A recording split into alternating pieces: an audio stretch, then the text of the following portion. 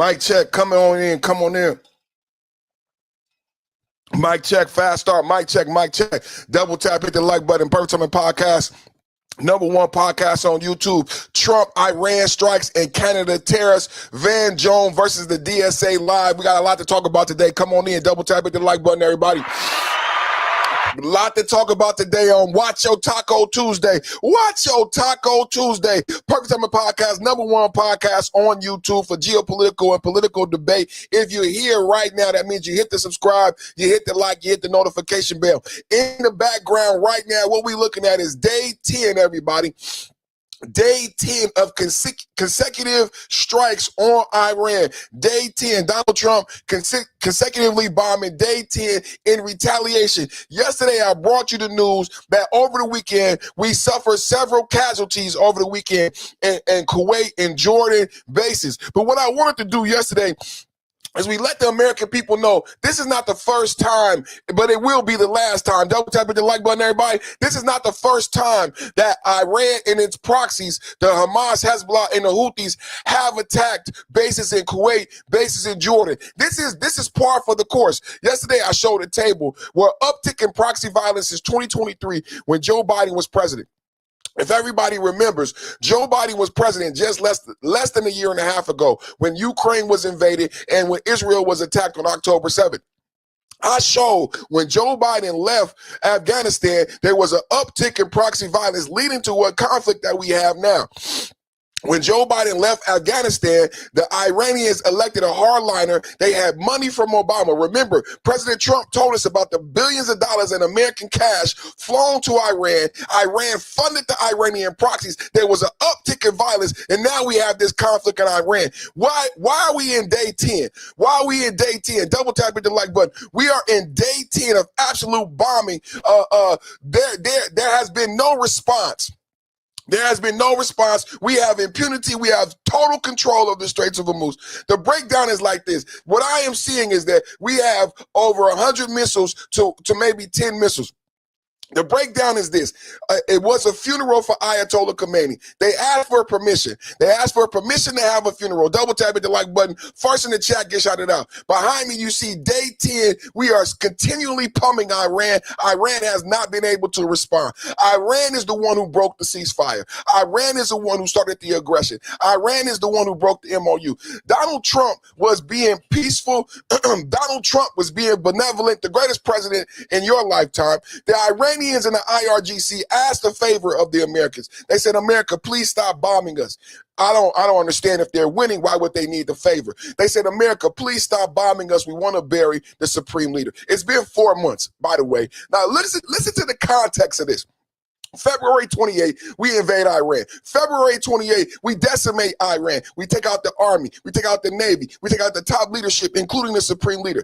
Trump has been saying this since February 28th. Since February 28th, Trump has said they have no army. They have no navy. We took out all the top. We don't know who we're negotiating with.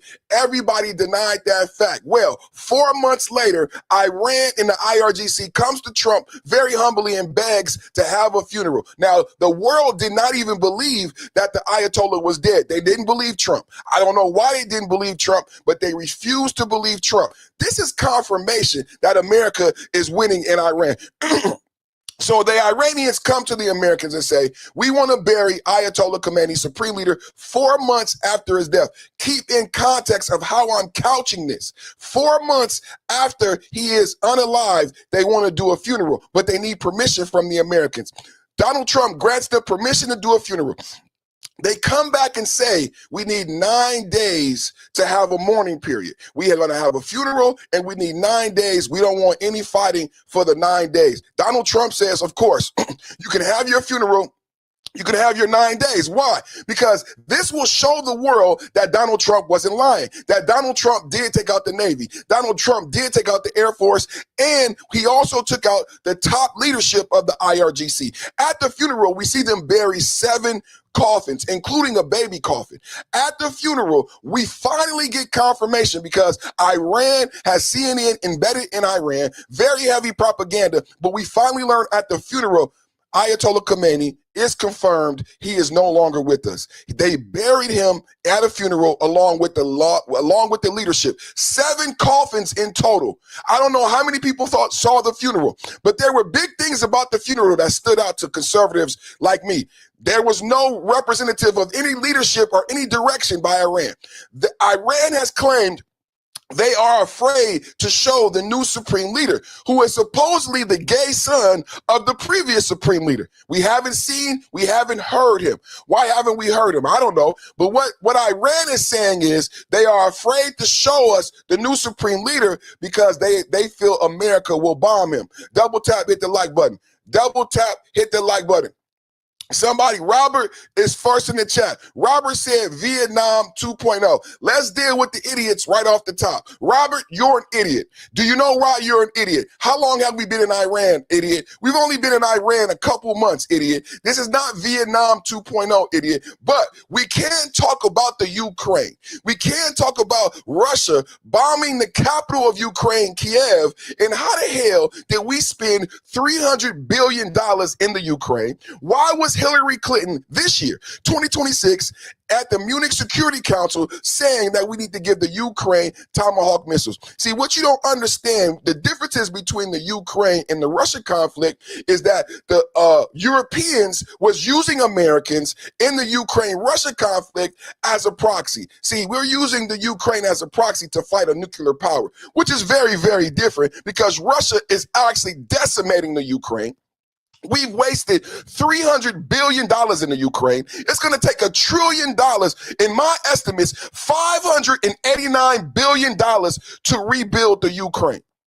That's okay for Democrat idiots who believe Democrat idiots like Robert believe Iran is Vietnam 2.0. But if they won't admit, how long has Zelensky been president? I'll wait. How long has Zelensky? That's not a president. Can we just be honest? If we're going to break down the hypocrisy in geopolitics, how long has Zelensky been in power? I just did a story. Ecuador and South America, they just had the World Cup. The dictator, he just said he not having no more elections. He arrested, just like Maduro, the last people who ran against him. So I'm asking you, how long has Zelensky been in office? Zelensky has been there since 2014. Zelensky has been there since 2014. Do you know how long this Ukraine, how much money, how much time in this pit of a hell that we've spent in the Ukraine? And you come here with this idiotic statement about Iran being the next Vietnam? Wake up! Wake up! Wake the fuck up! Makes no sense. Today we're talking about day 10 in Iran. And like I said, why are we in Iran? Let's help this idiot out. Why are we in Iran? We are in Iran because your fakeless leader, Joe Biden, fell asleep on the damn job. Joe Biden left the region. Joe Biden left Afghanistan like a coward. Joe Biden left Afghanistan. He made America embarrassed. He made the Western society embarrassed. Joe Biden created a power vacuum in the region, and the Hezbollah and the Houthis and the Hamas went crazy. They celebrated Joe Biden. This is the thing about the Democrats. You know what I say about the Democrats? See, the Democrats think only Americans watch TV. You know what you Democrats need to wake up to? Everybody saw Joe Biden fall asleep. The Chinese saw Joe Biden fall asleep. The Koreans saw Joe Biden fall asleep. The Iranians saw Joe Biden fall asleep. Wake up, Democrats. Wake up, Democrats. See, the Democrats think that America is the only one who saw Joe Biden get left on the stage. No, the whole globe. This is why we are respected now. Because Joe Biden fell asleep on the stage and the whole world watched it. Iran celebrated Joe Biden being the president. You don't know, geopolitically, our enemies were happy when Joe Biden, they wanted Kamala Harris They wanted Kamala Harris, a complete idiot who has no basis doing anything in geopolitics. Kamala Harris is the reason why we're in the Ukraine conflict. He wants to talk about Vietnam 2.0. Kamala Harris was the border czar. Is she black? I don't know if she's black. You know what? I don't care if she's black, but did she secure the border? And why was she more concerned with the Russia-Ukrainian border? Kamala Harris is the one who stoked the flames in the Ukraine. Kamala Harris says to Putin that the Ukraine has a right to be part of NATO, but Putin had a red line. Putin always had a red line. Putin, one red line to the Western powers: leave NATO alone. Leave NATO alone. That's all. And then Kamala Harris, who fucked up the Mexican-American border, who fucked up the inflation in the economy with that green jobs bullshit, goes to the Munich Security Council, siding with Europeans. Europeans are not on our side. And Kamala Harris says to Putin, he just spits in his face. Kamala Harris says the Ukraine has a right and a desire to be part of NATO. The next thing you know, Putin is bombing the Ukraine. This was so simple to people who understand geopolitics. This is so simple. There was a red line. Kamala and Biden crossed the red line purposely on behalf of the Europeans. Starmer, who just got kicked out. Starmer and Macron. But this is the thing that conservatives understand. Listen to this part. Conservatives, we understand why Starmer and Macron manipulated Kamala and Biden. I get it. See, you want Trump to be your huckleberry, but you won't talk about how the Europeans manipulated Biden and Kamala to get them into this quagmire called Ukraine versus Russia. And keep in mind that Russia is a nuclear power.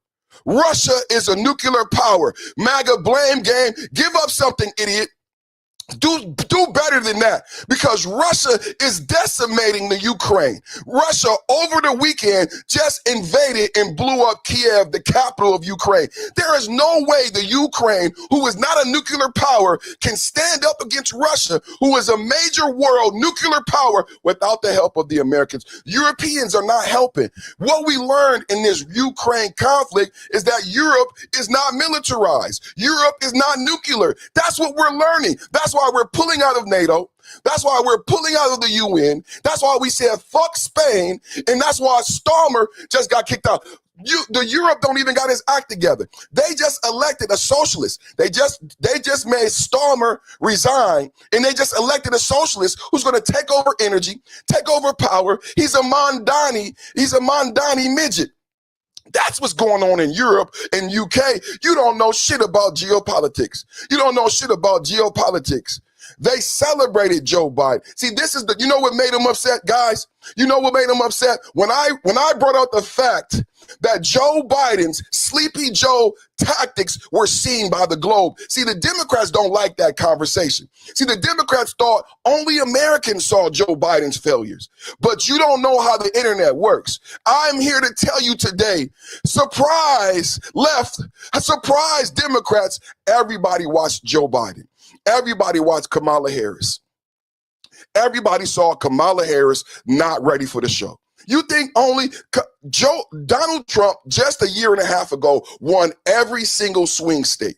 But you guys think that's unique to America. You're not looking at Japan, elect a leader who is hardline on Muslim immigration. You're not looking at the leaders globally in South America who are hardline on Muslim immigration. You're not watching the global ramifications after the Trump election. What I am saying to you is that the whole world saw Kamala Harris.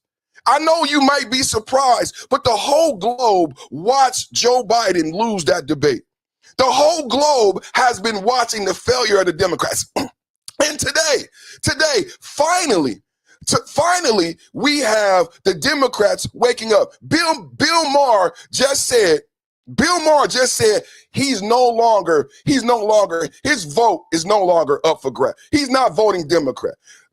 Van Jones, in my topic today, Van Jones is going after the socialist, communist, Democratic left. There is a split in the Democratic Party. I don't care what you think about Trump. You don't even have a direction. As a Democrat and a leftist today, you don't even have a direction. You're correct. The MOU failed. You are correct. The MOU failed. And why did the MOU fail? Can anybody tell us in the chat what happened? The MOU is over. The MOU is over. The ceasefire is over because Iran broke the memorandum of understanding. Iran broke the MOU. Can I get that in the chat? Iran broke the MOU. Double tap at the like button. Iran broke the MOU. Iran broke the ceasefire. Why did Iran break the MOU? Why did Iran break the ceasefire? Because Iran doesn't have any leadership. Just 9 days ago, Iran had a funeral. Iran had a funeral for the Ayatollah Khomeini, right? Iran had a funeral for the Ayatollah. And guess what happened?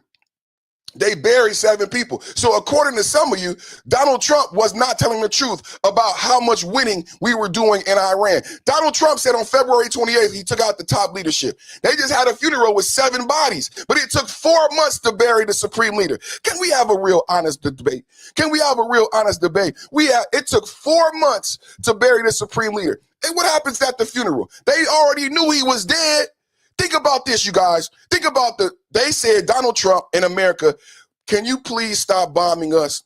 We want to have a funeral. And we want 9 days to mourn Ayatollah Khomeini, the supreme leader.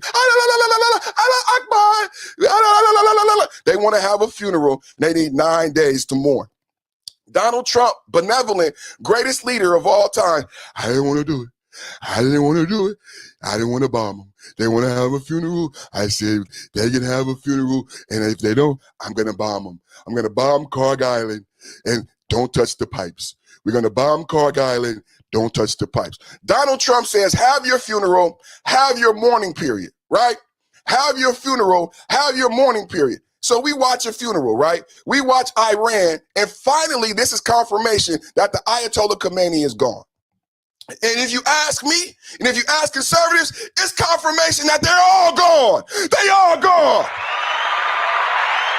You didn't see the new supreme leader at the funeral, which is supposedly the Ayatollah Khomeini's gay son, but you haven't seen or heard him in 4 months. You haven't seen the supreme leader in 4 months. We have a funeral. They say, please, can we have a funeral? And please, can we have a 9-day mourning period?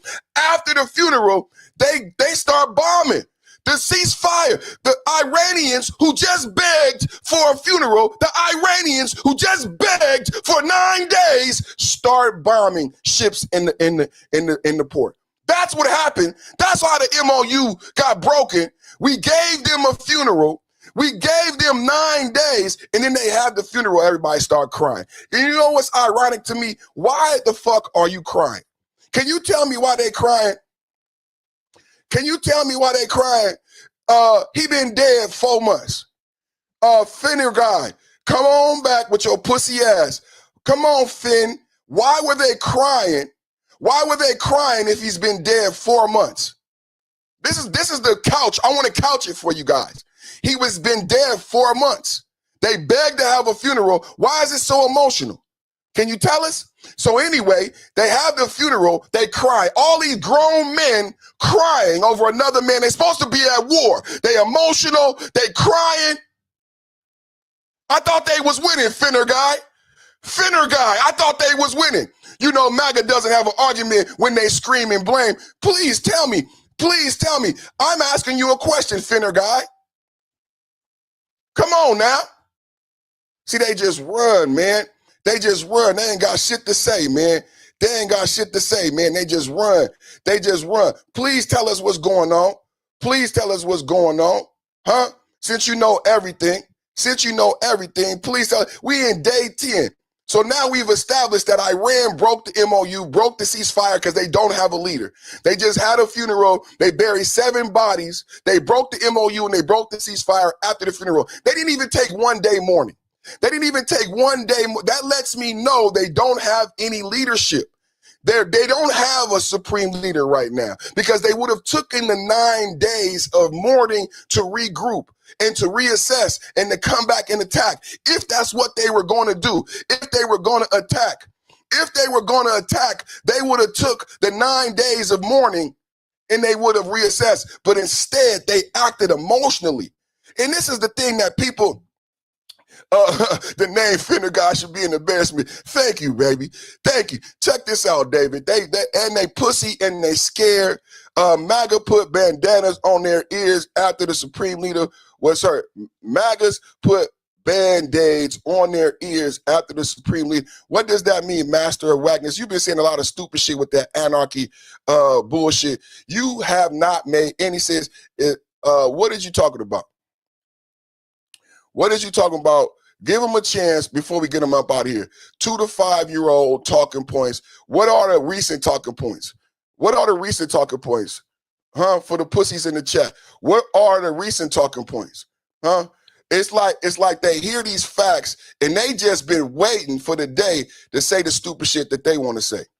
They hear all the facts that we got on the conservative side, and then they just been waiting for the day to say they stupid shit, right? And it's not anything to say. They're not hitting the like button. They're not hitting the donate button. Everybody from the conservative, all of my MAGA Knights, double tap hit the like button. Send a super chat. Send a gift right now. Show the suckers how we support. Show the suckers what's going to happen. 2 point. What's up with your BD? BGP, what's up with your baby? Salute to you, man. Salute to you, man. Man, send the super chat. Send the gift. Let the clowns know, man. Let the clowns know, man. It's Watching Taco Tuesday. It's Watching Taco Tuesday. Reparations for January 6th Patriots. I like that. I like when you show up, man. I like your thumbnail. I like everything you be doing, man. PTP, what's up with your Big Daddy Beer Gaming? That's my brother right there. Shout out to you, man. Everybody go subscribe, man. Leftist thing, they are authorities on everything.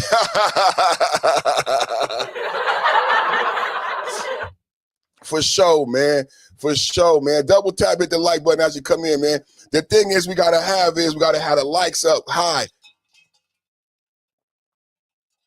We gotta have the likes up high fast. Everybody supporting the channel, everybody watching, hit the like button right now. Get the likes up fast. Price of oil and fertilizer. Relax and talk sports. Love to see our tax dollars in action. Salute to you. Relax and talk sports.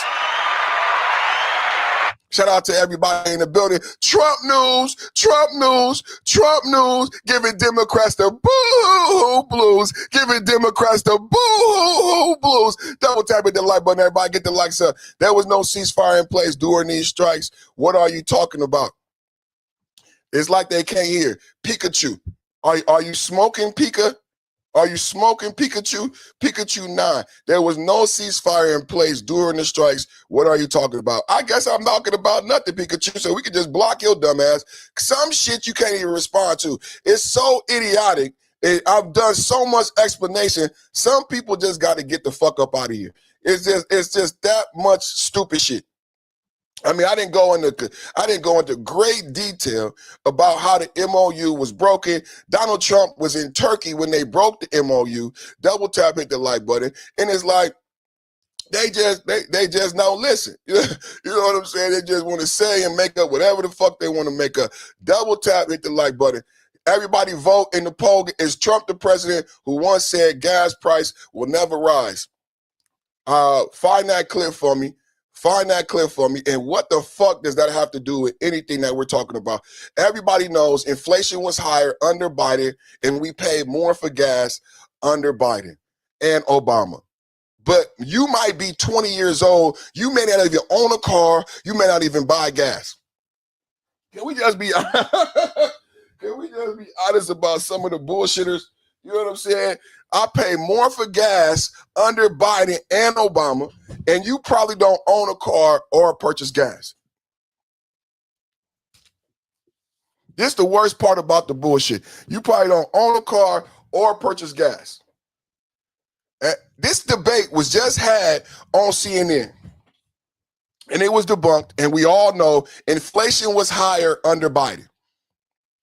Inflation was higher under Obama, and we did not have these conflicts that were started by Joe Biden. Can we get a double tap in the audience? Can I get a double tap? Double tap the screen. I'm just slapping them down all day long. I'm just slapping them down all day long. You know what else I'll say about this comment right here? You know what I'll say about this comment right here that I love to bring up when people ignore the inflation under Joe Biden? It just was being talked about. It just was being talked about how the Green New Deal will create inflation. Green New Deal creates inflation. Unheard of inflation. Unheard of inflation, right? So Joe Biden's deal, and an economist said it was on, it was on, hold on, it was on Breakfast Club. On Breakfast Club. We got to deal with this, man, because people be in the propaganda. But it wasn't just the high inflation and how much did you pay for eggs compared to how much you're paying for eggs now, right? Since you want to play the number game, but it's about the fact that I like to remind people, and this is the thing about people after you've gone through this, right? This is the thing, right?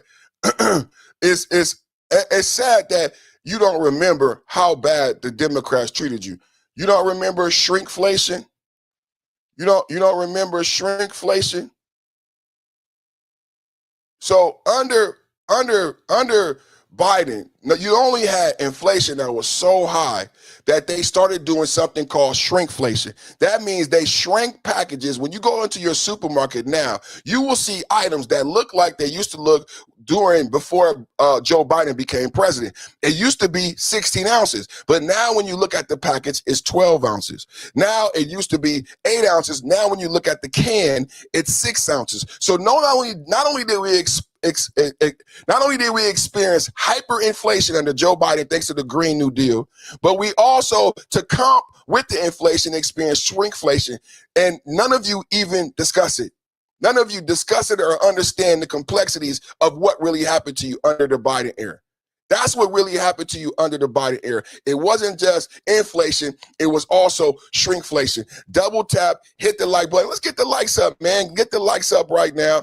Get the likes up right now. Green New Deal would make income taxes 90%. Double tap, hit the like button. Relax and talk sports. He said, when has America ever been alone? Didn't we just become better friends with Turkey? You sound stupid. Double tap at the like button. Didn't we just become better friends with China? At the same time that we became friends with China, weren't we in charge of the Straits of Hormuz, blocking the Straits of Hormuz? Doesn't China get 80%, over 50% of their oil from Iran at the same time as we're stopping China from getting the majority of their oil? China says, no, me and America is friends. Me and Trump are friends, and me and Trump has been friends. Is Trump president who once said Iran shall be nothing but a rock? See other things happening. Iran is stronger because of Trump. How is Iran stronger because of Trump? How is Iran stronger? This probably is a Muslim sympathizer, empathizer. Let's get the likes up, man. Let's get the likes up, man. Let's get the likes up. You probably a Iranian Muslim sympathizer. Are you an Islamic person? Just be honest, Mabi 7791. Are you an Islamic person? Because you seem to be purposely, willfully ignorant. A lot of people are purposely, willfully ignorant. This is why I say the American children would do better learning about the difference between Shia and Sunni Muslims, learning what a jihad is versus learning about critical race theory. You would do better learning about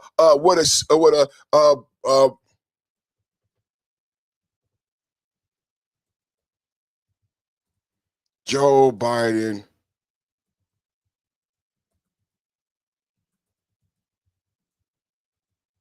causing inflation. Man, they be hiding it. I just seen this damn video. They be hiding the videos, man. I just seen this damn video. They be hiding the videos, man.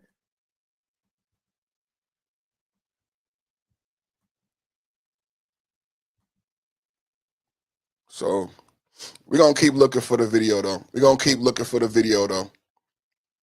Keep the conversation going in the chat, man. Keep the conversation going in the chat. We talking about day 10. We coming in live. We coming in hot. Day 10, Iran strikes. Day 10, America with the Iran strikes. Double tap hit the like button, everybody. Let's get the likes up. Get the algorithm tripping fantastic. Day 10 of Iran strikes. Double tap hit the like button. Day 10 of Iran strikes. Day 10 of Iran strikes. Get the likes up, everybody. Let's get into the discussion right now. Day 10 of Iran strikes being escalated after the funeral and burial of Ayatollah Khomeini. Double tap hit the like button. Let's go. Let's get in the conversation. Get in the chat. Make sure you vote. Make sure you vote. This is the Purpose Summer Podcast, #1 podcast on YouTube for geopolitical and political debate. This is Secretary of War Pete Hegseth drops a line on the Iranian regime from the Oval Office, flanked by Scott Bessent, JD Vance. The dream team is in the building. The dream team is in the building. Double tap hit the like button. Words from my partner, brother from another mother, Pete Hegseth. I call him on this channel, Pete Heggy, baby. Double tap hit the like button. Well, just how we're doing, generally speaking. Well, it'll be an honor as well to join you at Dover.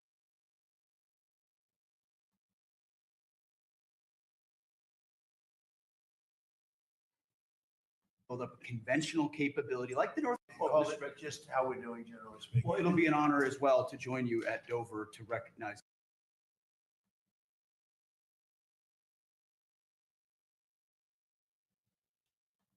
Conventional capability like the North Koreans did. Remember just how we're doing, generally speaking. Well, it'll be an honor as well to join you at Dover to recognize these incredible Americans committed to the cause, just like you are. Something no president's been willing to do. 47 years, they build up a conventional capability like the North Koreans did. Remember, that's how North Korea made their way to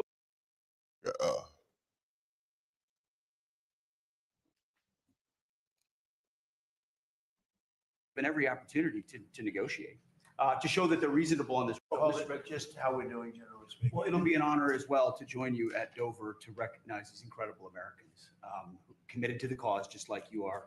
Something no president's been willing to do. 47 years, they build up a conventional capability like the North Koreans did. Remember, that's how North Korea made their way to a bomb. So much weaponry that no one was willing to stand up to them. President Trump was, and it continues to this day. Iran's been given every opportunity to negotiate, to show that they're reasonable on the Strait of Hormuz. But if they're going to shoot at commercial shipping, then we're going to hit them, as the president said, 10 times harder, which every night we're degrading them further and further.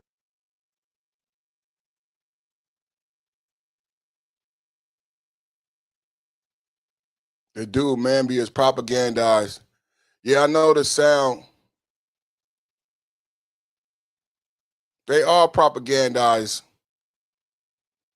Give 5 perfect time. Man, Bridge just gifted 5 memberships. Shout out to you, Bridge. Thank you for that, man. Shout out to you. Shout out to you. Double tap. Double tap. Get the memberships, man. Get your memberships, man. Get your memberships. Thank you so much. Thank you so much. That's so dope. Gifted 5 memberships. Double tap hit the like button, you guys. Double tap hit the like button. Get your memberships, man. Get the likes up. Get the likes up. We just taking a little pause real quick. We just taking a little pause real quick, man. We coming in hot, man. But you know what, man? Sometimes you just got to take a minute, man, and enjoy the sun, man. Sometimes you just got to take a minute and enjoy the sun. These liberals is emotional.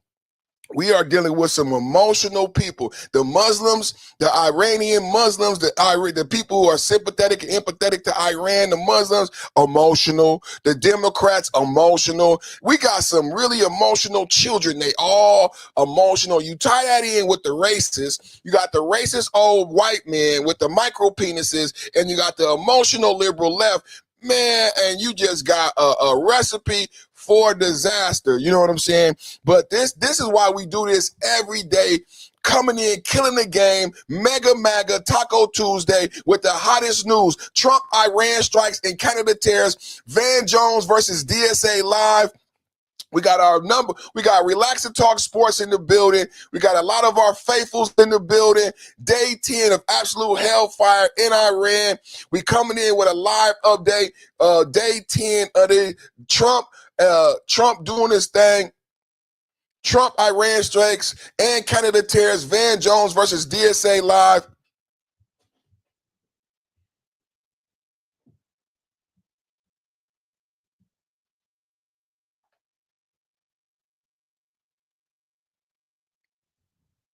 Y'all want to take a break? We could take a break. Y'all go ahead and like the show. Hit the like button. Y'all go ahead and hit the like button. Hit the like button. Double tap, hit the like button, tap on in.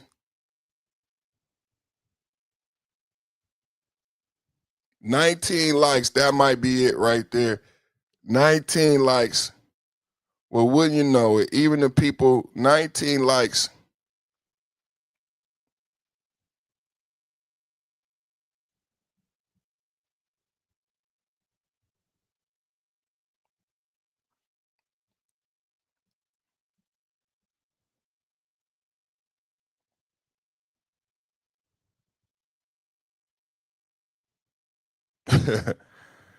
Oh, man.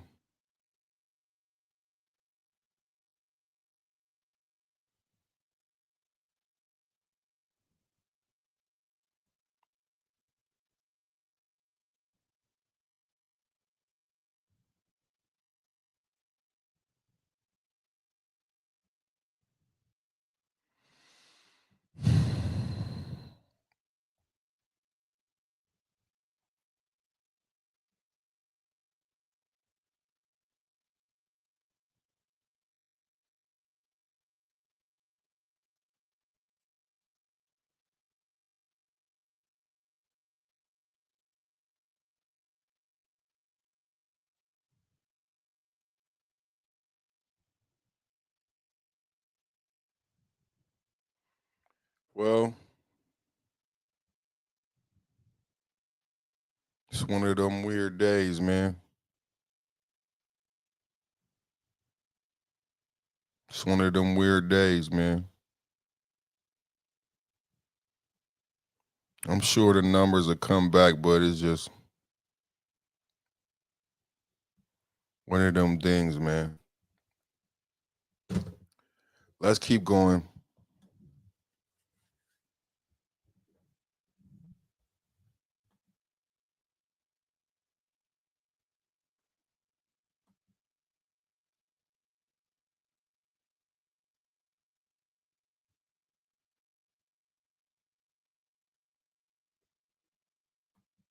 Let's get back to the video.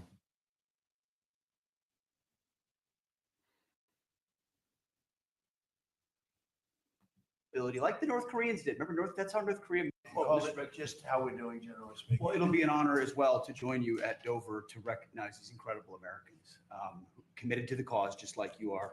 Something no president's been willing to do. 47 years, they build up a conventional capability, like the North Koreans did. Remember, that's how North Korea made their way to a bomb. So much weaponry that no one was willing to stand up to them. President Trump was, and it continues to this day. Iran's been given every opportunity to negotiate, to show that they're reasonable on the Strait of Hormuz. But if they're going to shoot at commercial shipping, then we're going to hit them, as the president said, 10 times harder, which every night we're degrading them further and further. And the president has all the options necessary. If they want to talk, they can talk.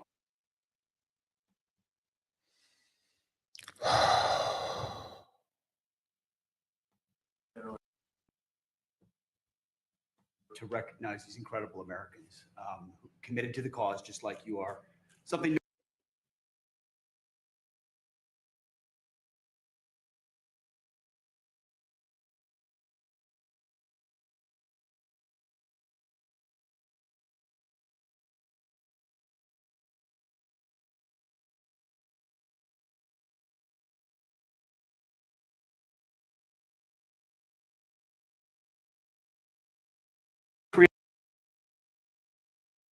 That no one was willing to stand up. Something no president's been willing to do. 47 years, they build up a conventional capability, like the North Koreans did. Remember, that's how North Korea made their way to a bomb. So much weaponry that no one was willing to stand up to them. President Trump was, and it continues to this day.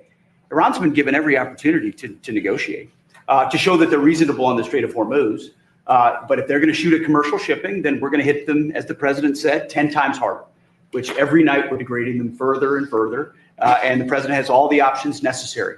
If they want to talk, they can talk. Otherwise, they can deal with the War Department, and we're prepared to do that. Something no president's been willing to do. 47 years, they build up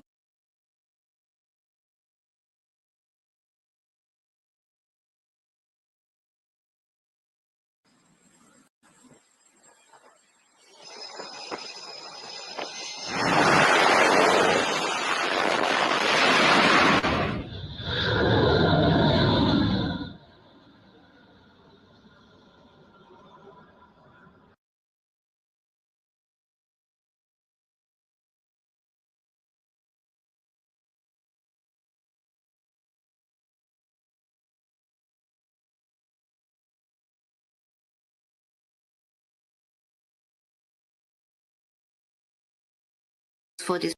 Well, we're getting these signs that mediators are actively working to prevent further escalation, though a White House official tells us that the U.S. strikes are expected to continue until President Trump chooses a different course of action. And at this point, we've gotten very few public indications that Iran is willing to let up its leverage when it comes to the Strait of Hormuz, attacking another tanker overnight, this time linked to Kuwait.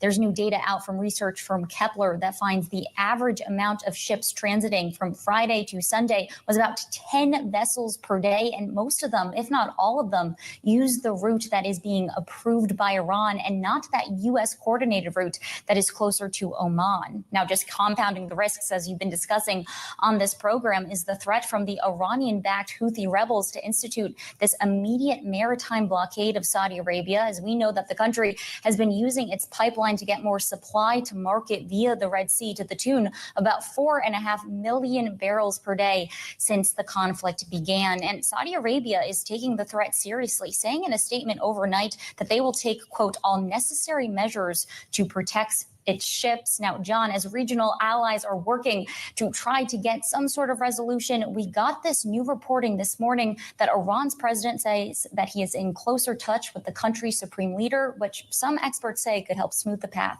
for diplomacy.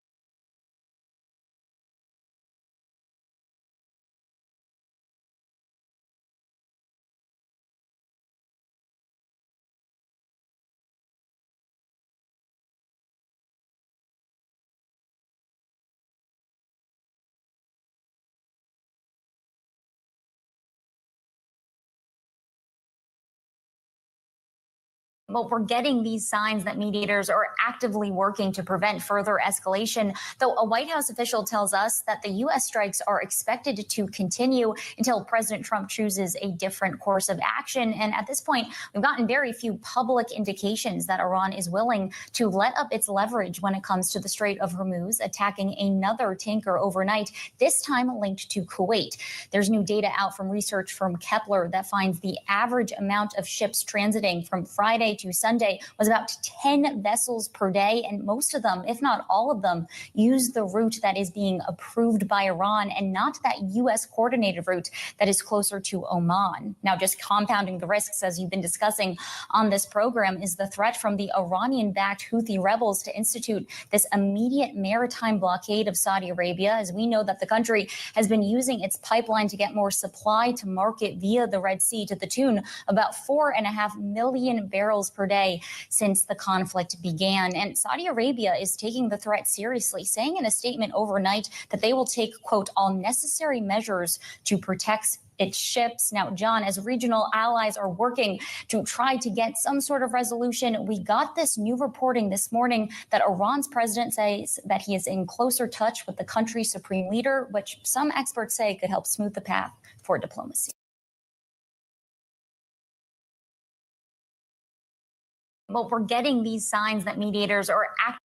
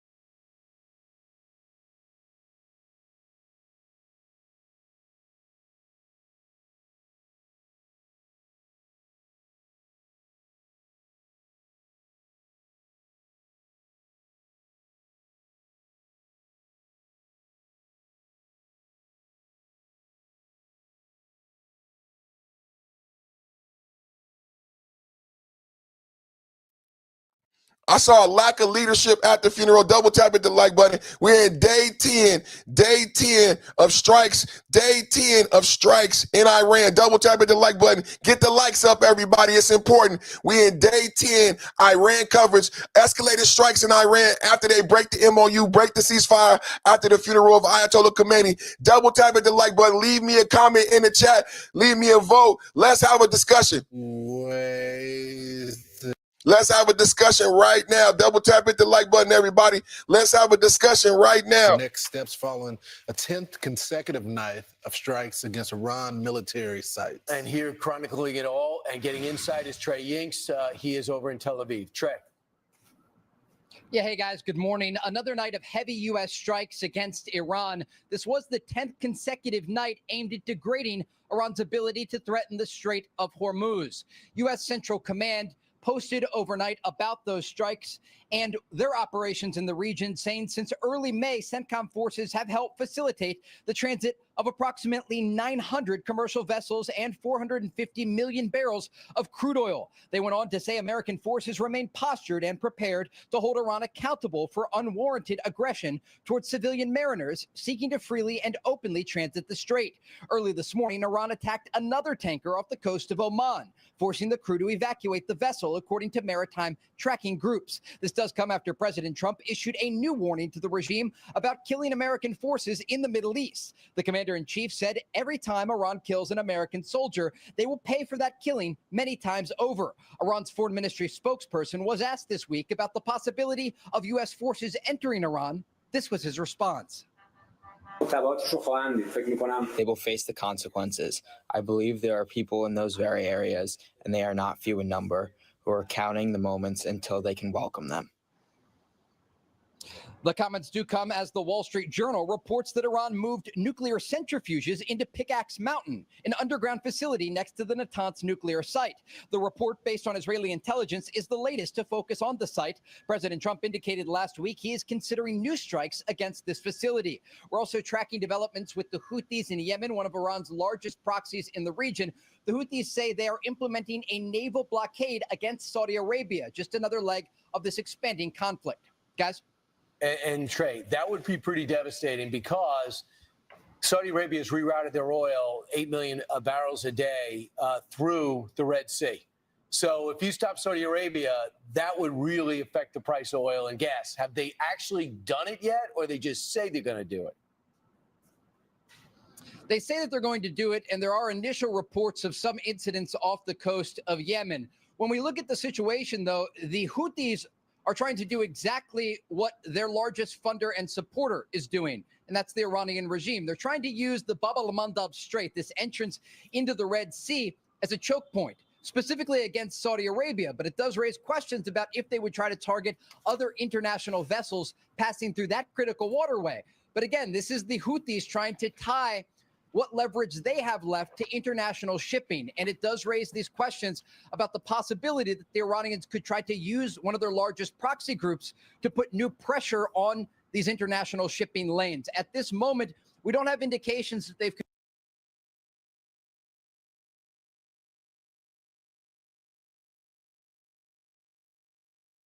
This is one of the things that's been plaguing the negotiations. You have Iran, you have the IRGC, but then you also have the Iranian proxies. And that's why I say yesterday we had a discussion. And it's surprisingly to me, you had CRT come up in the news again, critical race theory. And Democrats are still, you guys better vote. You better vote in 2026. You better vote in 2028. Because the Democrats and the left think it's more important that you learn about slavery from 400 years ago. That's never going to come back. Slavery is never going to come back. I don't know why Democrats and the left want you to learn more about critical race theory than what's on this map and what Iran means when it says death to America, and how Iran uses its proxy army, Hezbollah in Lebanon, the Houthis in the Red Sea, and Hamas in Gaza. You need to understand these things. This is why so many people are empathetic and so many people are against different companies in the region. They do not understand, but they think the liberal left thinks it's more important that you understand critical race theory, that you know who Harriet Tubman is, Harriet Tubman is dead. Harriet Tubman is never coming back. Slavery is never coming back. I don't know why they want you trapped in slavery. I don't know why they want you trapped in Jim Crow. But I would love it if Americans knew more about Hezbollah, Hamas, the Houthis, Iran, when Obama made that stupid ass deal, why the JPCOA was a bad deal, because it allowed Iran to continue to fund its proxy army. That proxy army bombed Israel on October 7th. That proxy army bombed Kuwaiti bases way before February 28th. That proxy army has been waging a jihad against Americans in the region for 47 years.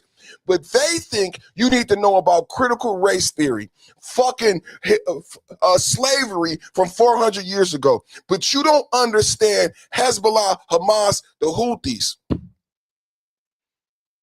You don't understand jihad. You don't understand the difference between the Shia and the Sunni. You don't understand why at the funeral, for the Ayatollah Khomeini, they chanted, "Death to America. Death to America, Allah Akbar, death to him." That's what they said at the funeral days ago, just days ago. And Democratic liberals don't want Americans to understand why they chant this.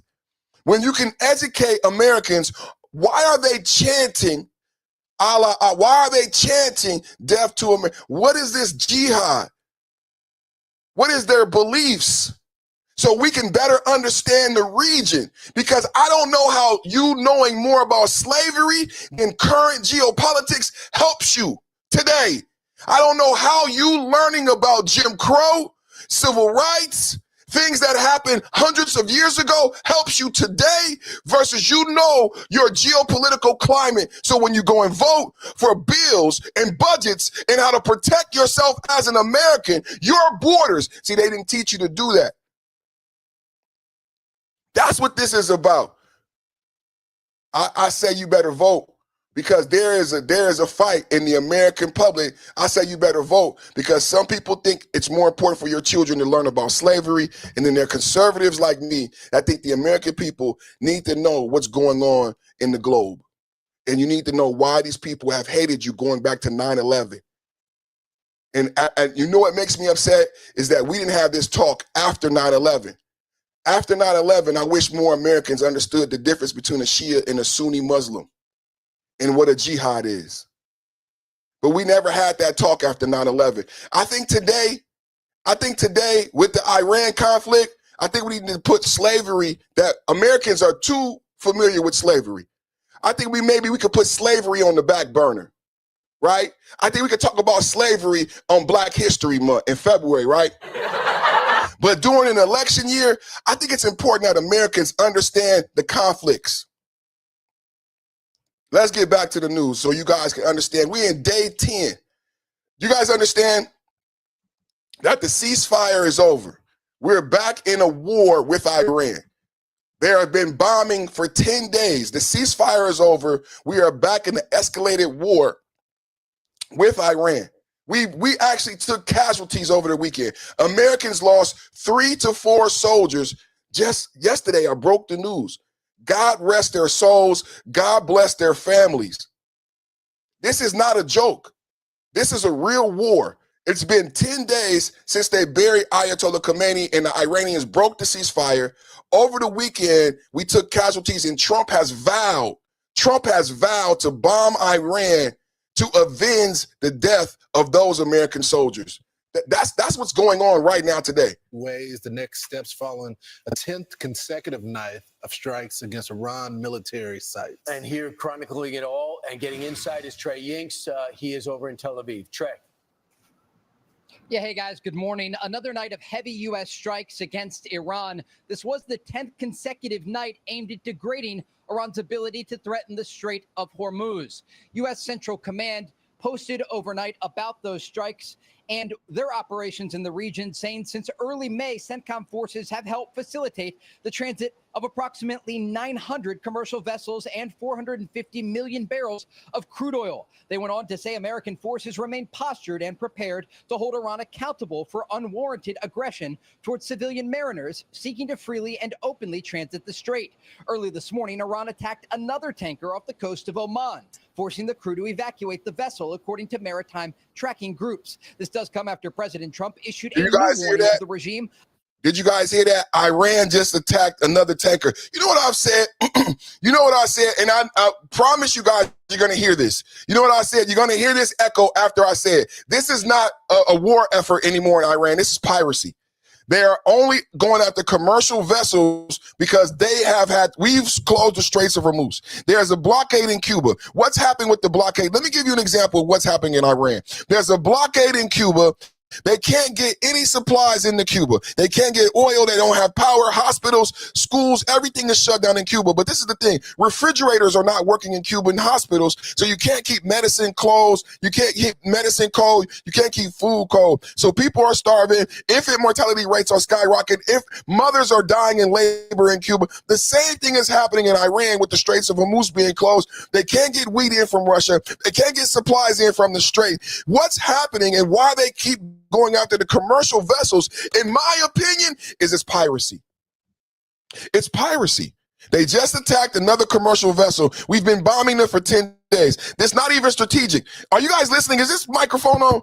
Is this mic? I said it's not even strategic. Iran is not even strategically attacking America. They're going after commercial vessels because they're hungry. They're hungry. This is piracy. We're not even at war with the army. We crippled the army so bad. What's left are soldiers who have become pirates. And they keep going after commercial vessels because they're hungry.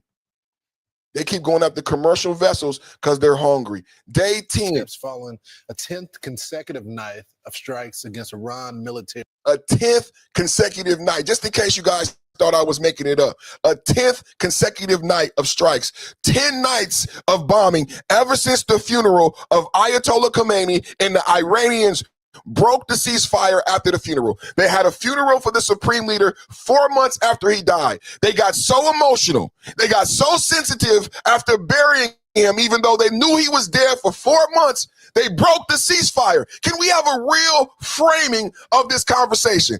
They begged Trump for a funeral. They begged the Americans for 9 days to mourn the Ayatollah Khomeini. Why should we give them 9 days when he's been dead for 4 months? They already knew he was dead. Why they need 9 days? We gave them 9 days. We said you could have a funeral and you could have the 9 days. The Iranians did not take 1 day of mourning. How many of you know the history of events and why we got back to escalated bombing in Iran? The Iranians did not take 1 day of mourning. They buried the Ayatollah Khomeini on a Monday. It was 7 coffins, including a little baby coffin. At the funeral, they chanted, "Death to America, Allah Akbar, death to Trump." Within hours, they started bombing America. They broke the ceasefire. Iran broke the ceasefire. Iran broke the MOU. If you ask conservative media outlets like this one here, my argument is that was an emotional response. I don't respect it because he's been dead 4 months. Be that as it may, what happened after the Supreme Leader's funeral was an emotional response from a people who lack leadership and direction. If they had leadership and direction and they understood the global conflict that they're in, they would not have acted out emotionally. It made them look bad. On the global scale, for people looking at the global conflict, you ask the Americans for a funeral. You ask the Americans for 9 days, and then you break the ceasefire. Not even a day. You don't even take a day to mourn. You just start bombing and then you don't even bomb soldiers. You don't hit American naval ships. You don't bomb. You hit commercial ships. You try to take money. You try to take goods. I am telling you people that the Iranian IRGC is broken down. This is piracy, and you never would have saw any attacks after that funeral if they had clear, precise leadership and direction. Day 10 of bombing after the funeral, after Iran breaks the ceasefire. Ways the next steps following a 10th consecutive night of strikes against Iran military sites. And here chronicling it all and getting inside is Trey Yinks. He is over in Tel Aviv. Trey. Yeah, hey guys, good morning. Another night of heavy U.S. strikes against Iran. This was the 10th consecutive night aimed at degrading Iran's ability to threaten the Strait of Hormuz. U.S. Central Command posted overnight about those strikes and their operations in the region, saying since early May, CENTCOM forces have helped facilitate the transit of approximately 900 commercial vessels and 450 million barrels of crude oil. They went on to say American forces remain postured and prepared to hold Iran accountable for unwarranted aggression towards civilian mariners. So let's break this down. I've been making jokes about this, but here's the facts of the matter. I said the other day, I did a story. Donald Trump came out and said, I had a secret, America. He said, in the White House, Donald Trump said, I have a secret. I said, Trump, keep the secret, Trump. Trump said, no, I'm going to tell everybody I got a secret. And they said, well, Trump, what's the secret? He said, ever since February 28th, when we invaded Iran, we've been taking oil. We've been stealing oil out of Iran every night. How many people knew that? People think Trump is not being upfront about the fact that we taking the oil. Donald Trump said, and the Iranians didn't know. How many people saw that interview? Donald Trump said, I have a secret. I want to tell a secret. I have a secret. I want to share with the American people. I shouldn't tell it. I don't want to do it. I don't want to do it. There's a secret. We've been stealing the oil out of Carg Island every night. Yes, we have. Millions of barrels. Millions of barrels. So much oil. So much oil is being taken out every day. As we are, we're taking the oil. Double tap, hit the like button. Don't touch my pipes. Pause. Don't touch my pipe. Donald Trump admitted. And then he said in the interview, this is the first time that the Iranians learned that the Americans have been taking oil every day since we got there. Americans have been taking oil every day since we got there. Since early May, CENTCOM forces have helped facilitate the transit of approximately 900 commercial vessels and 450 million barrels of crude oil. just being completely transparent. This is transparency on this channel. Transparency. How many people know about Venezuela? How much money we've made? Over $7 billion off of Venezuelan crude. It's in the Qatari offshore account. Maybe that's why Qatar gave Donald Trump the brand new Air Force One plane. I don't know. But we made $7 billion plus off Venezuelan crude. And it's in the Qatari offshore account. Qatar gave Trump a brand new jet plane. I'm leaving on a jet plane. And now, first, I'm reporting to you. I don't know if you knew about it, but we've been taking oil out of Iran every day. Double tap it. The like button. American forces remain postured and prepared to hold Iran accountable for unwarranted aggression towards civilian mariners seeking to freely, openly transit the strait. I call this piracy for untoward aggression towards civilian mariners. They're not bombing naval. They're not bombing the war. They're going after the civilian mariners because it's piracy. Double tap hit the like button. Donald Trump admits that he is taking oil out of Carg Island. We've making money in Venezuela, and we will not stop the bombing. Double tap hit the like button. Seeking to freely and openly transit the strait. Early this morning, Iran attacked another tanker off the coast of Oman, forcing the crew to evacuate the vessel, according to maritime tracking groups. This does come after President Trump issued a new warning to the regime about killing American forces in the Middle East. The commander-in-chief said every time Iran kills an American soldier, they will pay for that killing many times over. Iran's foreign ministry spoke. So we are in a direct war, in case you didn't know, ceasefire over, full-blown war, and a lot of people talking about the War Powers Act with the Congress, right? Donald Trump, after they broke the ceasefire, they didn't only break the ceasefire after the funeral, they attempted an assassination attempt on Donald Trump while he was in Turkey. While Donald Trump was in Ankara, all of this went down. In case you didn't know, breaking news, all of this went down while Donald Trump was in an Islamic country, just miles away from Iran. Donald Trump was in Turkey when they had the funeral. Donald Trump was in Turkey when they broke the ceasefire. Did you guys know that? Donald Trump was in the Middle East when all this took place. He flew to the Middle East on a Qatari jet. He had to come back on a different plane because there were death threats against our president. They had the funeral for Ayatollah Khomeini. They broke the ceasefire and started bombing while Donald Trump, our president, was in the Middle East. I don't think people are upset enough about what the truth is and what Iran has been doing behind closed doors with the CNN embedded in their reality. Why don't they tell the truth about what Iran is doing and their designs? It was a design. It was a design. They attacked us. Double tap hit the like button. How many of you know these realities? Every time Iran kills an American soldier, they will pay for killing many times over. Put that in the chat. Many times over. MTO. Hashtag MTO. Many times over. Many times over. Hashtag MTO. Many times over. The directive has been passed on to the Secretary of War, Pete Hegseth. I call him Pete Heggie, baby. Chairman of the Joint Chiefs of Staff, Daniel Kaine, and every leader in the military. President Donald J. Trump. Spokesperson was asked this week about the possibility of U.S. forces entering Iran. This was his response.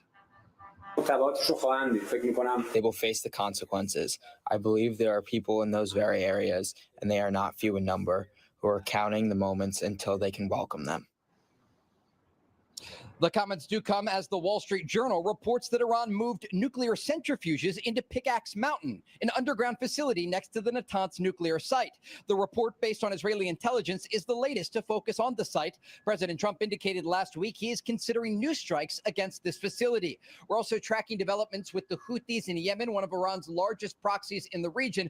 The Houthis say they are implementing a naval blockade against Saudi Arabia, just another leg of this expanding conflict. Guys?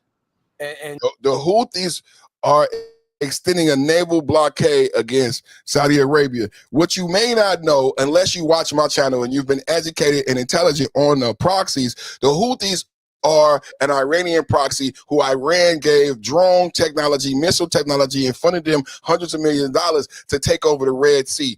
Double tap, hit the like button. How much do you know about the Houthis and the Red Sea? How much do you know about Hezbollah and Lebanon? How much do you know about Hamas and Gaza? And how much do you know about Iran and its proxies in the region calling uncounted, unfettered violence against Israel and America?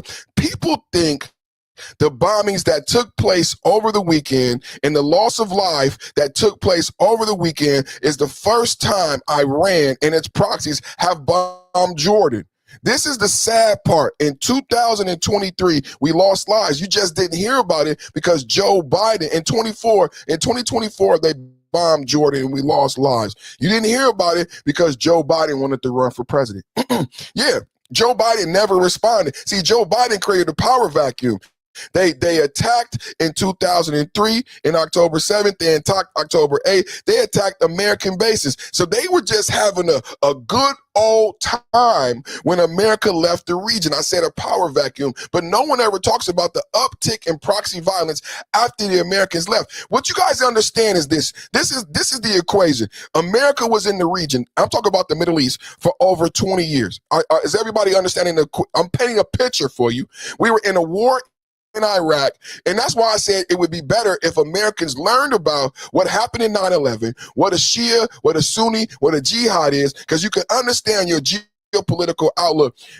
We were in a war for 20 years, ladies and gentlemen. The Russians were in Afghanistan 20 years before that, going back to 1979 when the Ayatollah Khomeini came to power in Iran, because the Russians once had control of Iran. When we and the Shah left Iran, the Russians invaded Afghanistan late December 1979 after Ayatollah came. Man, look, check this out, man. And then the Russians spent 20 years in Afghanistan, and then we created Bin Laden. Y'all remember we created Bin Laden. Remember that, right? We created Bin Laden. Why did we create Bin Laden, chat? Chat, why did we create we getting Bin Laden money? We getting Bin Laden money? We created Bin Laden to fight the Russians in Afghanistan. Y'all with me? Y'all not with me. I said the Russians had control of Iraq in the 1940s. Double tap at the like button. The Russians had control of Iraq, of Iran after World War II. Then the Shah had Iran. Then Ayatollah Khomeini came into power in 1979. The Russians invade Afghanistan in 1979 because the Russians still wanted access to that water. For the same reasons the Russians invaded Iran after World War II, the Russians did it again in 1979 because they still wanted access to that warm water and to the resources. Double tap at the like button. America and the Allies did not want Russia to have access to the oil and the poppy fields in Afghanistan. So we created bin Laden. We armed bin Laden. We gave bin Laden missiles to fight off the Russians. It was called Charlie Wilson's War. How many people know about Charlie Wilson? Charlie, it was called Charlie Wilson's War. We created bin Laden. So we go to after 9/11, we end up in a war in Iraq.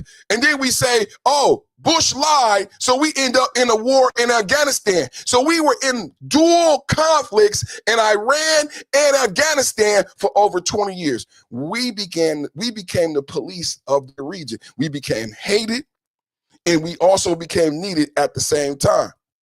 So when we left, when Joe Biden left, is everybody listening? When Joe Biden leaves Afghanistan, that's America after 20 years. And then you add on to that, the Russians, 20 years in Afghanistan. That's a long time for these European allied powers to be in the region.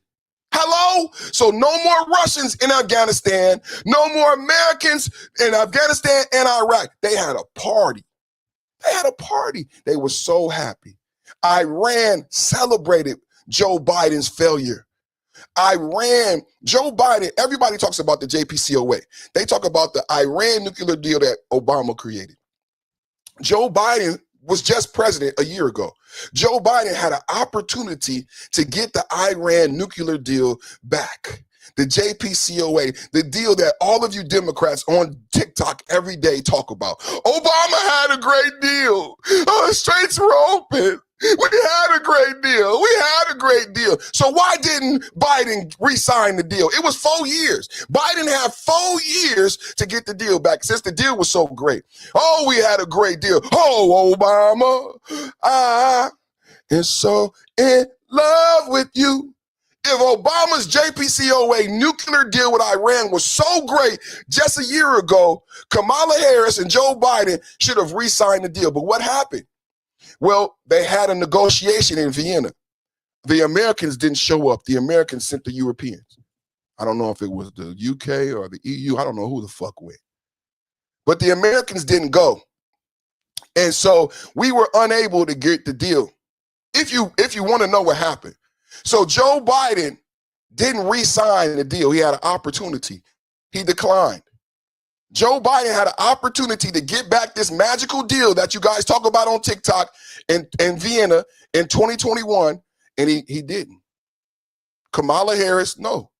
So the Iranians, after Joe Biden left Afghanistan, after Joe Biden failed in Vienna to repurpose the JPCOA, the Iranians elected a hardliner.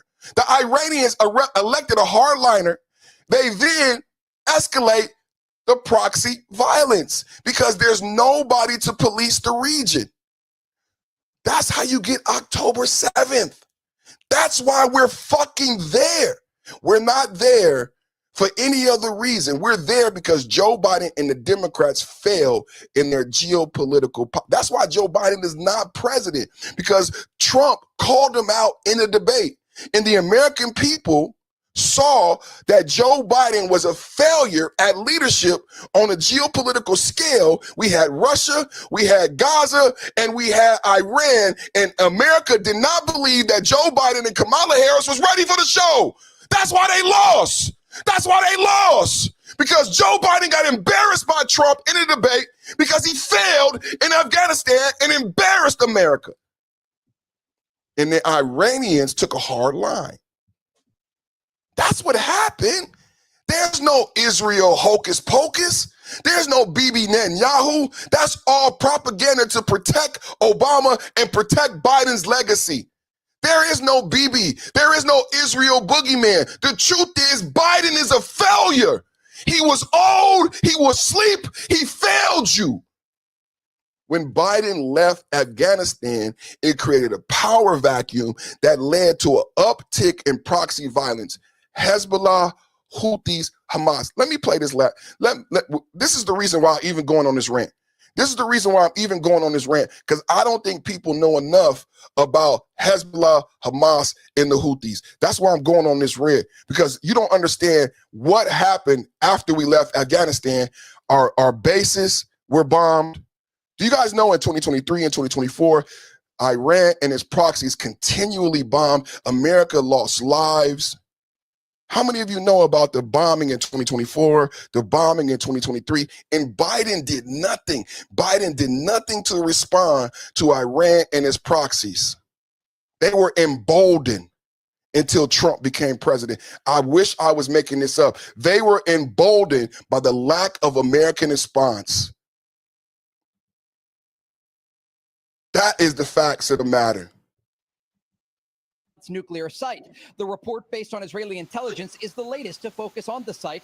President Trump indicated last week he is considering new strikes against this facility. We're also tracking developments with the Houthis in Yemen, one of Iran's largest proxies in the region. The Houthis say they are implementing a naval blockade against Saudi Arabia, just another leg of this expanding conflict.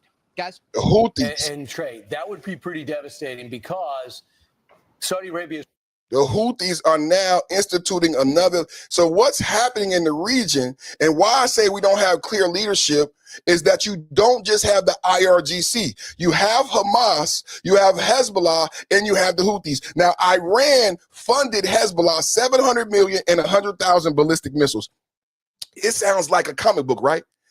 When I say it, because I talk fast, doesn't it sound like a comic book? When I say Iran funded Hezbollah $700 million and 100,000 ballistic missiles, why don't people argue that in the chat?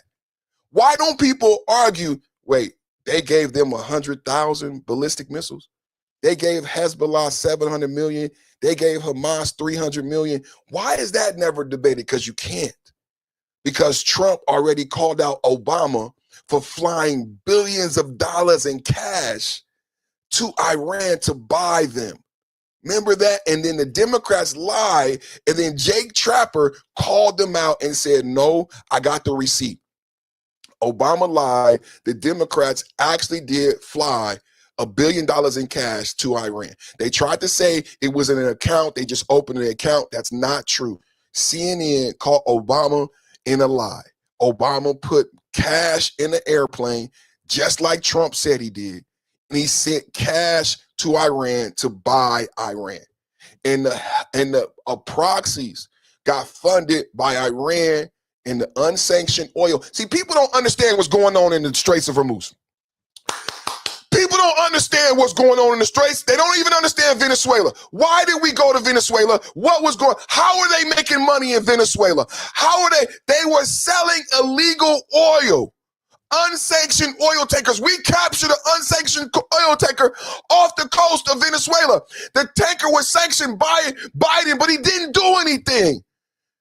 OPEC is an illegal oil cartel. Iran was selling oil illegally. Unsanctioned oil tankers, illegal dark market crude oil. That's what was happening. That's what was happening. Ceasefire over. The Houthis, Hamas, Hezbollah funded by dirty oil. Not dirty data centers, dirty oil. Hezbollah, Houthis, Hamas funded bombing by dirty oil. Blockade against Saudi Arabia, just another leg of this expanding conflict. Guys? And Trey, that would be pretty devastating, because Saudi Arabia has rerouted their oil 8 million barrels a day through the Red Sea. So if you stop Saudi Arabia, that would really affect the price of oil and gas. Have they actually done it yet, or they just say they're going to do it? They say that they're going to do it, and there are initial reports of some incidents off the coast of Yemen. When we look at the situation, though, the Houthis are trying to do exactly what their largest funder and supporter is doing, and that's the Iranian regime. They're trying to use the Bab el-Mandab Strait, this entrance into the Red Sea, as a choke point, specifically against Saudi Arabia. But it does raise questions about if they would try to target other international vessels passing through that critical waterway. But again, this is the Houthis trying to tie what leverage they have left to international shipping. And it does raise these questions about the possibility that the Iranians could try to use one of their largest proxy groups to put new pressure on these international shipping lanes. At this moment, we don't have indications that they've completely. Did you hear that? Did you hear that? That Iran could use one of their proxy groups. This is why they negotiate. I don't think a lot of people understand what's going on down there. To international shipping. And it does raise these questions about the possibility that the Iranians could try to use one of their largest proxy groups to put new pressure on these international shipping lanes. Iran could use one of their largest proxy groups. God, come on, ladies and gentlemen. Come on, Americans. You got to study this issue. Iran could use one of their largest proxy groups against Saudi Arabia, but it does raise questions about if they would try to target other international vessels passing through that critical waterway. But again, this is the Houthis trying to tie what leverage they have left to international shipping. And the Houthis trying to tie whatever leverage they have left to international shipping. Double tap at the like button. People are asleep. Wake up, Democrats. Wake up, Democrats. Hezbollah, Hamas, anybody debating this on TikTok, you gotta make sure they understand the Iranian proxy. If they don't understand the Houthis, if they don't understand Hezbollah and Lebanon, Hezbollah 910 domestically, if they don't understand Hamas and Gaza, don't debate them. Don't debate them. Double tap at the like button. Get the likes up. It does raise these questions about the possibility that the Iranians could try to use one of their largest proxy groups to put new pressure on these international shipping lanes. At this moment, we don't have indications that they've completely closed this critical entrance to the Red Sea, but it is certainly something to watch in the days ahead. Trey, what do you know about the president of Lebanon meeting with Donald Trump today? I'm reading that Lebanon, where Hezbollah's headquarters, Lebanon adjacent to Israel. Double tap at the like button. Day 10 of strikes in Iran, and we got day 10 of strikes in Iran. Listen to this. On the 10th day of Christmas, my true love gave to me 10 days of consecutive U.S. attacks, strategically military sites in Iran, including drone missile storage sites. Videos below from Tehran and to bits. Double tap hit the like button. 10 days of consecutive strikes in Iran. Double tap hit the like button.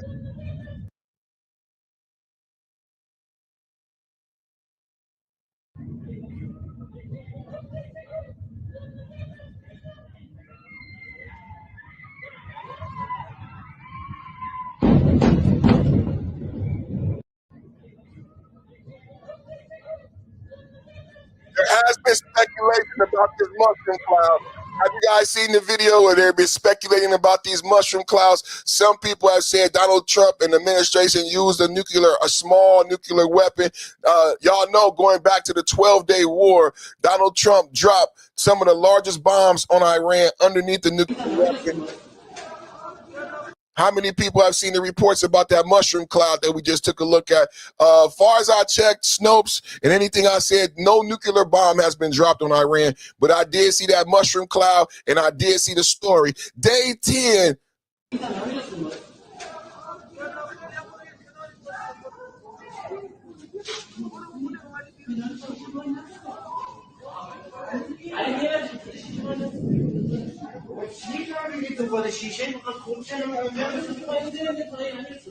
Americans and Trump hit Tehran, capital of Iran. Americans and Trump strike Tehran, capital of Iran. Over the weekend, Americans take casualties.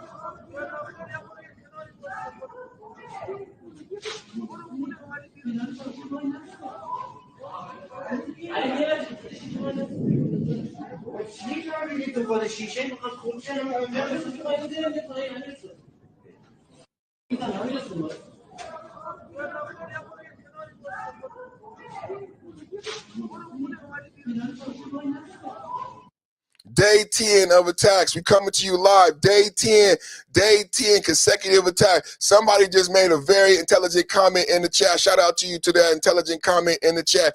That is actually true. I'm not going to dispute that. Double tap at the like button. What that comment says, you might think as a conservative that I would dispute that comment, but I do know that you are a new booty and you are new to my channel, because if you were here on my channel, you would know that we've discussed this topic in nauseam. The person's name is, what is it? Human. I forget. What's your name, homie?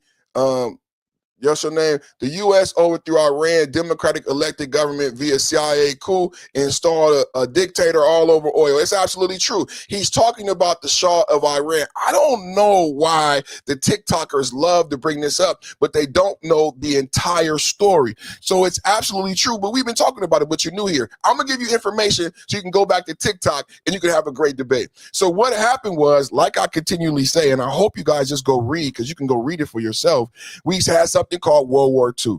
America allied. We took out Hitler. It was the greatest thing that ever happened. The Allied powers, the silent generation, our grandparents, great-grandparents did a great job. Shout out to 440 Gems, Unc Alert. You said it, baby. Unc in the building. So after World War II, right, Russia was not our enemy. This is you guys are kind of young. You might not study this. Russia wasn't always the bad guy, right? Russia, we didn't always hate Russia. We didn't always fear communism. I don't think we need to fear it now. I don't fear Russia now. Be that as it may. Russia was our friend. And then after World War II, Russia took over Iran. They wanted access to the oil and to the warm waterways. Are you guys listening? 1944, Russia takes control of Iran.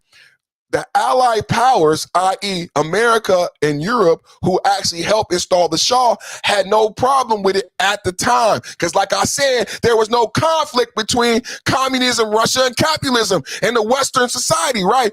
That developed. And we all know how that developed with the Red Scare in the 50s and all that propaganda. Gorbachev tear down this wall, and it all turned out, the Cold War, it all turned out to be BS. Remember that, y'all? It all turned out to be BS. Be that as it may, Russia had control of Iran.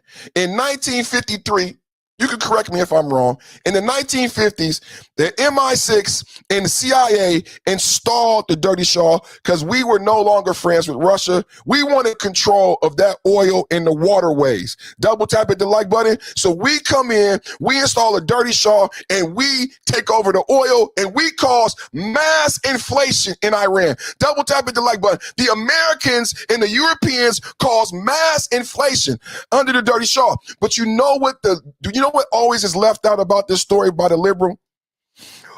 Under the Shah, Muslims, Christians, and Jews were all able to live in harmony in Iran. Iran was a cultural, artistic hub. Gorgeous women like the Kardashians, science, math, algebra, artists, dance. It was a glory. People would travel to Tehran. Anthony Bourdain, people would love to go to Iran and the Persian culture, one of the oldest, richest cultures on the planet. It is never discussed by you damn Dems. And it's like you chant the IRGC and you don't know what the IRGC did to destroy the rich Persian culture in the name of Allah. So please sit down while I teach you.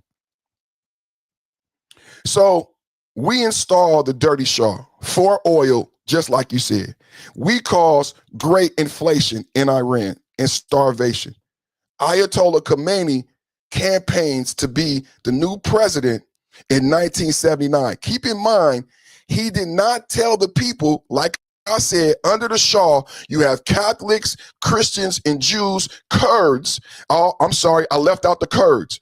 All able to live in Iran as friends, family, and lovers. Y'all don't never talk about that when y'all bring up the dirty Shah. You never bring up that fact. You never bring up the Islamic oppression. Okay, so 1979, Ayatollah Khomeini says, you know what? The Russians took our oil. The Americans took our oil. You can't even afford bread. Vote for me. I will kick out the Americans and take back the Iranian resources. Yay! Ayatollah Khomeini! They vote him in. 30 days later, the Ayatollah Khomeini changes to the supreme leader and institute the IRGC, Muslim hardliners who believe that Allah is the greatest, that if you're not Muslim, then you're going to be oppressed. And not only that, but a strict version, the difference between Shia and Sunni, a strict version of Islam that says women have to wear 3/4 of cloth. Remember the Kurdish woman that was unalived by IRGC police for not wearing her hijab correctly. So 1979, Ayatollah Khomeini comes to power, yes, because of inflation. Yes, because of the dirty Shah. Yes, because Americans and Europeans manipulated oil. I understand the history. You should understand the history. 30 days later, he institutes the IRGC, and then 3 million Catholics, Jews, and Kurds leave Iran, the culture, the science, because they were oppressed by the new Muslim regime. Double tap hit the like button. You leave these things out. You leave these things out. You leave these things out.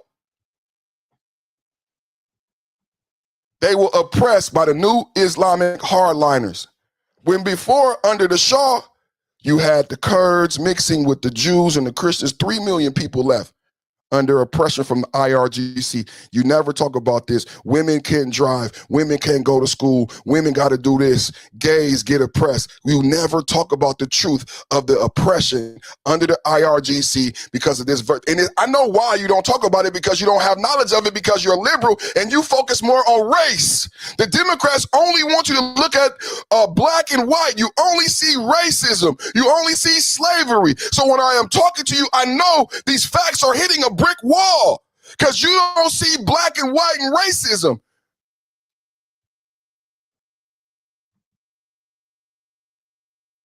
"10 days of strikes in Iran." Just how we're doing, generally speaking. Well, it'll be an honor as well to join you at Dover to recognize these incredible Americans committed to the cause, just like you are. Something no president's been willing to do. 47 years, they build up a conventional capability like the North Koreans did. Remember, that's how North Korea made their way to a bomb. So much weaponry that no one was willing to stand up to them. President Trump was, and it continues to this day. Iran's been given every opportunity to negotiate, to show that they're reasonable on the Strait of Hormuz. But if they're going to shoot at commercial shipping, then we're going to hit them, as the president said, 10 times harder, which every night we're degrading them further and further. And the president has all the options necessary. If they want to talk, they can talk. Otherwise, they can deal with the War Department, and we're prepared. And the blockade is up and fully. Just how we're doing, generally speaking. Well, it'll be an honor as. So the blockade is up, ceasefire is over. You see how Trump reiterated that? Blockade is up, ceasefire is over. What y'all need to know about the blockade is that the blockade is what's crippling Cuba. How many people are older in the chat? I'm of an older age. Somebody said Unc in the chat. How many people remember Cuba? How many people remember the bad pegs and JFK and communism and Castro in Cuba? Well, Cuba has an embargo because we went to Venezuela first, and Trump is playing 5D chess. We went to Venezuela first. There's an embargo on Cuba. Cuba hasn't had power in months. The hospitals are closed. They have starvation. They have infant mortality rates, and they're going to have to make a deal if they ever want to survive. I say we do the same thing in Iran. We starve them out. They already has massive inflation. Even before February 28th when we invaded, they already have a shortage on bread and wheat because we destroy supply chains. Iran gets a majority of its wheat from Russia. This is why it's so important about the Houthis in the Red Sea, because they don't have a way to get in food to feed the people. Nobody is being honest about what's going on in Iran right now. Nobody going on. No, we are winning like Charlie Sheen. Double tap, hit the like button. Cuba Gooding Jr., show me the money. We getting Bin Laden money. We getting Bin Laden money. 10 days straight of bombing. Jerusalem Post, President Trump has not approved the proposal, but forward by mediators calling for a 10-day ceasefire with Iran. I don't think we should do a ceasefire. Breaking news, Trump administration is saying the Straits of Hormuz is flowing nearly 7 million barrels of oil per day. That's false. It's 1 million. Per day and 10 ships, 10%. Let's listen to the naysayers. Double tap. These are the player haters. These are the player haters. Double tap at the like button. We got to get both sides. Let's listen to the other side. You were on the show back in March, and I want to play something of what you said about how long this war would last. I think that this conflict will certainly come to the end in the next few weeks. Could be sooner than that. So you said it would certainly come to an end within a few weeks. We are now nearly 5 months into this war. How does it end? When does it end? Well, the plan, we needed 4 to 6 weeks for military actions. They went for 5.5 weeks. We did a pause to try to get an agreement with the Iranian people to allow oil to flow without them attacking it. They've proven unwilling to do that, and we've pivoted. Now what we're doing is assuring that oil and gas and other products can flow through the Strait of Hormuz with or without Iranian cooperation. And we've continued to degrade their offensive military capabilities. The president is always looking for the diplomatic off-ramp. President Trump wants to end it with a peaceful agreement with Iran, but it takes two parties to do that. If they're ready to do that, that's the way it'll end. If not, we will continue to assure flow of traffic through the strait without Iran's cooperation. But we're not seeing flow now, right? I mean, hasn't flow of traffic through the Strait of Hormuz effectively stopped over the past few days?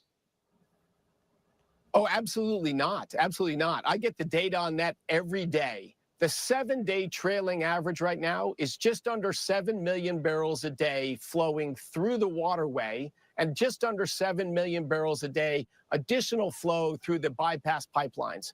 So we're at a little under 14 million barrels a day from the Arabian Gulf region. That's 2/3 of pre-conflict traffic, dramatically up from where we were back in March when I was last on your show. I mean, not 100% yet, but 2/3 of flow right now. And that's over the past few days. When's that average? And what we saw, the numbers from Thursday were simply eight ships going through the Strait of Hormuz. That's far below. So almost all the public data I've seen is incorrect. There's flow through two routes through the Strait of Hormuz. There's up near the Iranian islands that's flow complicit with Iran, but that's not nothing. And then there's flow through the southern route that's protected by American infrastructure. And we count the volume of oil that goes through. The ship numbers are down more dramatically, but of course we're flowing larger tankers now to keep the world markets as well supplied as we can. Gasoline. Great job. He did a great job, man. He tried to rebut him, man. Now, there's multiple routes still open, millions of barrels, and that doesn't count that Trump stated you were on this show. We're keeping the oil, and that Trump has said that we've been taking out oil ourselves every night. We've been taking oil out ourselves every night since February 28th when we invaded. 10 days going down in Iran. Iran breaks the ceasefire. Double tap at the like button. Iran breaks the ceasefire. Iran breaks the MOU. When did Iran break the ceasefire? Iran breaks the ceasefire after the funeral of Ayatollah Khomeini. Iran breaks the MOU, the Memorandum of Understanding. They asked President Trump for a break in the war to have a funeral. Then they came back and asked the Americans for a 9-day mourning period. The Iranians didn't take 1 day to mourn. I say that's a sign of a lack of leadership and direction, right? After begging for a funeral, it took you 4 months to bury the supreme leader. After begging for a funeral, after begging for 9 days, you don't even take the 9 days. You make an emotional response and act out against a commercial ship. Double tap at the like button. That's what ended the MOU. That's what ended the ceasefire. The Iranians begged to have a funeral 4 months after the death. They claim they needed 9 days. Can anybody help me out understand that? Why do you need 9 days to mourn somebody that you knew was dead for 4 months? That's the weirdest shit to me. Why do you need 9 days? And then they have a funeral, everybody crying and emotional when you knew he was dead for 4 months. I would think if this is a strategic people, you know how they always try to say, Iranians are so resilient. Iranians are so resilient. If they so resilient and they so war-cladden, right, then why is it after 4 months of knowing he dead, they all crying, grown-ass men crying at the funeral, just crying all emotional, and then you see this emotional response where they break the ceasefire without any idea of where they're going. I've been saying since they broke the ceasefire, I've been saying since the funeral, the problem with this thing is there was no direction. At the funeral, There was no leadership or nothing. So they break the ceasefire. They start bombing commercial ships without any idea or direction of where they're going, right? What do I mean by this? I mean, what is the goal for them when they break the ceasefire? They had a peace agreement on the table. J.D. Vance is running for president. He just wrote a book. J.D. Vance is putting out that he's trying to make a deal to get them $300 billion. J.D. Vance wants to stop the war. He's going on every podcast saying, I don't want to do a forever war. I don't want to do a forever war. He wants to make a deal. He got them $300 billion on the table. You know what Iran did? J.D. Vance negotiates the deal for peace agreement because he's running for president. He gets them $300 billion on the table. Iran leaks it. Iran leaks the information. I can't make this up to poo-poo J.D. Vance presidential run. And so the liberal media for the whole week, J.D. Vance is doing his book tour. They beat up J.D. Vance with where is the $300 billion coming from? And J.D. Vance is stuck looking at everybody like, damn, Iran. And he has to tell them the money is not coming from us, but yes, I did negotiate a deal where countries in the region would fund Iran $300 billion to rebuild, but it's only if Iran does certain things, and they are not doing them by trying to sabotage my presidential run and tell everybody about the $300 billion deal. This is the truth and the reality, what's been going on. For people who want to say forever war and all this shit. Not only did we have a peace agreement on the table, but J.D. Vance had them $300 billion and a promise. Because J.D. Vance wants to be president. J.D. Vance just had a baby. Did y'all know J.D. Vance? J.D. Vance is the first sitting vice president to have a baby in like 50 some odd years. And it hasn't been a vice president that young. And you know what I said about Vance to that effect? Like, we're tired of senior citizen presidents. We're tired, not to be an ageist, right? I'm not saying anything is wrong with someone being 70 and being president. I think they're probably very competent, right? Very intelligent and capable. I'm just saying, bro, we tired of the senior citizen. We tired of being in the 19th century. We want somebody from the 20th century going forward. And J.D. Vance having a baby while vice president, someone who's still in the age of having children, like his decision making is going to be very different than somebody who has grown adult children older than J.D. fucking Vance, bro. J.D. Vance just had a baby. Congratulations to J.D. Vance. God bless him and his baby and his wife. Congratulations to J.D. Vance. God bless him and his baby and his wife.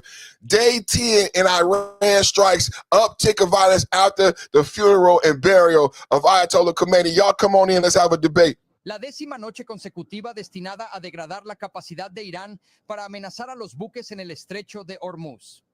Ahora CENTCOM emitió un comunicado sobre estos ataques y su actividad en la región, diciendo que desde principios de mayo las fuerzas de CENTCOM han ayudado a facilitar el tránsito de aproximadamente 900 buques comerciales y 450 millones de barriles de crudo. That was from El Telemundo. El Telemundo update. I'm covering all bases, homeboy. I'm covering all bases. So what he said earlier is that they were trying to move some of their nuclear bases to a place called Pickaxe Mountain. And I want to just go to Donald Trump talking about bombing Pickaxe Mountain. Y'all remember earlier, I played Iran tactic of moving some of their centrifuges to Pickaxe Mountain. Do y'all remember when I played that?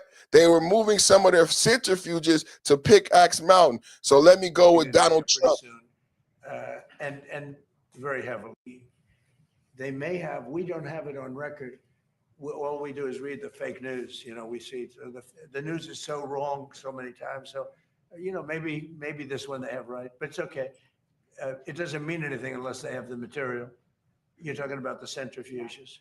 Yeah, it doesn't mean anything unless they have the material. They don't have, we follow the material. That's where the action is. And we'll be hitting that area probably pretty soon.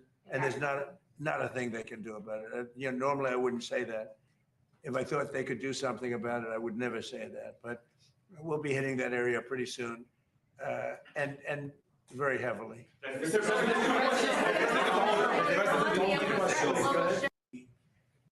Donald Trump responding to questions about Pickaxe Mountain. Double tap, hit the like button. Donald Trump responding to questions about Pickaxe Mountain and the reports that the Iranians were moving centrifuges into Pickaxe Mountain. Double tap, hit the like button. And now Donald Trump has responded by saying, we will be bombing that area, and we will be bombing that area heavily. Double tap, hit the like button. As I reported yesterday, we did suffer casualties over the weekend. This is day 10. Double tap, hit the like button. This is day 10. 2 service members we did have casualties over the weekend. I want to say God bless these soldiers. God bless. I want to say God bless all of the soldiers, man. Thank you for your service, man. God bless the soldiers and the police officers, everybody committed to making America great again. God bless you, man. God bless your family and your soul. And we hold you high in regard in your memory, man.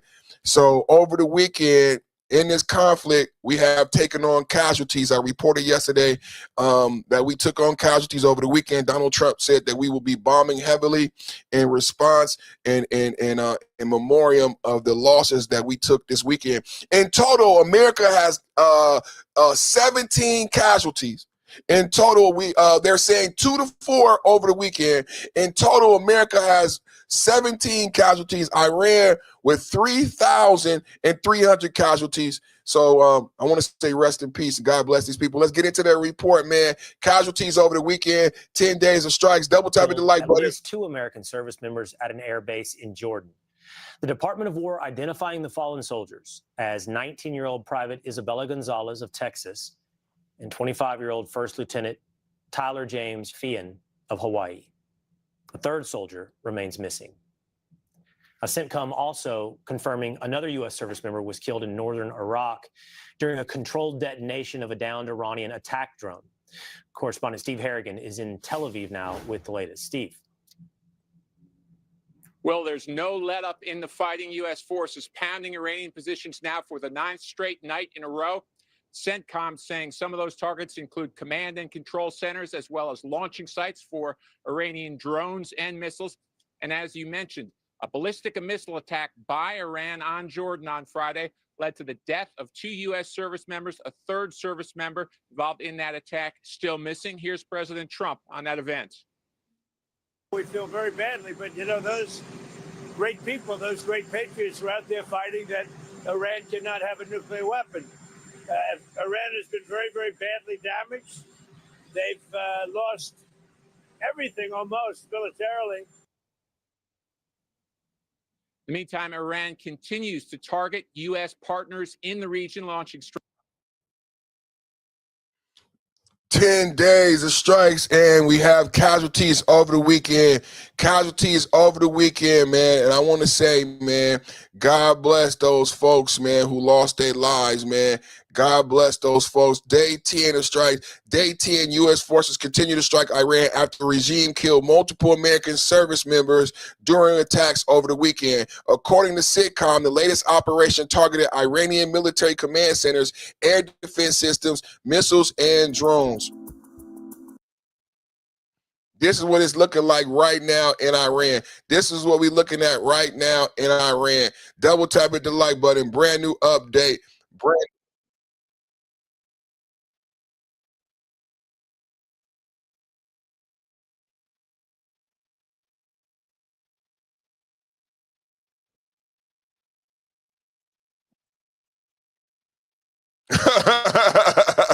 Double tap hit the like button, everybody.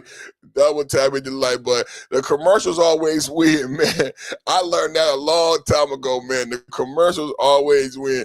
Like, you can't fight the commercial on YouTube. I know y'all deal with that at home too. I mean, it's changed so much. It's changed so much. The commercials always win, man. Let's go to Van Jones, man. I want to go to Van Jones. Double tap, hit the like button. Let's go to Van Jones while I got the people here. Van Jones is having a war with the Democratic Party. We've been talking about this. The Democratic Party is crumbling, man. The Democratic Party is crumbling. We called it, man. We called it a long time ago. The Democratic Party. Now you have the Democrats going out the Democrats. I'm not surprised. I'm not surprised. Democrats going out the Democrats. Van Jones, #1 Democrat. Remember, what's his name? Bezos gave Van Jones $100 million. Van Jones says his phone has been blowing up after warning about socialist takeover of the Democratic Party. Surprise, surprise, surprise. Socialist takeover of the Democratic Party, huh? Double tap it. Like button, y'all. Van Jones, Democratic Party don't have leader. Who is the leader? What's the direction? What's the platform now? What? Because the DSA has their own platform. Did y'all know that? So y'all could be voting, thinking you voting for the DNC, and you could be putting forth DSA policy. The DSA got its own platform. DSA, Democratic Socialists of America. That's not the DNC, by the way. Remember, the DNC are the people who never gave Kamala, coordinated Kamala. Kamala didn't get one vote. This phone has been blowing up all day. Governors from both parties, senators from both parties, Democrats in the House thanking me for saying what everybody's been saying behind the scenes, which is that this stuff is going too far. I am a progressive Democrat. You want to talk about prison reform? I've done it as well as anybody, Republican Democrats in the South with Trump. I've done prison reform. I never said have no prisons. Where are you going to put the Klan? I've done police reform. I never said no police. Where are you going to put the pedophiles? Who's going to grab the pedophiles? This stuff is going too far. And part of the thing that has to happen is we saw what happened in the Republican Party when things started going in a nutty direction and nobody stood up. I am happy that the young people are fighting for affordability, Medicare for all the good things. I've been waiting my whole life to see a youth movement do what it's doing, but it's being hijacked by people who are putting in nutty ideas, supporting terrorists, nutty ideas saying that we don't need cops in prison. We can't deport anybody, even if they rape somebody. Who said this? Chevalier. Where did Chevalier? Chevalier is going to is the Democratic nominee. So sorry, DSA nominee for Congress now from the Bronx. Yeah. Did y'all know about this? Let's have a talk about it. Democrats falling apart. Democrats falling apart, and they don't know how to direct. This phone has been blowing up all day. Governors from both parties, senators from both parties, Democrats in the House thanking me for saying what everybody's been saying behind the scenes, which is that this stuff is going too far. This is what conservatives have been saying.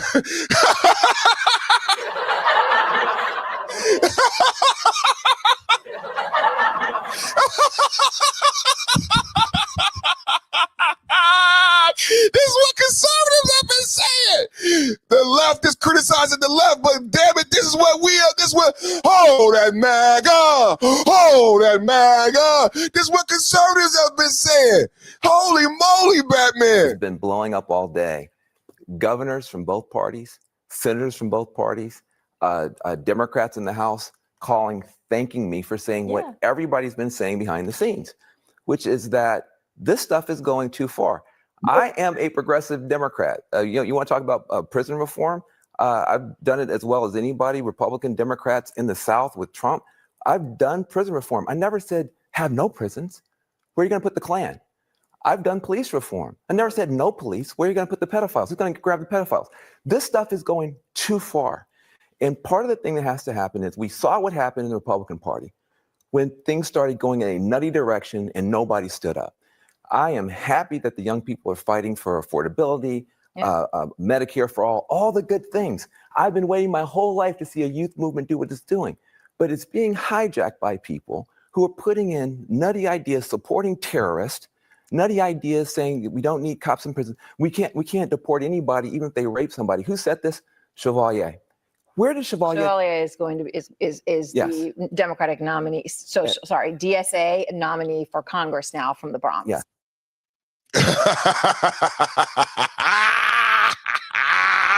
I love it. It's called irony. It's called irony. Yes, we called it, baby. We called it, baby. Yes, we did. Yes, we did. Double tap, hit the like button. We called it, baby. They say things like, tasty stuff, when we're cheering for the Intifada. And DSA, again, they say things like, takeover of key industries, government. That's communism. But what does that have to do with supporting Hamas? What does that have to do with putting up candidates who say we should have no police, no prisons, we can't deport anybody, even if they commit rape or murder? Israel shouldn't exist. These are terrible ideas. Austin, we're running late here, so I need a quick answer. But are the Democrats too late? Has the cancer already overrun the body? Oh, for sure. Axios reported this same week, Todd. Republicans are quietly building their whole midterm strategy around this. They're calling this a hate election. They're pointing to the Democrats' Tea Party-like revolt by progressives. This is proof that the party can't govern, and why young people are not only Richard Nixon maxing, as I know you guys have reported here before on Fox and Friends First, but the young people are actually longing for a return to the days of Joseph McCarthy and wondering, did he go far enough? Did he go far enough? Double tap, hit the like button. How much about this do you know?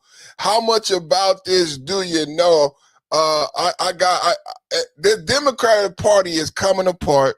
There's no leadership. There's no direction in the Democratic Party. Double tap, hit the like button. There's no leadership. It's the DSA versus the DNC. Are you supporting the DSA? Are you supporting the DNC? This is what we need to find out from people. Are you supporting the DNC? Are you supporting the DSA? Are you with the socialist movement? Now, I called this out. When we had the Renee Good in the Minnesota ICE event, and I said, these are not rallies, these are protests. And I said, why is this guy with the purple hair walking around with a clipboard that says join the Socialist Party?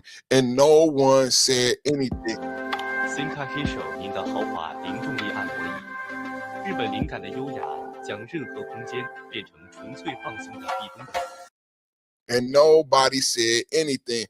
Double tap, hit the like button, and nobody said good evening. And nobody said anything. But let's keep going. Let's keep going. I got another one here for us. And let's keep going. So I just want to introduce you guys.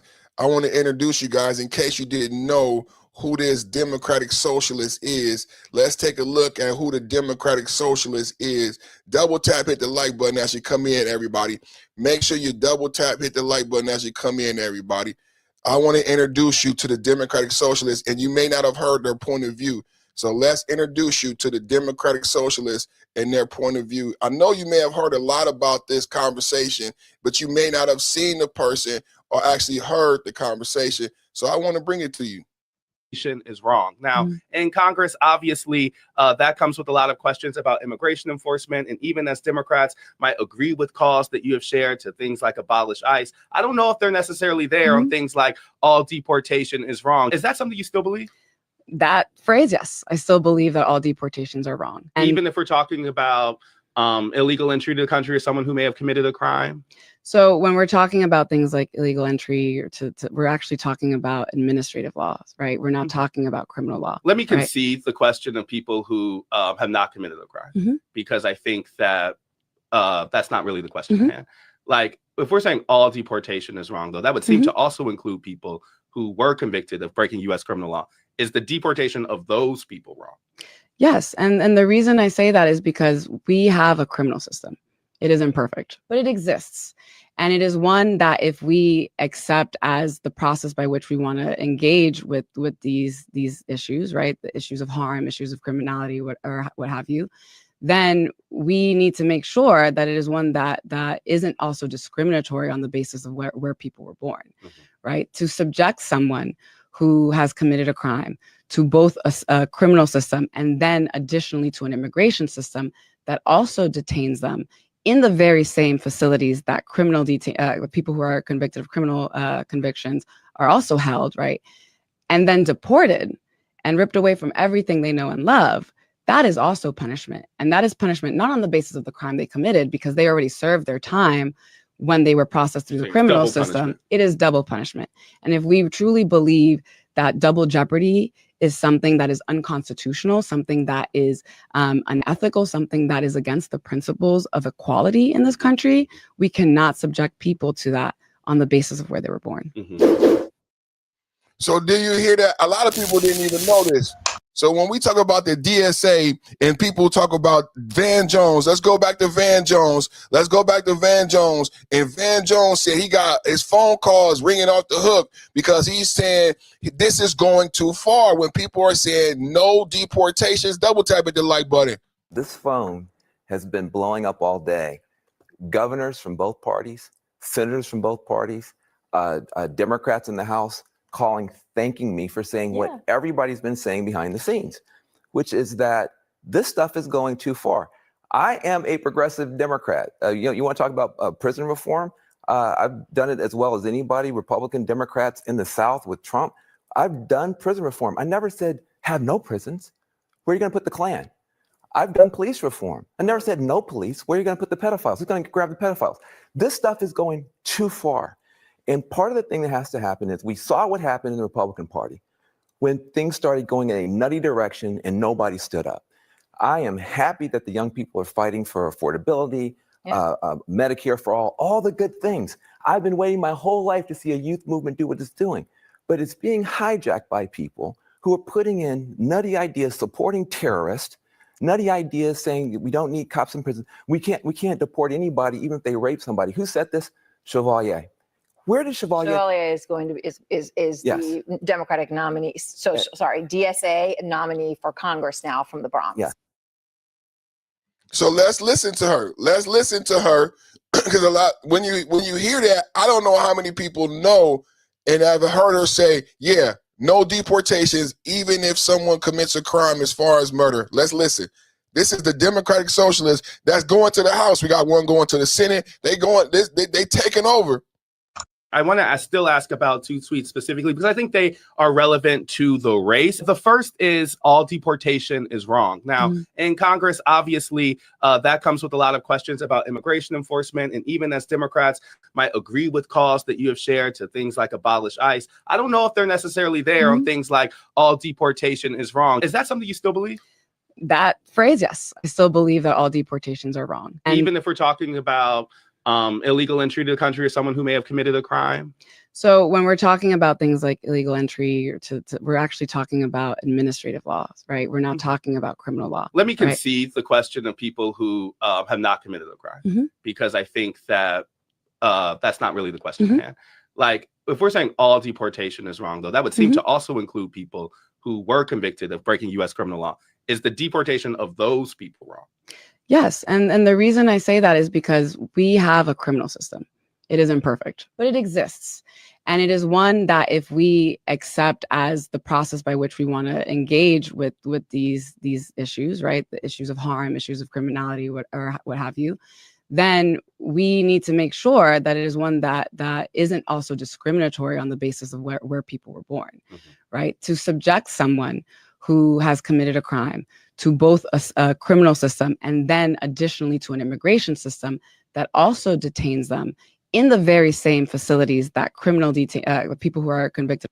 Let's help her out. So number one, she says she believes that they don't deserve to be arrested no matter what. And then she tries to go in this convoluted double talk. So this is where the Democrats and liberals want people who are not citizens to have the rights of citizens. This is this liberal ideology. Barack Obama talked about this moral argument, but they are not citizens. And beyond the fact, and this is where Barack Obama even said, this is why Barack Obama gave Tom Homan an award. Even if they came here illegally, and that's just a misdemeanor, Barack Obama, the way he did it, Barack Obama didn't even give him habeas corpus. Barack Obama deported 3 million people. Barack Obama said that these individuals are not citizens and they don't get the rights of citizens, meaning they don't get to go to the same court that you and I go to. right? They go to a different court. They go to an immigration court. They see an immigration judge. They're not entitled to civil rights. They're not entitled to the Bill of Rights or anything like that. And we're not entitled to give it to them or pay for it. This is the problem with this liberal ideology and this moral argument. Who pays for it? Right now, she's in New York. Who remember Malik Khalif Broader, the young man in New York who spent a couple years on Rikers Island and ended up unaliving himself? He had a backpack. He was leaving school. He got arrested. He did not go to court. He went directly to jail. Do not pass go. Do not collect $200. He went directly to jail. In New York, they have a backlog. He did not see a judge for 2 years. After 2 years, they came. Listen to what I'm saying. This is my argument. She is saying that people who are not citizens in New York need to go to the same court and judges and get the same rights as citizens. Why the fuck would you become a citizen? And my pushback is you have a case in New York. Jay-Z did the documentary of a young man who unalived himself. Why? Because he spent 2 years on Rikers Island. And after 2 years, your New York State came to him and said, you can go home. We don't have a court date. You've been here 2 years. We're so backlogged, we can't give you a court date. What we're going to do is we're going to let you go home. You already did 2 years in jail. The crime you was charged for, it ain't even 2 years. So if you sign this people's piece of paper and say you was guilty, then it could just be over with. You could just go home. And he's like, he unalived himself because this is the most American thing that I could ever think of that could happen to an American person. This is the most un-American thing. And you're trying to fight for people who are not even citizens when you can't fix the problem of Americans in New York. An American citizen in New York stay on Rikers Island for 2 years because you can't get through the court system as it is today. As it is today. So please explain to me how it is logistically and monetarily when New York is in debt, Los Angeles is in debt, San Francisco is in debt, Chicago, all these sanctuary cities are hundreds of millions of dollars in debt. After moratoriums, people didn't pay rent, people didn't pay water bill, people didn't pay power bills. We got water treatment plants suffering in major cities, energy grids suffering in major cities. How do you pay for your moral ideology and saying that all of these people, and this is the context that they leave out. Why is this even a discussion? It's because Joe Biden and Kamala Harris opened the border, let in 10 million people. So that's why this is a discussion. So you want to tell me it's not like it's just any other day. This is the sick and twisted part about the argument.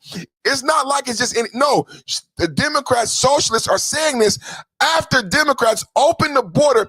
The problem is, where are they going to go?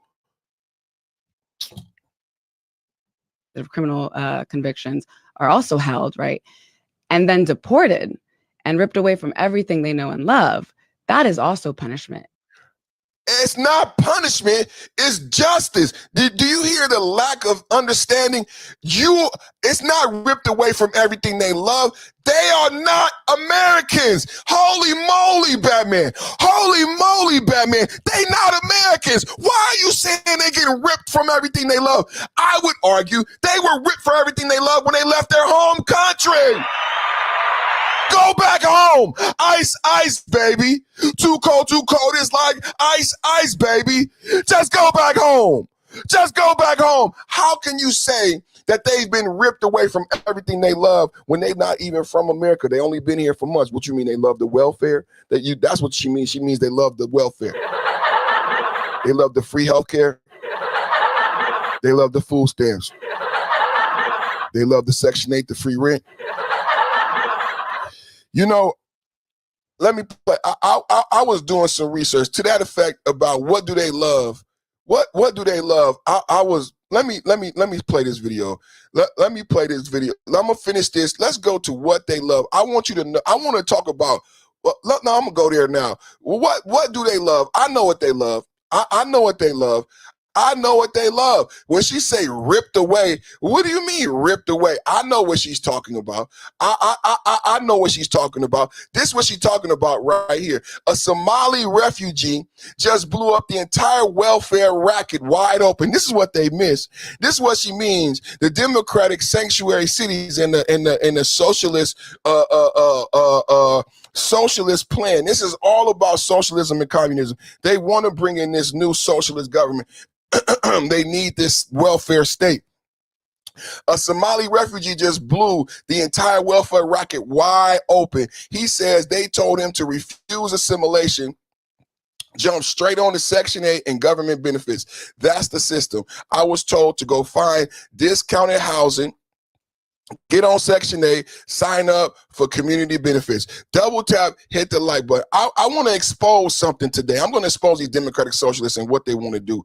So this is a brand new breaking news report of a Somalian exposing how do we get to $1 billion of fraud? Why do they not want them to leave? Do you know this fraud, this welfare state creates jobs for the Democrat?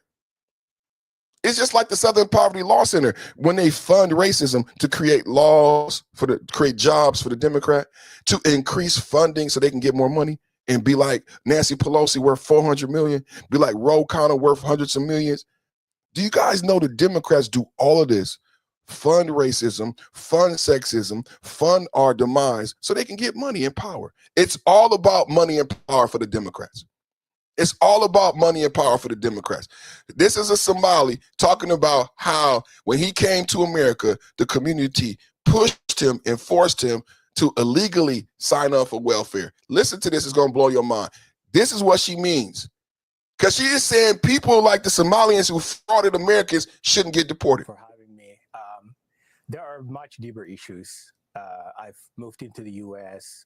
And in Maine about 11 years ago. And basically the first question that members of my community asked me which tribe, I belong to. And when I mentioned, so I fell into that category. So there's a deeper tribal rivalry going on in the community, much larger than anybody can actually imagine.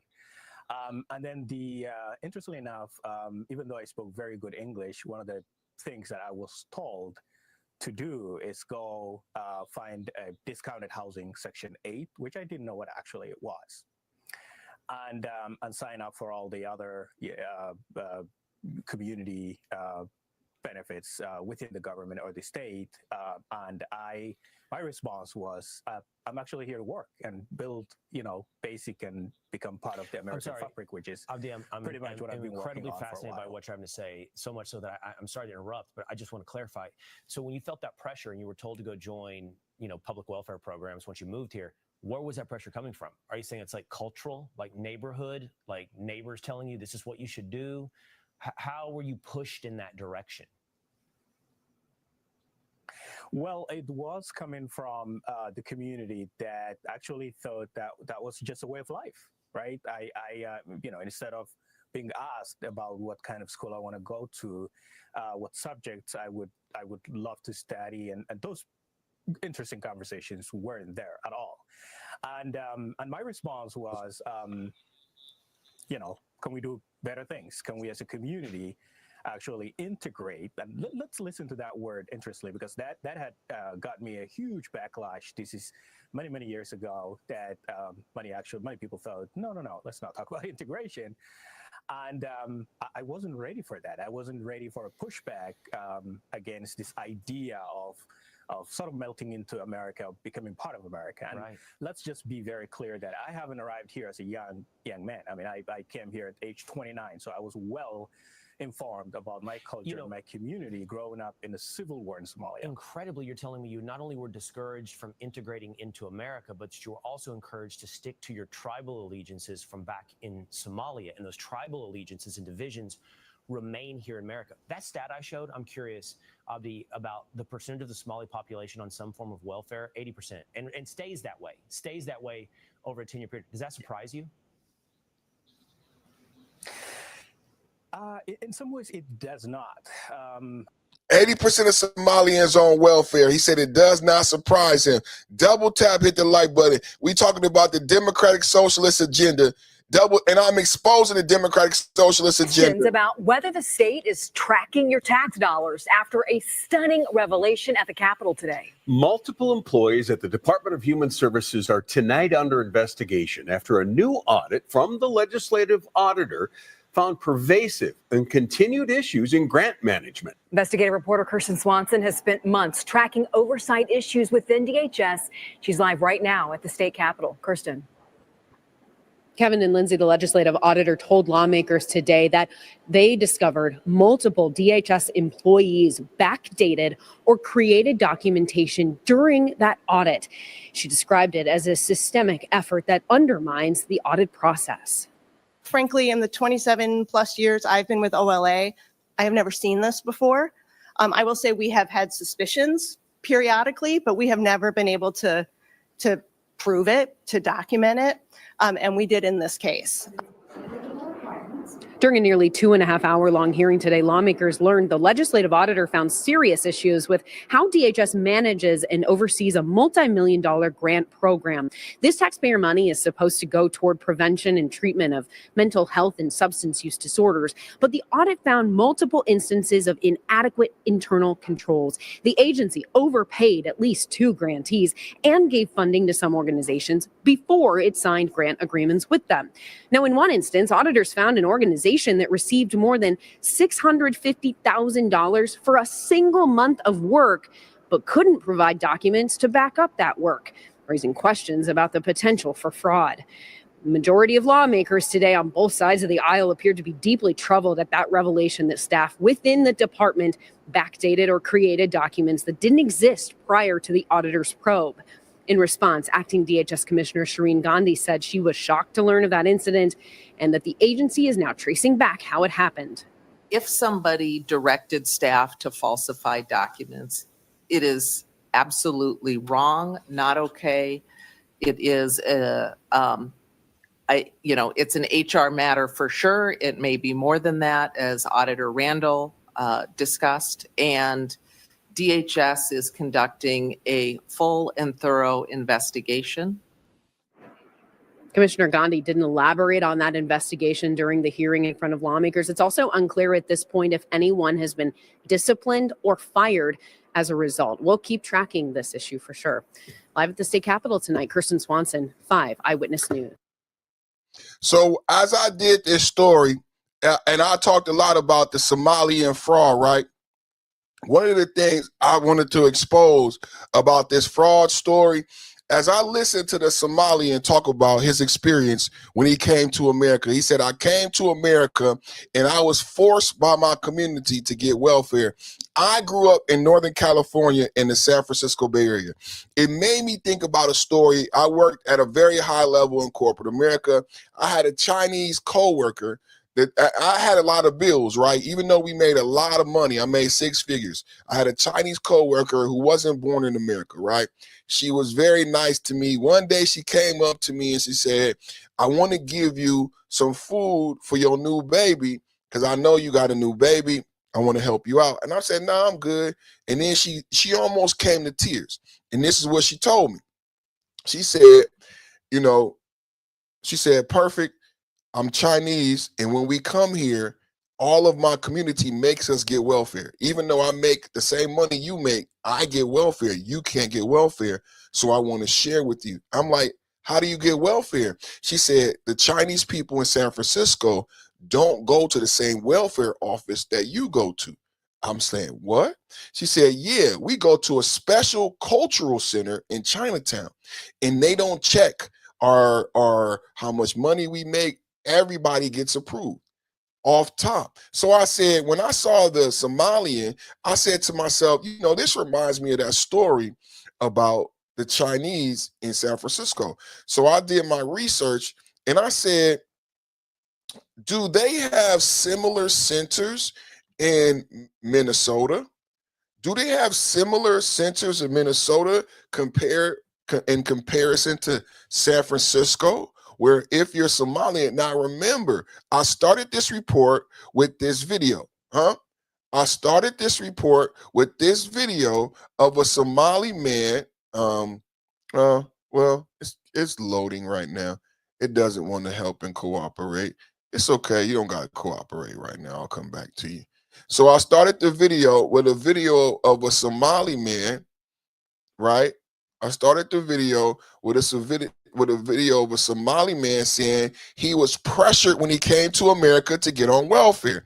It made me go do my research because it made me remember about a Chinese co-worker who talked about going to the Chinatown Community Development Center, CCDC, San Francisco.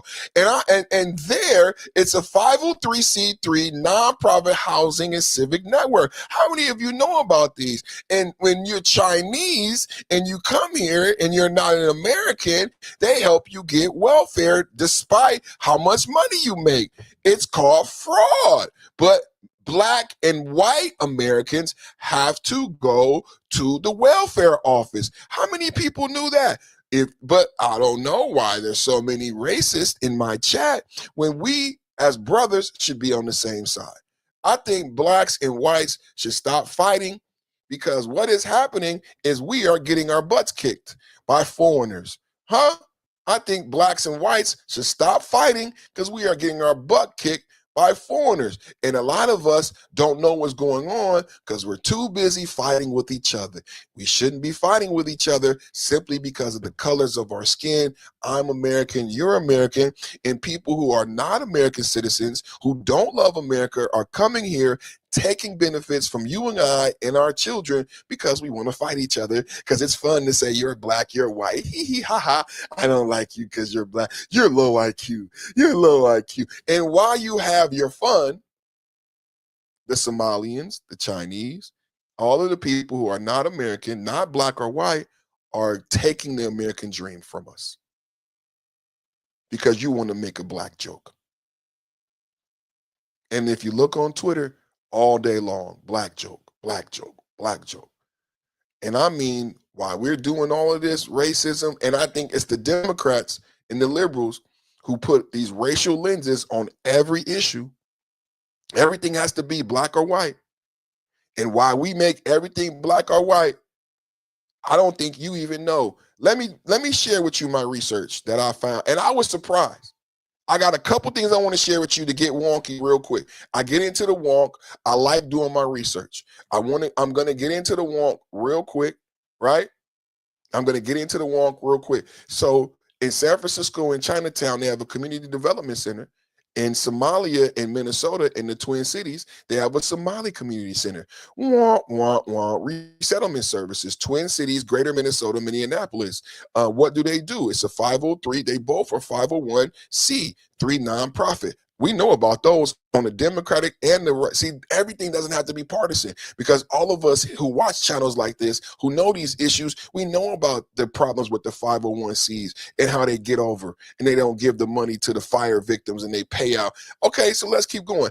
Annual budget range. So the people in San Francisco, 35 to 50 million, varies with real estate projects.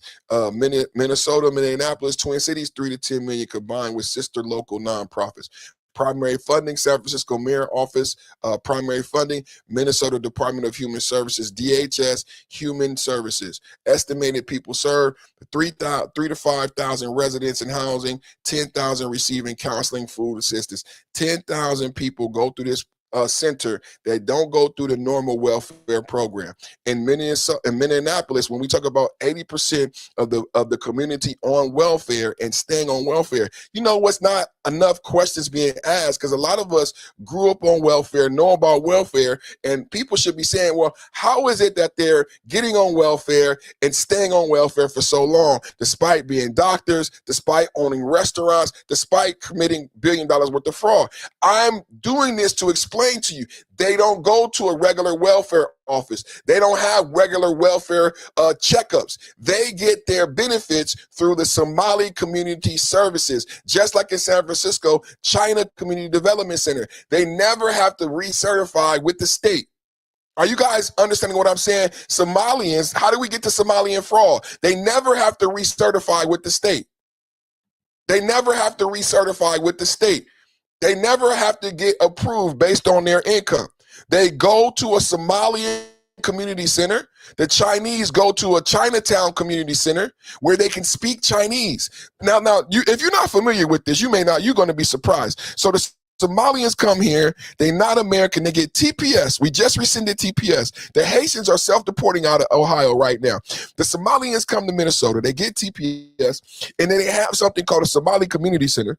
And this is where they go, the white boys and the black boys, the black girls and the white girls who are single mothers who need welfare, they got to go to the welfare office and put their baby daddy on child support. Hello, everybody. Come on, we having a real talk this morning. Let's have a real talk. I know everybody, you should be getting pissed off. You should be getting pissed off. Why aren't Somalian men suffering from child support? Why aren't Chinese men suffering from child support? I can tell you why. They don't have to go through the same systems that are purposely designed and set up to cripple white fathers and black fathers. Y'all didn't know that, huh? So when a white girl gets divorced in Ohio, one of the poorest states, she goes to get welfare. She tells them who their baby daddy is. That white man now is on child support, forever in slavery, forever in debt. And the family stays impoverished. You think the Democrats don't know that? Once that man gets on child support, that family's going to stay poor for generations. A white family, not the Somalians.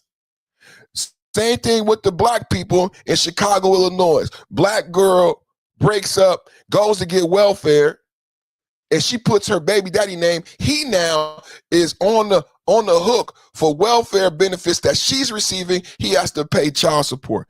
That's not what happens to non-citizens and people with TPS visas who still get American benefits. They still get welfare. But the difference is when an American gets on welfare, someone has to pay it back. And if it's a father involved, you get on child support and you get put in slavery and you get decimated monetarily and you're going to be in poverty. Your children going to be in poverty. But the Somalians and the Chinese never have to go through that. Their women are never made to put their men on child support in order to get welfare because they are not going through the same welfare process. They're able to speak Chinese. They go into the Chinese community center in San Francisco, they can speak Chinese and they just having a friendly talk. The Somalians go into the Somali community center in Minnesota, they can speak Somali. You know how Ilhan Omar always gets up there and she speaks Somali. Somali is for Somali. Somali is for Somali. Ilhan Omar always says that shit. Somali is for Somali. I am a daughter of Somalia. So they can go to this community center and get welfare, never speak English, never fill out paperwork, and they're not required to put down a deadbeat father. Ilhan Omar has been married 3 times. She's now married to a white man. It is suspicion.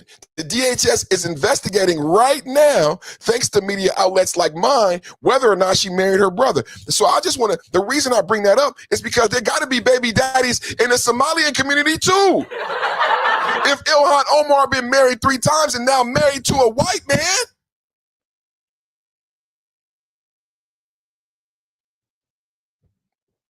so let's get into it, man. What is happening? I am showing you, because I started off with a video of a Somalian man, right? I started off with a video of a Somalian man who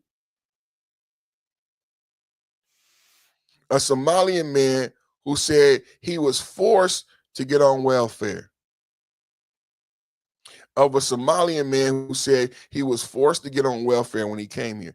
And I wanted to break down how the welfare starts and how and why he was forced to get on welfare and how it works. Well, it works this way because he went to the Somalian center that I'm showing you on the screen and never had to speak English. So they estimate and serve 5,000 to 15,000 people in Minnesota. This is across housing, SNAP, Medicaid, and employment intake. But wait a minute, you guys. This shit gonna make you upset when I break this shit down. I'm explaining something to you. So how the fraud happened in Minnesota and Tim Wolf. So think about this. These people had this hustle going, and then they stole more money during the pandemic. These some dirty, I'm gonna just keep going. On welfare enrollment metrics, track number of SRO families, track number of SNAP food, on welfare metrics, not publicly tracked, not publicly tracked. So what I wanted to show you is, as I kept going, the China Community Development Center in San Francisco, funding CC, is a major force in San Francisco real estate and social policy. In San Francisco, like Minnesota, it's kind of hard to find housing, but there are areas in San Francisco that are all Chinese, and they stay Chinese. Do you guys know how they do that? Well, the listings are only in Chinese. Let's say you want to buy the house. It's never for sale in English. You would never see, and it's never posted in an English newspaper. So when they tell you about housing, this is how they make sure that the Chinese have a certain amount of housing always in San Francisco. Just like the Somalians keep that neighborhood, because they never advertise the housing in English. This is the status quo in America. I hope you guys are waking up to these facts. I hope you guys are waking up to these facts, right? The intake function, CCDC, manages dozens of single-room occupancy SRO buildings and affordable developments. They employ bilingual staff who handle housing application, city-funded meal distribution programs, and tenant rights outreach in Cantonese and Mandarin, i.e., the people get these benefits without ever going to a government agency. They go to this 5013C, this nonprofit, where they have Chinese people who speak Cantonese and Mandarin handing out the benefits for free, and you don't get shit. This is the Democratic Socialist agenda. Okay, Somali community resettlement services and Twin City hubs. So the funding pipeline, Minnesota Department of Human Services relies heavily on delegated authority, distributing state and federal funds down to the community-led 501c. What did that say, you guys? State and federal funds. That's Joe Biden, that's Kamala, that's Obama, and this whole fraud. The intake function. In places like Cedar Riverside, these centers act as official gateway. When a newcomer arrives, staff members fill out county documentation for Minnesota Family Investigation Program, MFIP, Cash A, SNAP, and Medicaid. I'm going to read that again, because this is saying like it's legal to do this illegal shit. Are you guys surprised? Are you guys upset yet? So somebody comes here who don't speak English, who don't know how to write English, so it makes sense they don't know how to fill out the form. It makes sense they don't know how to fill out the form. So they create this 5013C to say, we gave Somalians TPS, we want to help them get welfare and food stamps, but when they get to America, it's understandable they don't know how to apply for welfare. So I created a 5013C, a nonprofit, and my job is to help Somalians fill out the paperwork. Matter of fact, fuck it, I'm going to do it for them. I'm going to fill out the paperwork for them and help them get welfare. As you're hearing this, can you believe it? In places like Cedar Riverside, these centers act as official gateways sanctioned by your U.S. government. When a newcomer arrives, and they don't do this for citizens, when a newcomer arrives from where? From Somalia. We are the world. We are the children. Somalians came here and stole 19 billion. 19. They built learning centers, but the children didn't learn shit. Then Ilhan Omar stole 30 million. She stole 30 million. Staff members, listen to this. Staff members fill out county documentation for Minnesota Family, MFIP, Cash A, SNAP, and Medicaid. Holy moly, Batman, what they putting on them papers? Something, because they got to stay on welfare for 10 years. But it gets deeper, bro. It gets deeper, bro. Why is this important? It's important because Minnesota is special. What do you mean Minnesota is special? Minnesota is special because Minnesota is one of the highest payout states. So you have welfare in red states and you have welfare in blue states. It's two different things altogether. What you're seeing is the breakdown on your screen is what potentially a Minnesota welfare person could get. They can get anywhere from $1,000 to $1,400 and 10 of Cash A. That's $16,000 a year, $20,000. They can get up to $6,000 a year in food stamps, right? We already at $26,000. Housing vouchers, they can get up to $2,000 a month. Annual value up to $24,000. We already at like $45,000. They one of the biggest payout states. You don't make this amount of money. Let's keep going. Healthcare costs. They can get anywhere from $8,000 to $12,000 per person annually. Something like $36,000. Total encompassing cost breakdown for a family of 3 to 4 for welfare, and they never see a government agency. This is some powerful shit I'm laying out. These people in Minnesota who frauded the government $19 billion. This was their everyday before. This is why Trump resented TPS, because this is what they've been doing in Ohio and Minnesota. So they can get cash aid, $7,000 to $10,000 annually. Food stamps, $5,000 to $8,000 annually. Housing vouchers, $14,000 to $24,000 annually.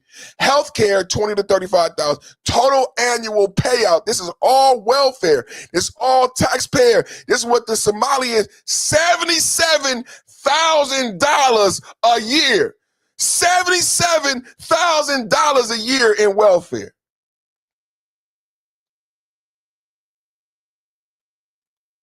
That's just absolutely bananas. I did my research. I checked a state like Texas. You know, Texas has a cap.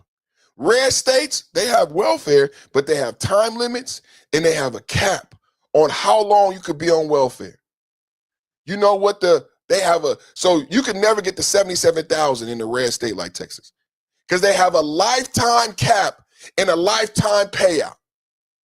You know what the cap is in Texas? Like 26 to 25,000 of all encompassing aid. And in Minnesota, Minneapolis, Somalians were living middle-class lifestyles on the taxpayer dime.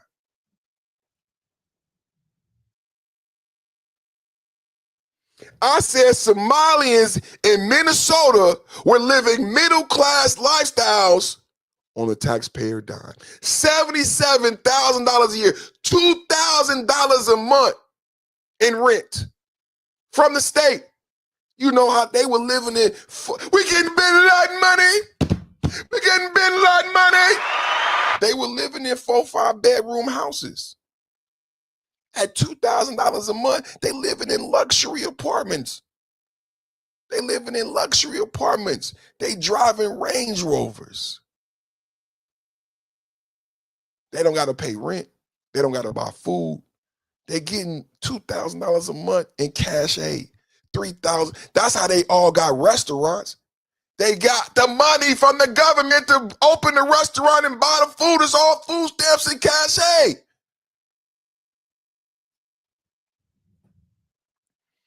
And they didn't go to a welfare office not one time.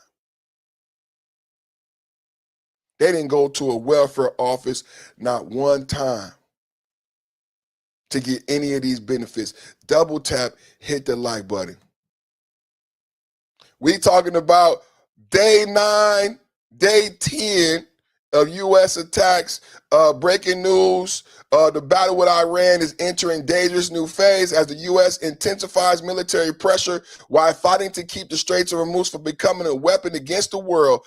Double tap, hit the like button, everybody. Iran update, DSA agenda, Democratic Socialists. We just breaking it down today with a great podcast on Tuesday. Double tap, hit the like button. Good morning. The Iranians are launching new attacks today. Earlier, sirens sounded across Bahrain amid incoming Iranian missile fire. The Jordanians say they shot down at least 5 incoming Iranian drones. This does follow another heavy night of U.S. strikes against Iran. It was the 10th consecutive night aimed at degrading Iran's ability to threaten vessels in the Strait of Hormuz. U.S. Central Command released a statement saying since early May, CENTCOM forces have helped facilitate the transit of approximately 900 commercial vessels and 450 million barrels of crude oil. They went on to say American forces remain postured and prepared to hold Iran accountable for unwarranted aggression towards civilian mariners seeking to freely and openly transit the strait. Early this morning, Iran attacked another tanker off the coast of Oman, forcing the crew to evacuate the vessel, according to maritime tracking groups. This does come after President Trump issued a new warning to the regime about killing American forces in the Middle East. The commander-in-chief said every time Iran kills an American soldier, they will pay for that killing many times over. Iran's foreign ministry spokesperson was asked this week about the possibility of U.S. forces entering Iran. This was his response. They will face the consequences. I believe there are people in those very areas, and they are not few in number, who are counting the moments until they can welcome them. The comments come as the Wall Street Journal reports that Iran moved nuclear centrifuges into Pickaxe Mountain, an underground facility next to the Natanz nuclear site. The report, based on Israeli intelligence, is the latest to focus on this site. President Trump indicated last week he is considering new strikes against the facility. We're also tracking developments with the Houthis in Yemen, one of Iran's largest proxies in the region. The Houthis say they are implementing a naval blockade against Saudi Arabia. Bill? Trey, thanks. Trey Yinks in Tel Aviv. Thank you. Dana? Rich Goldberg, Senior Advisor at the Foundation for Defense of Democracies. I know you track this very closely. What's the most important thing you're watching today? Are we in an escalation trap? Well, I don't think we're in an escalation trap. The question for escalation is, what does Admiral Cooper at Central Command need to complete the mission that he's on right now? It does not appear that we are launching operations to bring down the regime. We have economic tools that are underway to do that, a strangulation via the blockade and other measures. What we are seeing is Project Freedom underway 10 nights in. And so the question the president will have to Admiral Cooper is, where are you on the target set that you had developed for Project Freedom? That's to get shipping going through the Strait of Hormuz. Are we actually seeing shippers continue to move? Can we protect them? Have we degraded their ability? What else do you need to degrade that capability to hit the strait? I think that's the president's focus, because that's what we need for the oil markets, and that's what we would need to bag all the wins of Operation Epic Fury. Rich, some of your colleagues for the Foundation Defense of Democracies writes this: Tehran has a wartime advantage over Washington because the ruling Iranian elite wants to fight and has been willing to endure far more pain than Donald Trump has. Do you agree with that, Rich? Well, obviously, the regime does not have political constraints. They don't worry about the oil market. They don't worry about prices for their people. So in that respect, we are always handcuffed politically as a democracy compared to a ruthless dictatorship in Iran. Now, I would say it was probably a mistake to allow people like Ahmad Vahidi, the head of the IRGC, who's behind all of these attacks, to walk freely for the Supreme Leader's funeral. Hopefully the Mossad, others have tracked his movements, other senior IRGC leaders as well. And if they are the key impediments here to getting the Strait of Hormuz moving, you'd have to imagine that's also part of the escalation options that we have in front of us if we think we can get to them. But again, I think the core focus here is not to play the game of disinformation and mind games with this regime. This is about barrels moving through the Strait of Hormuz. It's about who controls the Strait of Hormuz. And then understand that if there are other big ticket items like Pickaxe Mountain that we can't leave alone, that we're not going to get dismantled via negotiation with a regime like this, we are going to have to find a military solution to ensure they don't ever get a nuclear weapon. Let's dive in a little bit deeper on that. The Wall Street Journal is saying that Israel believes Iran moved nuclear centrifuges into Pickaxe Mountain. The U.S. has reviewed the Israeli assessment, and President Trump has threatened to attack the site. Why is that different from the ones from Operation Midnight Hammer? So I've talked about this site for a long time, as have some of my colleagues. This has been under construction for years now. The Biden administration did nothing about it. In fact, was part of the appeasement problem that let them continue construction of this facility. This is buried deep underground near Natanz, deeper underground than Fordo was. It's supposed to be more hardened of a facility to withstand military strike. It was not hit last year during Midnight Hammer. It was not hit this year during Epic Fury, which has raised questions of whether or not it can be hit by air or sea. So the question now is, have we developed solutions, even if they're short-term Band-Aid solutions, to bury it, to deny access to it? Because this is definitely the nuclear breakout facility that Iran wants. They can't allow that facility to continue. 9-10 days of strikes in Iran. Trump, they said they moving things to Pickaxe Mountain. Donald Trump responds to rumors about Pickaxe Mountain. Double tap hit the like button as you come in, everybody. 10 days. They may have, we don't have it on record. All we do is read the fake news. You know, we see the news is so wrong so many times. So, you know, maybe this one they have right, but it's okay. It doesn't mean anything unless they have the material. You're talking about the centrifuges. Yeah, it doesn't mean anything unless they have the material. They don't have, we follow the material. That's where the action is. And we'll be hitting that area probably pretty soon. And there's not a thing they can do about it. Normally I wouldn't say that. If I thought they could do something about it, I would never say that. But we'll be hitting that area pretty soon, and very heavily.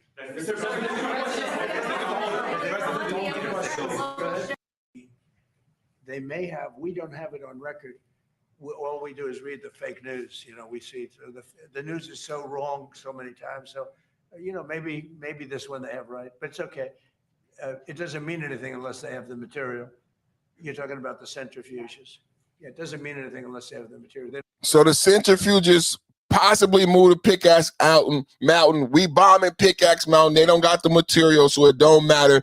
Trump is handling it. And I also had the Van Jones story. Remember, we talking about Van Jones today, and Van Jones going after the DSA, the Democratic Socialists. We're talking about Van Jones and the socialist takeover of the Democratic Party and how people have been ignoring it. And now Van Jones finally saying what conservatives have been saying about the liberal. If you could be honest about this takeover, then you got to be honest about the violence on the left.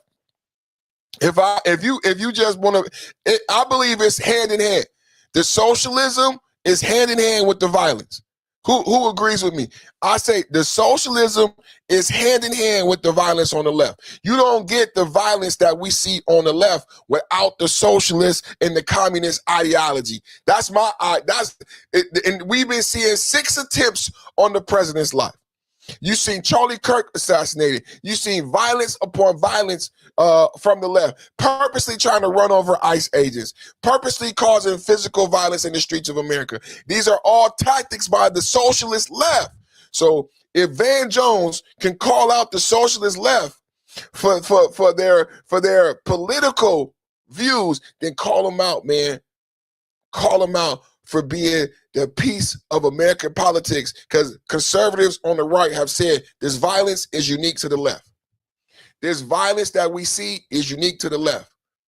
And I say this is another sign of it. Van Jones echoing conservatives when it comes to the Democrats. Double tap hit the like button. Far to the right and done so much crazy stuff that you now have an equal and opposite reaction on the left, and they are breaking taboos. The Democratic Socialists of America, there's a physics to politics. And sometimes when things swing too far in one direction, they then swing far back in the other direction. We saw that again very recently with the Tea Party movement. Saw this swing to the right with the Tea Party movement, marching, protesting, demonstrating, calling Obama a socialist. In reaction to the Tea Party, another movement on the left emerged. But he was a socialist. You just told on yourself. He was a socialist. That's the beginnings of what we're seeing now. And now they want to get rid of Hakeem Jeffries. Obama was a socialist, and that was the beginnings of the Democratic Socialist Party. Hello, Van. Double tap at the like button. Occupy Wall Street. And you had young people taking to the streets, protesting, saying, hey, the Tea Party's pulling us too far to the right. We want things to move back toward the left. So Occupy Wall Street was too far to the left. This guy don't even know what he's saying. How many people agree with Occupy? So Occupy Wall Street was too far to the left? No, Van. No, Van. That was a unified front, the American people. The 1% owning too much. This is the thing with Democrats. They can't never just be straight up. They can't never just be straight up with the fact that, something is going wrong with the Democrats. There's violence and socialism on the left. He has to do this comparison to the Tea Party that's not relevant in 2026. What's happening in 2026, Van Jones, is that the left is violent. 6 attempts on the president's life. That's what's happening. Focus on that, Van Jones. We're talking about the DSA. They did that. They broke a lot of taboos in the Democratic Party. Here comes these young people with Occupy Wall Street.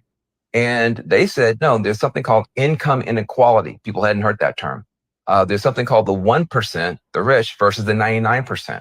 They introduced a new vocabulary to talk about class, which had been pushed out of the Democratic Party on those terms for a generation or two. So you have this dynamic of something moves too far to the right. Here comes a movement to the left that breaks taboos. You see that dynamic happening now. Trump has moved so far to the right and done so much crazy stuff that you now have an equal and opposite reaction on the left, and they are breaking taboos. The Democratic Socialists of America, it used to be calling yourself a socialist was a taboo. Certainly, saying that Israel shouldn't exist was a taboo.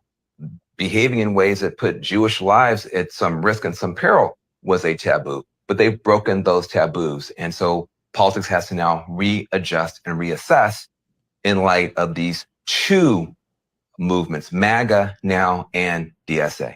Trump has moved so far to the right. So they're trying to say MAGA, oh God. But then this is what when you cannot just be honest, that's why he had to come back, and now he's getting bombarded with this information because he tried too hard to watch this fine line and not be critical of the Democrats, and it didn't work. It didn't work. He tried to walk a fine line and not be critical to Democrats. Now you're forced to make this statement here because in that statement, you focus more on the Tea Party than you did about what's wrong with the Democratic Party. So now you're forced to make this statement. Let's listen. Van Jones versus the Democratic Socialists. The DNC, the Democrats are falling apart, ladies and gentlemen. What direction will they go in 2026? Do they have a direction at all? Double tap at the like button. This phone has been blowing up all day. Governors from both parties, senators from both parties, Democrats in the House thanking me for saying what everybody's been saying behind the scenes, which is that this stuff is going too far. I am a progressive Democrat. You want to talk about prison reform? I've done it as well as anybody, Republican Democrats in the South with Trump. I've done prison reform. I never said have no prisons. Where are you going to put the Klan? I've done police reform. I never said no police. Where are you going to put the pedophiles? Who's going to grab the pedophiles? This stuff is going too far. And part of the thing that has to happen is we saw what happened in the Republican Party when things started going in a nutty direction and nobody stood up. I am happy that the young people are fighting for affordability, Medicare for all the good things. I've been waiting my whole life to see a youth movement do what it's doing. But it's being hijacked by people who are putting in nutty ideas supporting terrorists, nutty ideas saying that we don't need cops in prison. We can't deport anybody, even if they rape somebody. Who said this? Chevalier. Where did Chevalier? Chevalier is going to be is the Democratic nominee. So sorry. Who said this, you guys? Who said this, Chevalier? Let's go to it right now. Let's educate the people. Chevalier, who said this? And that is punishment, not on the basis of the time they committed, because they already served their time when they were processed through the criminal system. It is double punishment. And if we truly believe that double jeopardy is something that is unconstitutional, something that is unethical, something that is against the principles of equality in this country, we cannot subject people to that on the basis of where they were born.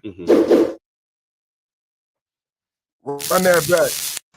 I want to still ask about two tweets specifically because I think they are relevant to the race. The first is all deportation is wrong. Now, in Congress, obviously, that comes with a lot of questions about immigration enforcement. And even as Democrats might agree with calls that you have shared to things like abolish ICE, I don't know if they're necessarily there on things like all deportation is wrong. Is that something you still believe?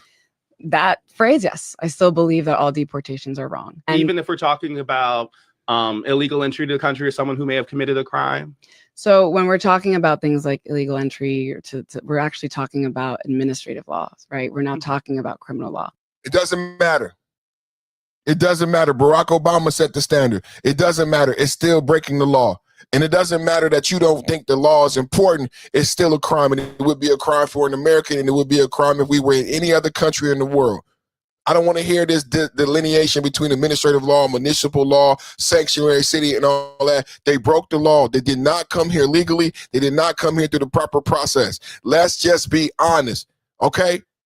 It doesn't matter how you classify the law. They broke the law. Let me concede the question of people who have not committed a crime, because I think that that's not really the question at hand. Like, if we're saying all deportation is wrong, though, that would seem to also include people who were convicted of breaking U.S. criminal law. Is the deportation of those people wrong? Yes. And the reason I say that is because we have a criminal system.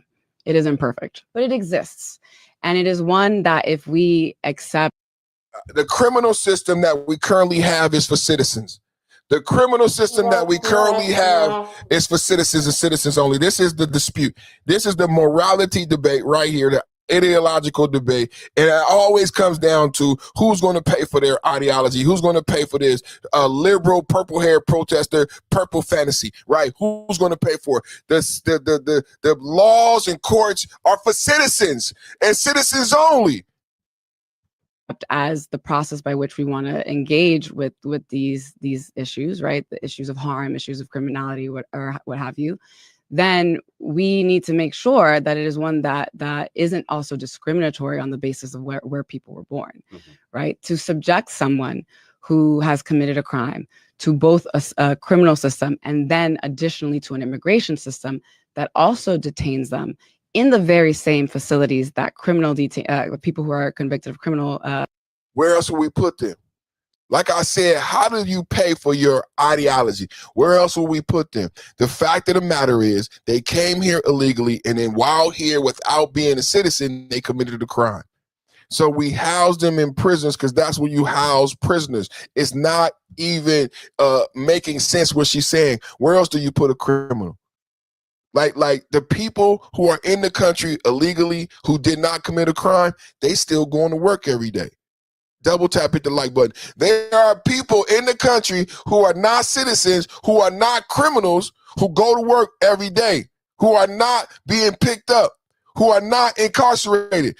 If they're not on welfare and they're not committing a crime, it's very hard for ICE to catch up to them. Because how does ICE catch people? ICE looks for people with deportation orders. ICE goes to prisons. ICE went to Minnesota State and said, give me a list of all of your incarcerated people. And I'm going to tell you who on that list is not currently a citizen, and I'm going to deport them. That's what ICE did in every state. Minnesota said no. Do you know Tom Homan used to have an office in Minnesota State? When he was working for Barack Obama, the Minnesota State worked with Tom Homan. The prisons, he had an office. They worked with Tom Homan. Tom Homan was very surprised because he never had pushback like this in Minnesota. He had an office in Minnesota. Anytime he went to Minnesota and said, I need everybody who's on Medicaid who's a non-citizen. I need everybody who's on welfare who's a non-citizen. I need everybody who's incarcerated who's a non-citizen. Under Barack Obama was able to deport 3 million people. Minnesota had no problem working with DHS, working with ICE under Barack Obama. These were normal requests. They presented to you in the news like Tom Homan said something new to Minnesota, like there was something different happening under Trump.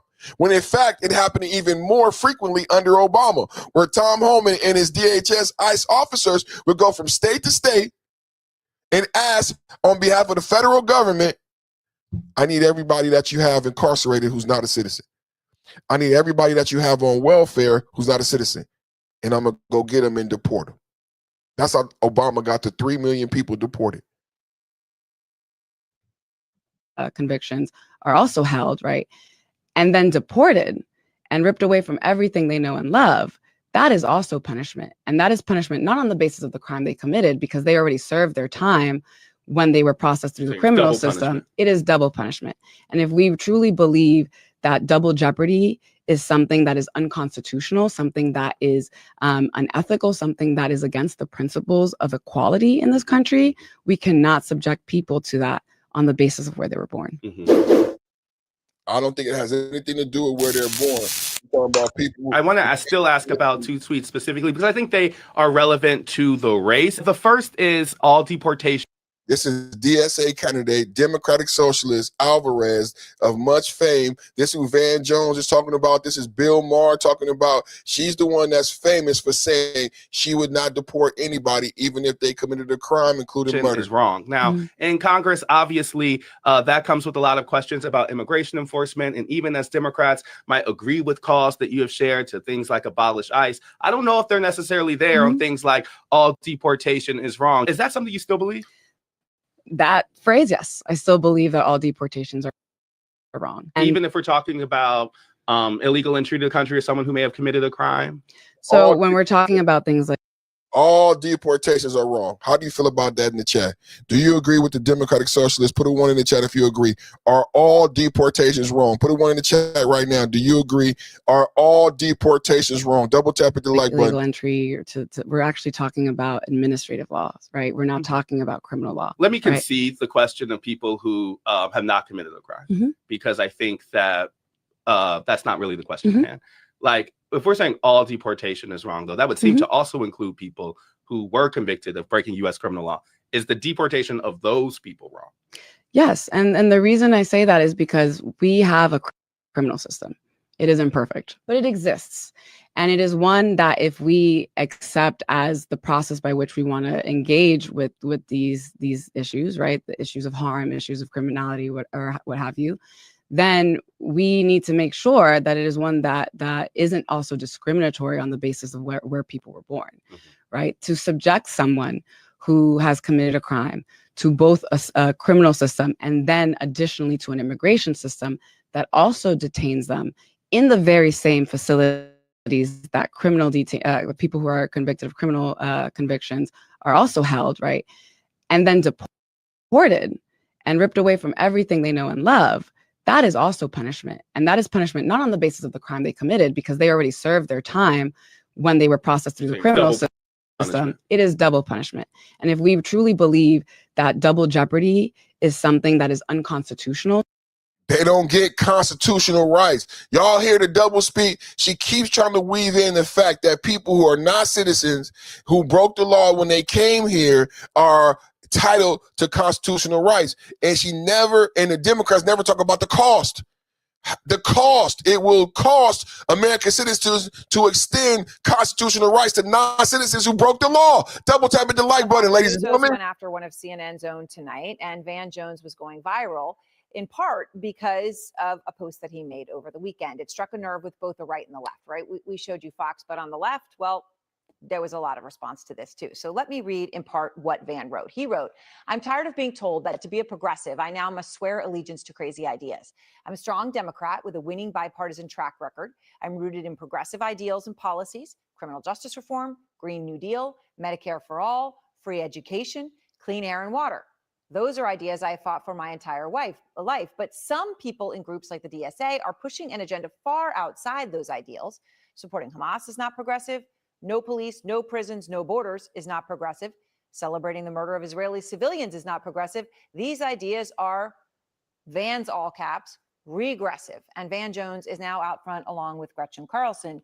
So Van, your post struck a nerve, right? We saw it strike a nerve on Fox News. I saw it strike a nerve among many on the left. Yes. Okay. For whom some of those things you mentioned have become passionate rallying calls, right? Yeah. But you knew it was going to. You didn't, Van Jones doesn't walk into a moment like this being like, "Oh, I don't think this is going to have a splash." Okay, let me go like this. Oh, why? To you. Why do you say? Because this was necessary. Thank you. This was especially from your voice. Now I'm going to let you respond first because this is about you, and then I can pick up. Well, listen, I cannot tell you, this phone has been blowing up all day. Governors from both parties, senators from both parties, Democrats in the House thanking me for saying what everybody's been saying behind the scenes, which is that this stuff is going too far. I am a progressive Democrat. You want to talk about prison reform? I've done it as well as anybody. Republican Democrats in the South with Trump. I've done prison reform. I never said have no prisons. Where are you going to put the Klan? I've done police reform. I never said no police. Where are you going to put the pedophiles? Who's going to grab the pedophiles? This stuff is going too far. And part of the thing that has to happen is we saw what happened in the Republican Party when things started going in a nutty direction and nobody stood up. I am happy that the young people are fighting for affordability, Medicare for all the good things. I've been waiting my whole life to see a youth movement do what it's doing, but it's being hijacked by people who are putting in nutty ideas, supporting terrorists, nutty ideas saying that we don't need cops in prison. We can't deport anybody, even if they rape somebody. Who said this? Chevalier. Where did Chevalier? Chevalier is going to is Yes. the Democratic nominee. DSA nominee for Congress now from the Bronx in New York. I just want to say that there was a shockwave through this party when Mamdani, who everybody's excited about, stabbed in the back Espiat, who was the chair of the Congressional Hispanic Caucus, beloved by everybody, who backed Mamdani. Mamdani said, "I will back you." Then he turns around, stabs him in the back. Chevalier. And back Chevalier, who has no credentials except she's known for having celebrated October 7th murders of Israelis on October 8th and never apologized. This sent a shockwave through the party. People said, hold on a second. Why, of all the people in New York City, would Mamdani pick this person to betray someone? And then no one says anything.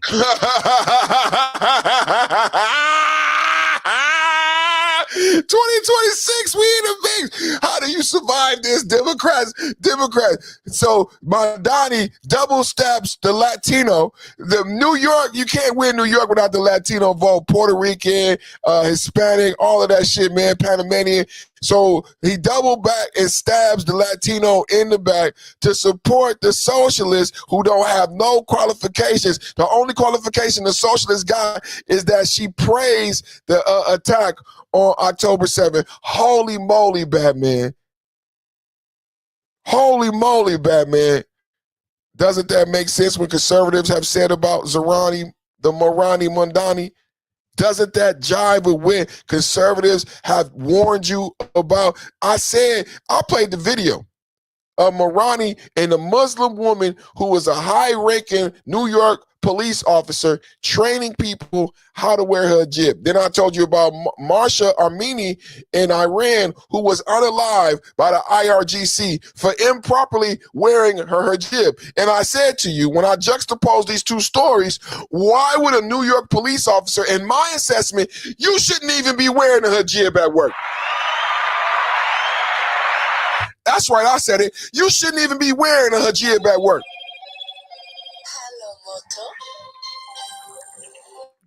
Okay, so Gretchen, I'm not afraid to talk about But this is why it's so important for him to say it. Now that seat, though, let's take the example that you gave. Okay, that specific seat that we're talking about is a Democratic seat.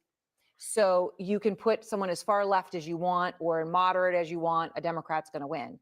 So I guess what I'm saying, Gretchen, is does this affect the midterms when you're looking at seats that are not like that? Yeah. Seats that are purple where your nominee is not somebody who said the things that Van just said. No, because look at the movement that's been created. It's what the media is talking about. And it's not just in New York. We're talking about Michigan now. We're talking about Colorado.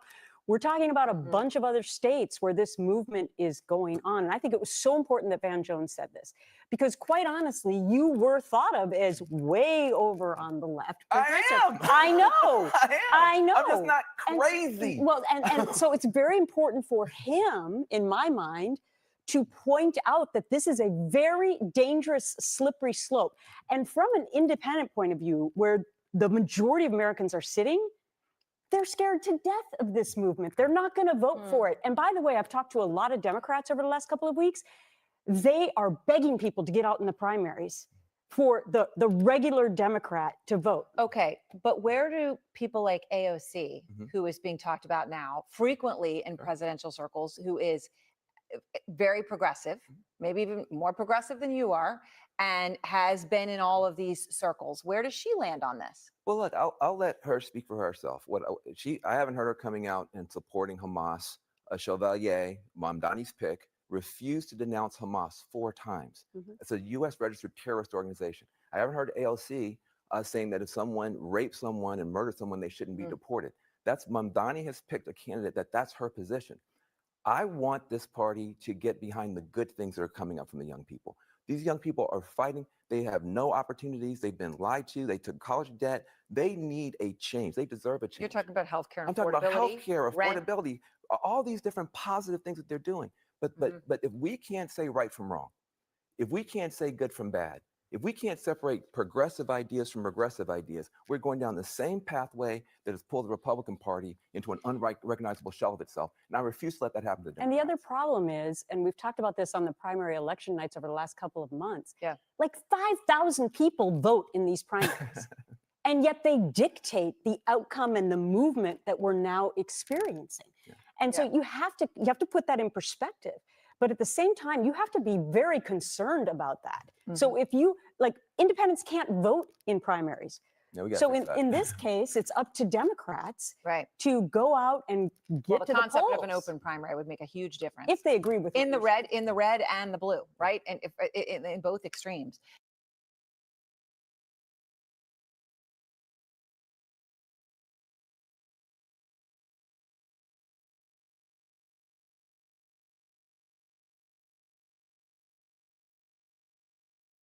A Fox News host went after one of CNN's own with Gretchen Carlson.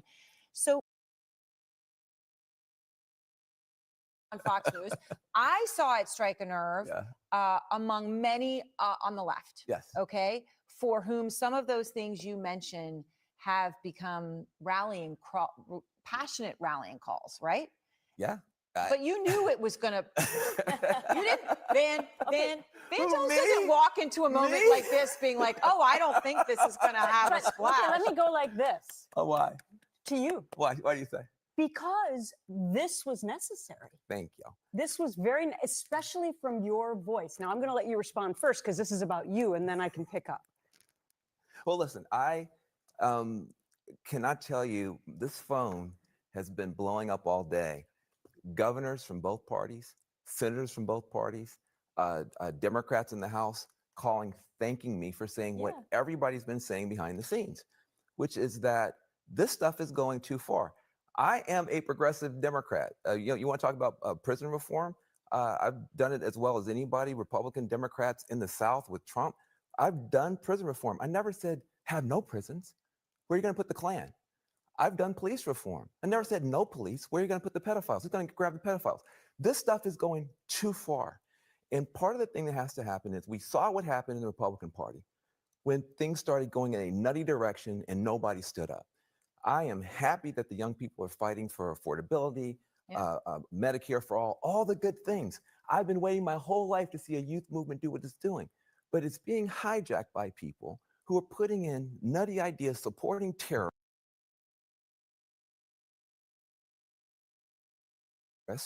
Nutty ideas saying that we don't need cops in prison. We can't deport anybody, even if they rape somebody. Who said this? Chevalier. Where did Chevalier? Chevalier is going to be is the Democratic nominee. Sorry, DSA nominee for Congress now from the Bronx in New York. I just want to say that there was a shockwave through this party when Mamdani, who everybody's excited about, stabbed in the back Espiat, who was the chair of the Congressional Hispanic Caucus, beloved by everybody, who backed Mamdani. Mamdani said, "I will back you." Then he turns around, stabs him in the back. Back Chevalier. And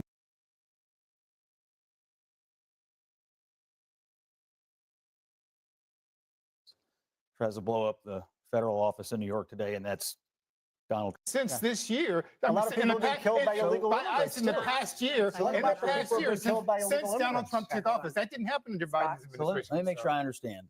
This deranged anti-ICE leftist tries to blow up the federal office in New York today, and that's Donald Trump's fault. Joe Biden. Nobody said that. You just gave a long speech about it. Never said that. You didn't listen to a word I said, did you? No one I says did. that. Joe Biden. Apparently Joe not. Biden doesn't enforce immigration laws, and that's Donald Trump's fault. I'm No, we trying didn't- to nobody identify said that. the end of the Choose Your Own That's Adventure book where it doesn't clever. end with it's Donald Trump's fault. Stephen is right. They did not enforce the law. And you know who will tell you that? Anybody that works for ICE today will tell you when they were working there under Biden, they were told not to enforce immigration law. We haven't passed any new laws. And today, we had the 14th straight month of no Almost zero. releases at the border. The border is closed. Not a single new law was passed. The only difference is the feds are enforcing longstanding existing law. And you have Democrats now demonizing the people enforcing it. And you have people like this lunatic showing up trying to blow up the federal building. Nobody's That's what's supporting happening. this guy who did the firebombing at the federal building.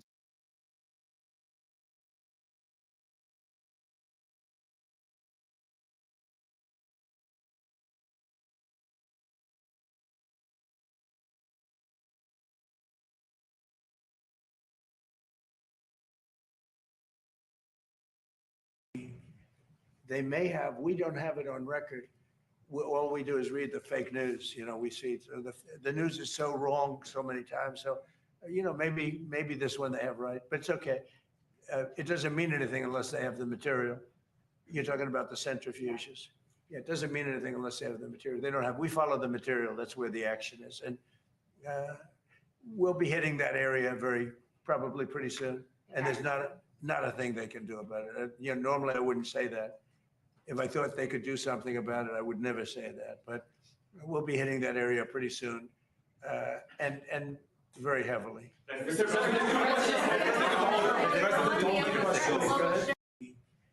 They may have, we don't have it on record. All we do is read the fake news. We see the news is so wrong so many times. So, maybe this one they have right, but it's okay. It doesn't mean anything unless they have the material. You're talking about the centrifuge.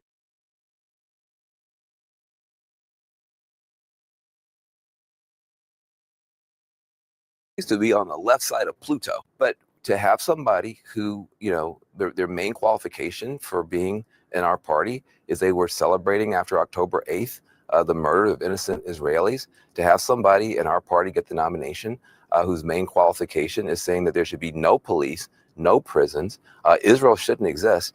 It's a red flashing light. And I think people who have more reasonable ideas in this party are going to have to start working, because what's happening is the establishment thinks that you can just buy ads and get endorsement. That's going to somehow help you win. Trump figured out the hard way, you can't win in Iran with just bombers if you have nothing on the ground. Moderates cannot win in these blue districts if they have nothing on the ground. If all they have are ads and endorsements, and they don't have the door-knocking army of the DSA, you're going to see more and more of these candidates. The Democratic Socialists of America, they've got ground troops, and passion matters, and a mobilized base matters, and moderates keep thinking that they can just say shame on you and sign another check. You're going to have to put people on these doors. Otherwise, you're going to have people like this and worse taking over this party. So what do you advise, Van? Because it sounds like to me that you want that you agree with the socialists, huh?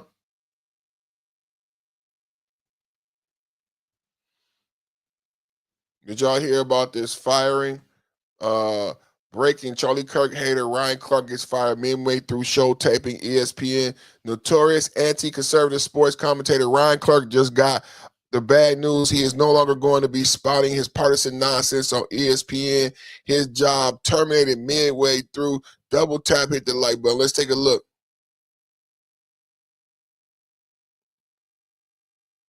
First off, it's the second most ridiculous thing he said this week.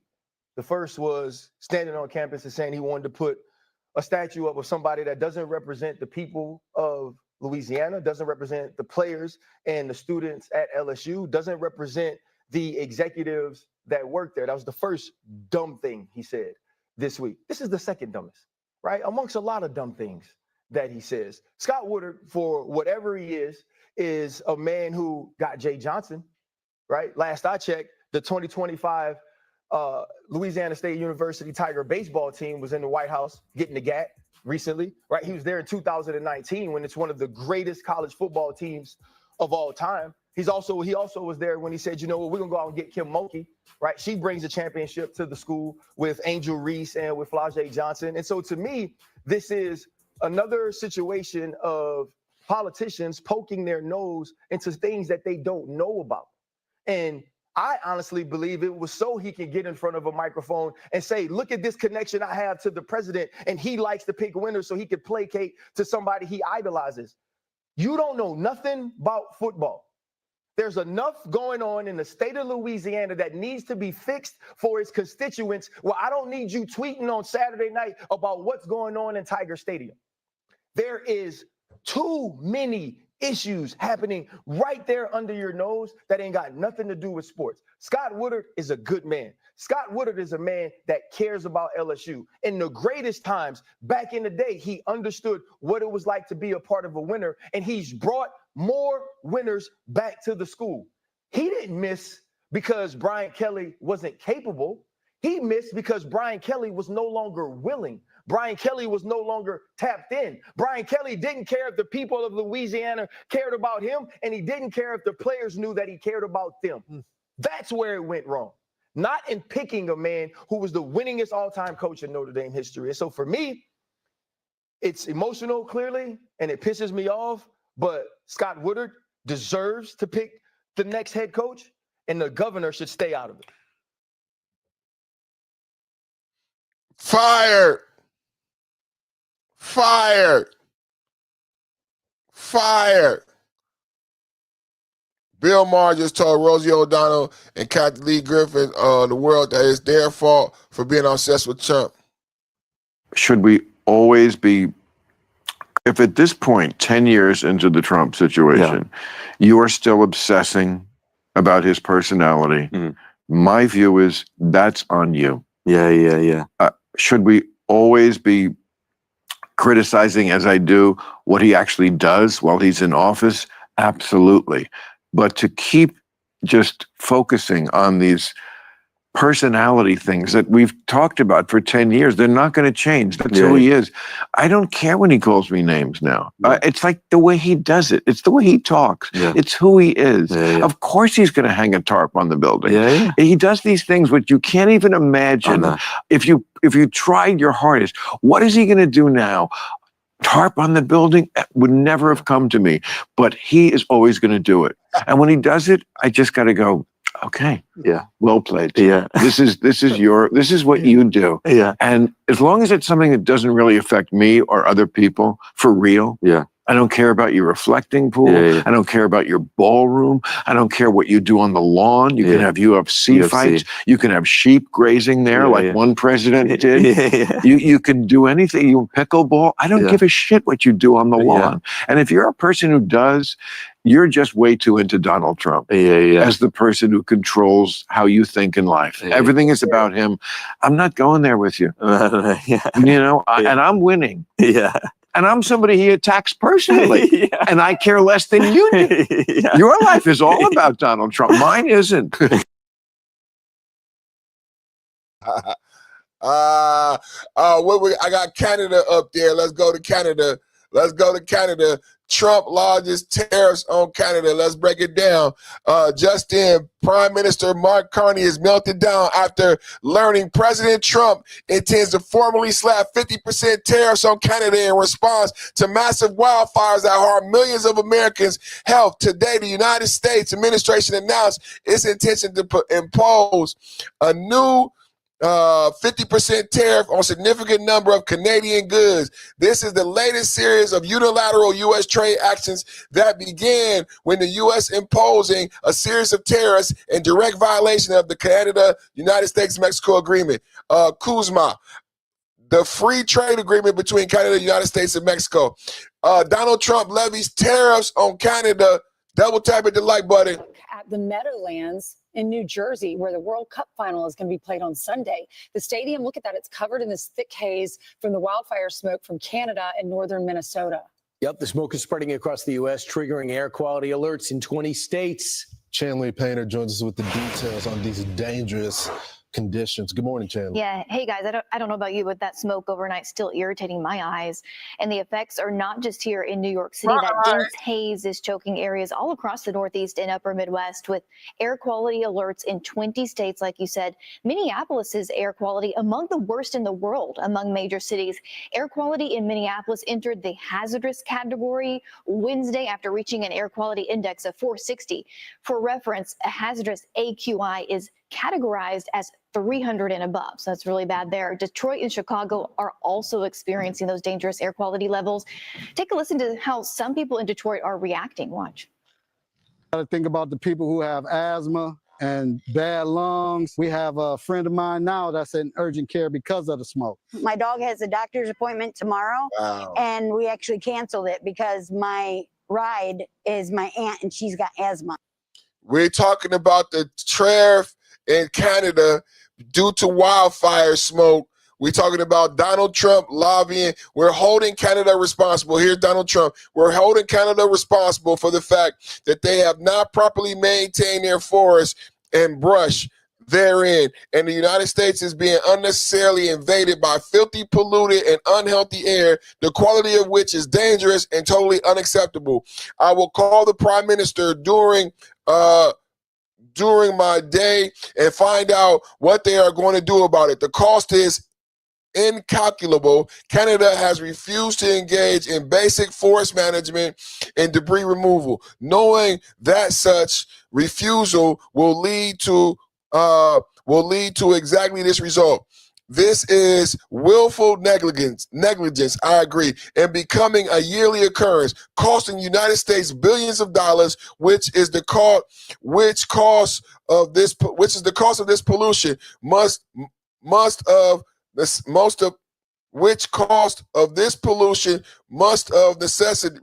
causing this pollution, billions of dollars, which causes pollution, be added to tariffs Canada is currently paying. Thank you for your attention to this matter, Donald Trump. Couldn't see that last part. At the Meadowlands in New Jersey, where the World Cup final is going to be played on Sunday. The stadium, look at that, it's covered in this thick haze from the wildfire smoke from Canada and northern Minnesota. Yep, the smoke is spreading across the U.S., triggering air quality alerts in 20 states. Chandler Painter joins us with the details on these dangerous conditions. Good morning, Chandler. Yeah. Hey, guys, I don't know about you, but that smoke overnight still irritating my eyes. And the effects are not just here in New York City. That dense haze is choking areas all across the Northeast and upper Midwest with air quality alerts in 20 states, like you said. Minneapolis's air quality among the worst in the world among major cities. Air quality in Minneapolis entered the hazardous category Wednesday after reaching an air quality index of 460. For reference, a hazardous AQI is categorized as 300 and above. So that's really bad there. Detroit and Chicago are also experiencing those dangerous air quality levels. Take a listen to how some people in Detroit are reacting. Watch. Got to think about the people who have asthma and bad lungs. We have a friend of mine now that's in urgent care because of the smoke. My dog has a doctor's appointment tomorrow, and we actually canceled it because my ride is my aunt, and she's got asthma.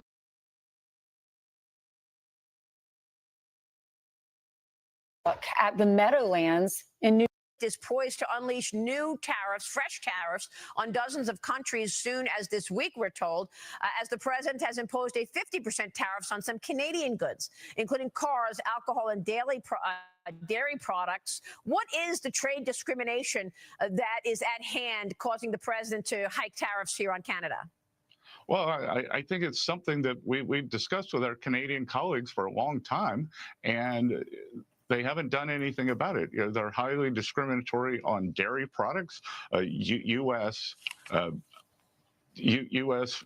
Alcohol and beverages have been removed from Canadian shelves. So, you know, this is really just reciprocity in terms of what they've done to our great U.S. companies. Secretary, this is an incredible week. It's the final week for the House before they're all. The president is poised to unleash new tariffs, fresh tariffs, on dozens of countries soon as this week, we're told, as the president has imposed a 50% tariffs on some Canadian goods, including cars, alcohol, and dairy products. What is the trade discrimination that is at hand causing the president to hike tariffs here on Canada? Well, I think it's something that we've discussed with our Canadian colleagues for a long time, and they haven't done anything about it. You know, they're highly discriminatory on dairy products. U.S. Alcohol and beverages have been removed from Canadian shelves. So, you know, this is really just reciprocity in terms of what they've done to our great U.S. companies. Secretary, this is an incredible week. It's the final week for the House before they're all. The president is poised to unleash new tariffs, fresh tariffs, on dozens of countries soon as this week, we're told, as the president has imposed a 50% tariffs on some Canadian goods, including cars, alcohol, and dairy products. What is the trade discrimination that is at hand causing the president to hike tariffs here on Canada?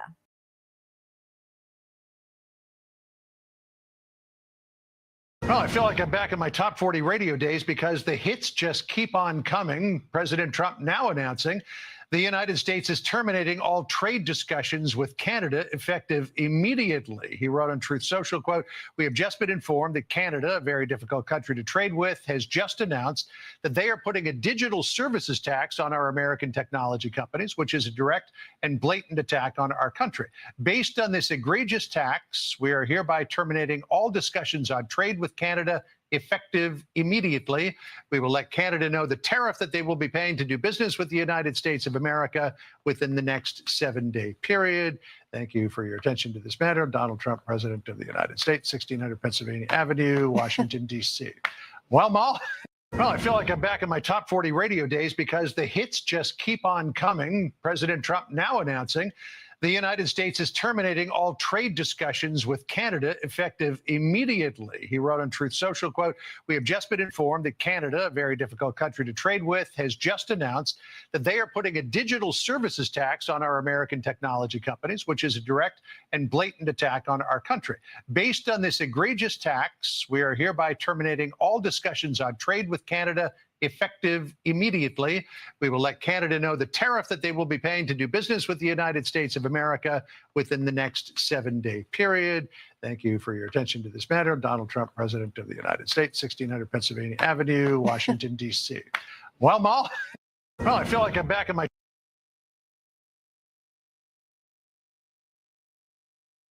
working in farming to get legal status. Do you support that legislation? I don't know about it. I'll take a look at it. Last night, the Canada tariffs.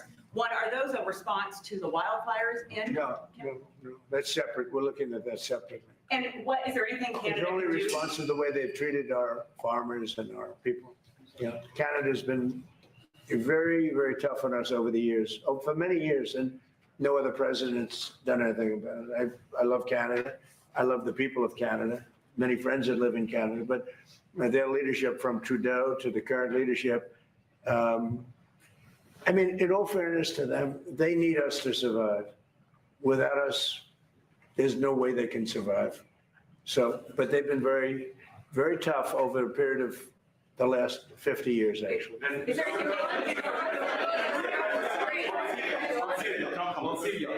Tony Murat at DSA TV from Lebanon. Do you still support Syria entering Lebanon to this?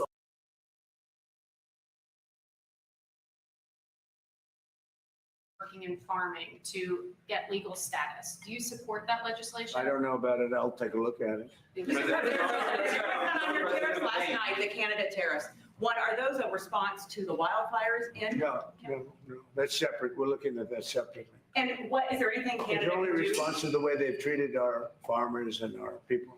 Yeah, Canada's been very, very tough on us over the years, for many years, and no other president's done anything about it. I love Canada. I love the people of Canada. Many friends that live in Canada, but their leadership from Trudeau to the current leadership, I mean, in all fairness to them, they need us to survive. Without us, there's no way they can survive. So, but they've been very, very tough over a period of the last 50 years, actually. New Prime Minister in Canada, new Prime Minister in the UK. Starmer is out. We got a socialist, new Prime Minister. He handed in his resignation to the King Charles. How many knew Trudeau was out in Canada? New Prime Minister in Canada, new Prime Minister in Europe. Double type at the like button if you know.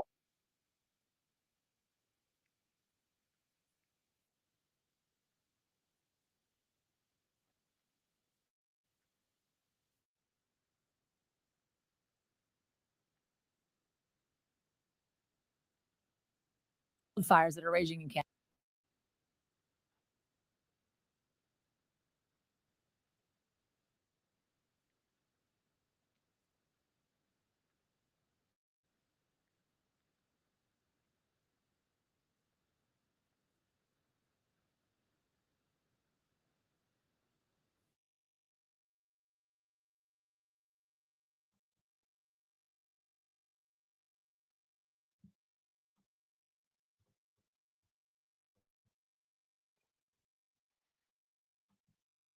Canada, and it's caused some air quality issues here in the United States, in the Midwest, on the East Coast. We now have some new reporting quoting a Trump administration official who insisted on anonymity on a call with reporters that the president told his aides to look into additional tariffs on Canada over these wildfires, and he mentioned it. I told him, I mean, you got to stop these fires from coming in and, poisoning our air. Our air has been poisoned. I have a good relationship with Mark Carney, but we got to stop the fires up there. If we can help them, we'll help them. But maybe they should pay us some damages or something, or we should do some tariffs. What more do we know about that, Garrett? Look, this is, I think, a very good example of, to President Trump, the kind of, when all you have is a hammer, everything looks like a nail. He doesn't have a ton of tools to compel, especially allies around the world, to do the things that he wants them to. He doesn't like to do the traditional thing of working together with these people. And tariffs are, in some ways, a blunt instrument that can be, depending on the law and the ways that the administration can find to interpret them, fairly quickly deployed to encourage behaviors or to punish behaviors, or just hung out there as a threat. And the idea of a tariff relating to forest management in another country, on its face 2 years ago would have sounded absurd, but that's part of the way the president looks at the world, and it's the favorite thing he has in his toolkit. So if there's a way to apply it, he's certainly going to try. A federal appeals court has rejected a request by former President Joe Biden to block the release of audio recordings and transcripts from his interviews with a ghostwriter who helped him write his memoir. In a 2-1 decision, a panel of judges found there is substantial public interest in disclosing the material. Special counsel Robert Hur obtained the material as part of his investigation into Biden's handling of classified documents. Republicans in Congress demanded the release of the material when Hur declined to file charges against Biden. Biden now has until August 3rd to appeal the latest decision. Some breaking news now out of New Jersey, where the governor there says the state's DMV apparently accidentally registered thousands of non-citizens to vote after a software glitch. About 400 of them went on to cast a ballot. Here's Governor Mikey Sherrill explaining how it happened. Some individuals indicated that they weren't citizens and weren't eligible to vote, but the software registered them anyway. We have no evidence at this time that any elections were swayed. How many of you believe that? How many of you believe that? I don't know if I believe that. Let's deeper dive into the 6,000 and the mistake made in New Jersey. Put a 1 in the chat if you believe it. We are here to share information I learned of a few days ago. In June of 2023, nearly 3 years before I became governor, a serious software error in New Jersey's motor vehicle system led to the improper voter registration of what we believe to be roughly 6,600 people in our state. When New Jerseyans applied for a driver's license or identification at the MVC, they were asked if they wanted to register to vote. In the case of this error, some individuals indicated that they weren't citizens and weren't eligible to vote, but the software registered them anyway. The error in the software was corrected a year later in June of 2024. That is more than 2 years ago. I learned of this last Wednesday, and I immediately ordered my chief counsel to launch a comprehensive investigation. Currently, the Division of Elections is working to ensure anyone who is illegally registered is removed from the voter rolls. Initial analysis shows that fewer than 400 newly registered individuals voted in an election due to this software error. They were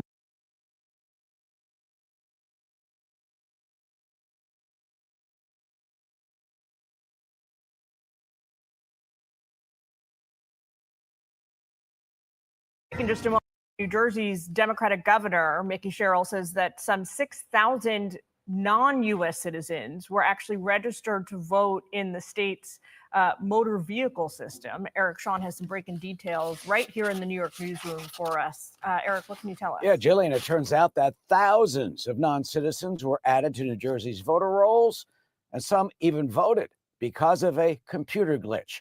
But now the state says it's trying to clean that up. New Jersey's governor, Mikey Sherrill, says that a software error in the state's motor vehicle system led to about 6,600 people who are not citizens being registered as Garden State voters when they applied for a driver's license. She says even though the applicants answered no on the license and also state ID card application forms, well, the computer registered yes as citizens. She says it all happened under the previous administration of Democratic Governor Phil Murphy, and she's ordered the illegal voters be removed from the rolls. It's unacceptable that the vendor released software with such a glaring error. It's unacceptable that the MVC took a year to get this issue fixed. And it's unacceptable that no one in the previous administration brought this to light, demanded accountability, or took action when it happened years ago. The investigation says it found less than 400 of those who were improperly registered actually did vote. And of those 400 that were registered in all the parties, there were Democrats, Republicans, and unaffiliated voters. They were registered over a one-year period from June 2023 to 24. And elections held during that time, well, they included the state legislature, municipal contests, school board elections in 2023, as well as in 2024, the U.S. Senate, congressional races, and the presidential election, which Kamala Harris won by more than 250,000 votes. And Cheryl herself was elected as governor last year, and she won by nearly 500,000 votes.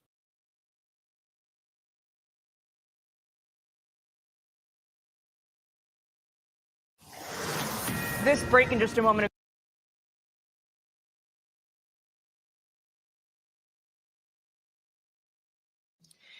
In June of 2023, nearly 3 years before I became governor, a serious software error in New Jersey's motor vehicle system led to the improper voter registration of what we believe to be roughly 6,600 people in our state. When New Jerseyans applied for a driver's license or identification at the MVC, they were asked if they wanted to register to vote.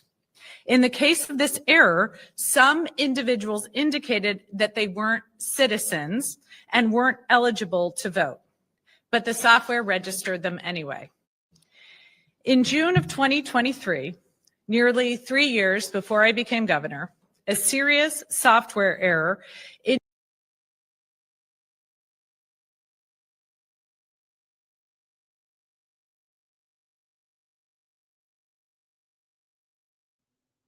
Well, Democrats in New Jersey, looks like your voter rolls aren't clean like you said they are, because you keep fibbing.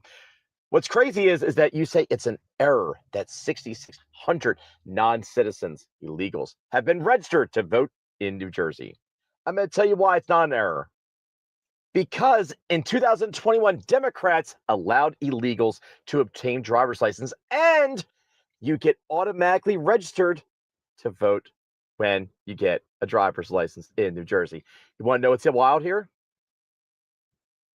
This is why it's not an error. All these Democrats allowed auto registration when getting driver's licenses. And boom, all these people allowed illegals to get driver's license. It's not an error. It's by design, folks. That's why I'll say it over and over and over again. Giving illegals driver's license will go down as the worst decision Democrats ever have done in New Jersey, folks. Audit the damn voter rolls throughout the state. Leave no stone unturned. Every voter roll must be scrutinized. Illegals should not be on our voter rolls at all. I'm going to play that again. We're going to run that back. That was a great video. That was a great video. Great job, brother. Great job, brother. He said this is why you should not give licenses to non-citizens, because in many of these sanctuary states, they have something called licenses for all. And once you get a driver's license, then you can vote. And it's not just licenses, it's CDLs. And shout out to Donald Trump for making sure that veterans now get priority when it comes to CDLs. Donald Trump, because there is a shortage in truck drivers, Donald Trump made an announcement last week that he's going to prioritize Americans Africans when it comes to CDLs and when it comes to truck driving. Double tap hit the like button. President Trump, best president ever in your lifetime. New Jersey, this is what conservatives always speculated, that in the New Jersey voting rolls, non-citizens have been registered and been allowed to vote because they give out driver's licenses to non-citizens. They give out CDLs to non-citizens. Let's listen to this great video one more time. New Jersey, over 6,000 citizens registered to vote in New Jersey. Well, Democrats in New Jersey. Looks like your voter rolls aren't clean like you said they are, because you keep fibbing. What's crazy is that you say it's an error that 6,600 non-citizens, illegals, have been registered to vote in New Jersey. I'm going to tell you why it's not an error. Because in 2021, Democrats allowed illegals to obtain driver's license, and you get automatically registered to vote when you get a driver's license in New Jersey. You want to know what's wild here? This is why it's not an error. All these Democrats allowed auto registration when getting driver's licenses. And boom, Bingo. all these people allowed illegals to get driver's license. It's Bingo. not an error. It's by design, folks. Yes, it's the design. That's why I'll say it over and over and over again. Conservatives have said this. It's a design. It's not liberals being nice. Oh, the liberals are so nice to people who came here illegally. They want to give non-citizens the liberals are so nice. That's not nice. They want the votes. They want power. It's always been about power.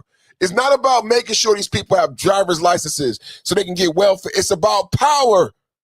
Illegals like driver's license will go down as the worst decision Democrats ever have done in New Jersey, folks. Audit the damn voter rolls throughout the state. Leave no stone unturned. Every voter roll must be scrutinized. Illegals should not be on our voter rolls at all. Do you agree? Do you agree? So blacks can't get driver's license, but illegals can. It's not only that blacks can't get driver's license, but illegals can. It's about the CDLs. You know, if you in America and you got like child support or you got a felony, it's hard to get his driver's license. It's a matter of fact, in a lot of blue states, they prohibit you from getting the driver's license. If you have a felony or child support or you owe child support, you might not even have a felony. You might just owe your arrearages. And you can't get a driver's license, let alone a CDL. A CDL is a commercial's driver's license. And the thing is, today I talked about a couple things. Today we focused on welfare. We focused on Van Jones, the Democratic Socialist. We focused on day 10. I took a little sidebar to talk about the welfare fraud of Somalians. Right, and how it is they got these special satellite centers in places like San Francisco, Chinatown, where the Chinese can go and get welfare despite how much they earn. Right, they don't check how much they make. They got these same centers in Minnesota. It's called the Somalian Community Center. Somalians go there, they speak African, and it doesn't matter how much they make. You know what else they have in San Francisco, in Minneapolis? They have DMV services for people who don't speak English, because Minnesota has something called licenses for all. So you can go to a special Somalian community center, get your health care for free, get your food for free, get your rent for free, get cash aid, and also you can get access to the DMV without ever going to the DMV, without ever going to a state agency to verify your citizenship or to verify your income and whether or not you qualify for welfare. Me and you, white boy, white girl, black girl, we got to go to the state and qualify for welfare. What I presented to you today is that Somalians don't have to go to the state. They go to a 5013C nonprofit and they speak to an African Somalian and they give them everything, including a driver's license. Do you know they don't go to the DMV to get the driver's license? And in California, where we are notorious for handing out CDLs for people who don't know how to read, in California, we give out CDLs to people who don't know how to read. So not only do they give out driver's licenses at these special agencies, they don't have to go to the DMV, but you can get a CDL without knowing. So people might wonder when you hear the stories, how does a person get a CDL if they don't know how to read and they don't know how to write? and you're thinking about your experience at the DMV. Today, I exposed that they don't go to the DMV. They don't go to the DMV. They don't go to the welfare office. In case you've ever truly wondered how these stories are actually happening. When you hear about somebody from Yemen getting a CDL, and you know how difficult it is to obtain and maintain a commercial job, to get insurance, to get a job driving a tractor trailer, because you're hauling millions of dollars worth of goods. You have to be insured. You have to have this training. Americans know how difficult, how important it is. The Teamsters, everybody remember the Teamsters? And how do you feel about Jimmy Hoffa and the Teamsters? How do you think Jimmy Hoffa and the Teamsters would feel knowing that non-citizens don't even go to the DMV, bro? They don't even go to the DMV, bro, to get their CDLs and commercial driver's license. They go to Somalian Community Center 5013Cs to get their DMV. Ain't that some shit? They don't got to go to the DMV, bro. That's how this whole thing happened. He said they got a driver's license. And when they asked them about the driver's license, they said that they're not citizens, but they got registered anyway. You guys listen to how this happened. How did 6,000 non-citizens vote in New Jersey? Well, Democrats in New Jersey. Looks like your voter rolls aren't clean like you said they are, because you keep fibbing. What's crazy is that you say it's an error that 6,600 non-citizens, illegals, have been registered to vote in New Jersey. I'm going to tell you why it's not an error. Because in 2021, Democrats allowed illegals to obtain driver's license, and you get automatically registered to vote when you get a driver's license. Bingo, bango, bongo. That's in every Democratic state. You get automatically registered to vote when you get a driver's license. It was the design. The paperwork was set up this way. In New Jersey. You want to know what's wild here? This is why it's not an error. All these Democrats allowed auto registration when getting driver's licenses. And boom, all these people allowed illegals to get driver's license. It's not an error. It's by design, folks. That's why I'll say it over and over and over again. Giving illegals driver's license will go down as the worst decision Democrats ever have done in New Jersey, folks. Audit the damn voter rolls throughout the state. Leave no stone unturned. Every voter roll must be scrutinized. Illegals should not be on our voter rolls at all. Did you see it? Did you hear the math behind it?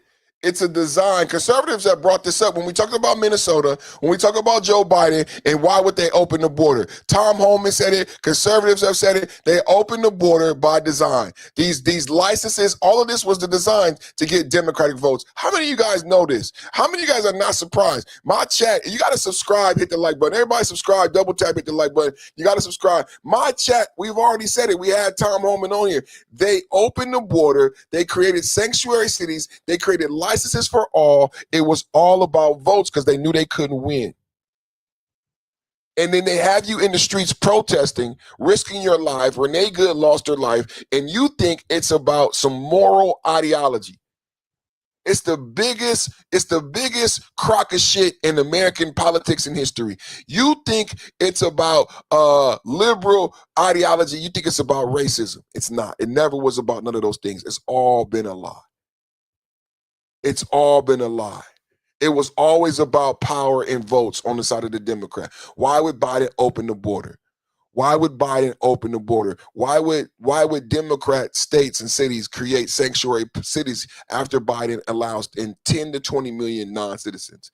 And then why would they say licenses for all, knowing that Biden just opened the border for 10 million people, knowing that licenses for all would lead to a brand new 10 million voters? Now, who do you think these people would vote for if in Democratic cities is where they're getting all of their rights, all of their free money? This was the plan. It was the plan. Yeah, it was a great replacement. You will not replace us. You will not replace us. Don't come. Remember when Kamala said, don't come? It was a plan. It was all a plan for Democratic votes and power. Let's keep going. Trump administration pauses $1 billion in Medicaid payments to California and Minnesota. Why? We're talking about fraud. We're talking about fraud and illegal immigration. That's why I'm segueing to this story. Why would Trump pause $1 billion in Medicaid payments to California and Minnesota? Anybody want to take a guess? Anybody want to take a guess in the chat? Well, we're going to talk about it. We damn sure going to talk about it. Trump administration deferred $867 million to California and $199 million to Minnesota over high-risk medical claims tied to in-home services. An auditor flagged vulnerable officials cited California's 24% spending surge, double the national average, as a red flag in their crackdown on fraud. States like California defend the growth as due to rising caseloads. Do you guys know that California has lost over 400,000 people? In the last couple years under Gavin Newsom, Tesla's left. A lot of people left when the Tesla Corporation left. We have no more oil refineries. Shell and Chevron left California. 400,000 people moved to Texas and Utah and Colorado. So when you see an uptick of 24%, please keep in context that there is an exodus out of California. You shouldn't have an uptick. Hello? People are moving out of California by the hundreds of thousands. Nashville, Tennessee, Texas, Utah. 400,000 in the last couple years have left California. No more agencies, no more oil refineries. So why is the cost and spending going up if there's less people in California? Double tap hit the like button. But now I love that Trump administration is doing his job and blocking the funds and stopping the fraud, right? Because it don't make sense to me either. I live in California. Numerous family members don't even live here no more. I'm talking about over 400,000 people. There's an exodus in California. And you guys know about it because you live in states and you live around a bunch of Californians moving into your state. Just be honest. CMS is pausing more than $1 billion in federal Medicaid payments to California and to Minnesota because of suspected fraud and non-compliance. That includes more than $867 million for California and over $200 million for Minnesota. If those states want that money, they need to provide documentation that these payments are legitimate. CMS is pausing more than $1 billion in federal Medicaid payments to California and to Minnesota because of suspected fraud and non-compliance. That includes more than $867 million for California and over $200 million for Minnesota. If those states want that money, they need to provide documentation that these payments are legitimate. CMS is pausing more than $1 billion. You know, the same thing happened with the transportation. Shout out to other day I talked about Pete Buttigieg did an interview. Pete Buttigieg was the transportation secretary. Pete Buttigieg was the secretary of transportation under Biden, and he didn't do shit. He was a gay man, and he got the job because he drove the bus. He didn't have any experience, but he was a gay man, and that's how he got the job. He got married while in the cabinet, and they had a baby. I don't know how two men have a baby. Two men and a baby, that was a movie. That was a good movie, actually. I think it was 3 men and the baby. Well, that's freaky. Pause. I didn't want to do it. He said he wanted a baby. It was 3 men and a baby. I didn't want to do it. Pete Buttigieg had a baby. 3 men and a baby. I didn't want to do it. Pete Buttigieg, the bus driver, got to be transportation secretary under Biden because he was a gay man, got married, and took a lot of family leave. The reason why I tease Pete Buttigieg because he got married and had a baby is because Pete Buttigieg took an enormous amount of family leave while transportation secretary. Why is this important? Because under Pete Buttigieg, today we are calling on 2 states. And from the American taxpayer. Under Pete Buttigieg as transportation secretary, after he was taking all his time off, This is when you have all of these states changing these laws, allowing citizens to get licensed under the Biden administration in 2022, 2023. That's when all these licenses go out that end up in people being unalived on the highway. Recently, Lodi, recently, Pennsylvania, a state trooper was killed by a non-citizen truck driver. Do you guys, how many deaths do we have in America since 2022 of non-citizens driving tractor trailers unaliving Americans? Did y'all hear about the state trooper? How many people heard about the state trooper? So the new transportation secretary under Trump has also stopped over $100 million going to California because California and Gavin Newsom refused to change the rule. This is a partnership. We need states involved, but there are two states in particular today that we have concerns about. There's a question, right? There's a question on the in California and Minnesota. We want them to come alongside us. That's money that should be going to legitimate. There's a question in California that was supposed to be removed. They wouldn't remove it. So the new transportation secretary has held up money from California. Pete Buttigieg had a baby. He didn't do nothing to stop the proliferation of these CDLs. Double tap at the like button. So here it is, MAGA stopping money to go into California for Medicare fraud, and the Trump administration also stopped money going to California for DMV fraud. Double tap at the like button. Blood waste and abuse is $1 stolen from American patients and from the American taxpayer. And that's money that should be going to legitimate health care. President Trump directed us to end this corruption after President Biden and my predecessor, Xavier Becerra, allowed it to flourish. Our job is not just to catch the bad guys. Our job is to stop the fraud before it happens. Today, I have two major announcements. The first, CMS is pausing more than $1 billion in federal Medicaid payments to California and to Minnesota because of suspected fraud and non-compliance. That includes more than $867 million for California and over $200 million for Minnesota. If those states want that money, they need to provide documentation that these payments are legitimate. We use traditional financial verification. We use AI, advanced analytics. MAGA withholding $1 billion from California and Minnesota for welfare fraud. I put a 1 in the chat if you support the decision. I support the decision. MAGA withholding $1 billion from California and Minnesota for welfare fraud. Shout out to Nick Shirley. Shout out to Dr. Oz and Robert. Today, we are calling on two states, because this is a partnership. We need states involved, but there are two states in particular today that we have concerns about, California and Minnesota. We want them to come alongside us, federal partners, to ensure that Medicaid dollars go to the services that are required by real people with real problems getting real care.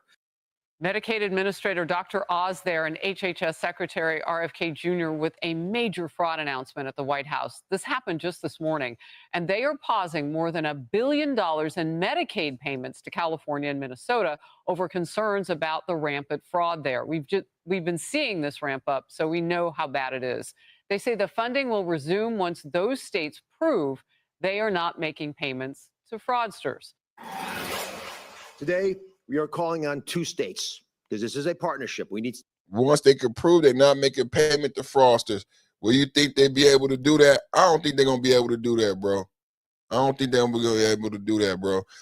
Last story is about the ICE violence that I showed yesterday. A man by the name of Andrew Arabaka. Yesterday, I showed the ICE attack in Manhattan, and we got more information on that guy. And it sounds like reports are saying he had ICE, anti-ICE rhetoric on his body. So he definitely was a Democratic leftist, and he was an anti-ICE leftist. And I don't know if you're surprised. I'm not surprised. I said this is part of the DSA. This is part of the socialist left. The violence is connected to the socialism and the communism. If you look at how socialism and communism, look at in China when it came about, how the violence was used to usher in the People's Party, the People's Republic in China. It's always violence. If you study American history, if you study geopolitics, it's always violence. Today, just before 9 a.m., a man by the name of Andrew Arabaka, A-R-R-A-B-A-C-A, arrived at 26 Federal Plaza, just behind us on Worth Street, at the employee entrance to the building, where he ignited gasoline. He poured gasoline onto the ground and ignited it with a lighter and an incendiary device. That device was a firework, a large firework in a canister. That proceeded to catch on fire, pretty big flame as you've seen on the internet. He then pulled out an airsoft rifle and fired 5 to 7 pellets, if you will, in the direction of 26 Federal Plaza. At that time, Federal Protective Services, 2 officers, a gray suit, a contractor with Allied that is employed to guard this building. And those 3 people, and the 2 officers standing behind me in the blue shirts, are the officers that intervened and took Mr. Arabak into custody. Well, he had him on the ground. An FBI agent jumped in and they put handcuffs on him and took him in the building. He is currently in custody and he has been interviewed. Arabaka is a former United States Army soldier. He was enlisted for approximately 4 years, serving from 2001 to 2005. He was a repairman or a mechanic on Patriot missile systems. He is 43 years old. There were injuries in this. 3 people were injured, minor injuries, 1 civilian and 2 government employees. Right now, our evidence response team is out working with NYPD and our New York Joint Terrorism Task Force to collect evidence, to conduct interviews. We have located a vehicle of Mr. Arabaka's. We have seized that vehicle. We are procuring or obtaining a search warrant. Mr. Arabaka came armed with bad intentions. I will say that 26 Federal Plaza has long been a target of extremists, of terrorists, and today the extremism was brought here. The building was attacked. Mr. Arabaka was looking to injure people and harm people. He had 2 axes, a hammer, a machete, and 3 knives. Fixed blade knives. He had, as I said earlier, 6 incendiary devices or fireworks, and he had some other destructive items. Going forward today, like I said, we'll do.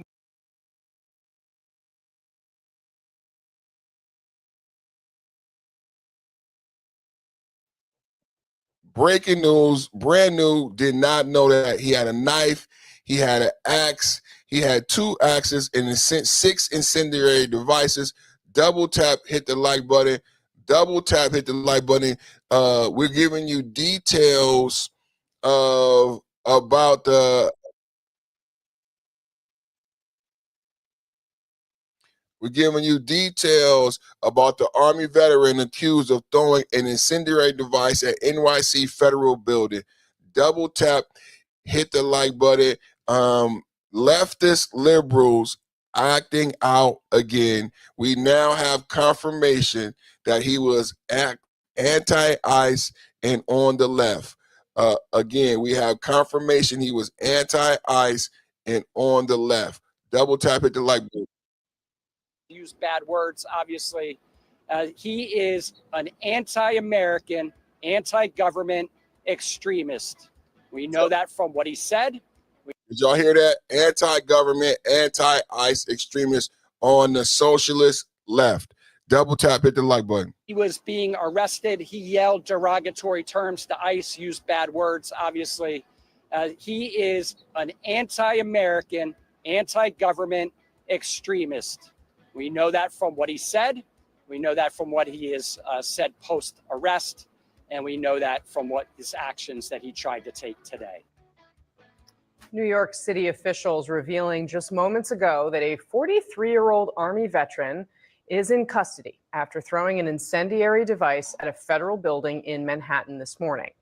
The exact moment of the attack can be seen in this video from across the street. Officials say the suspect was carrying anti-ICE material and, quote, came armed with bad intentions. CNN correspondent Bryn Gingras is on the scene. Bryn, what have we learned today?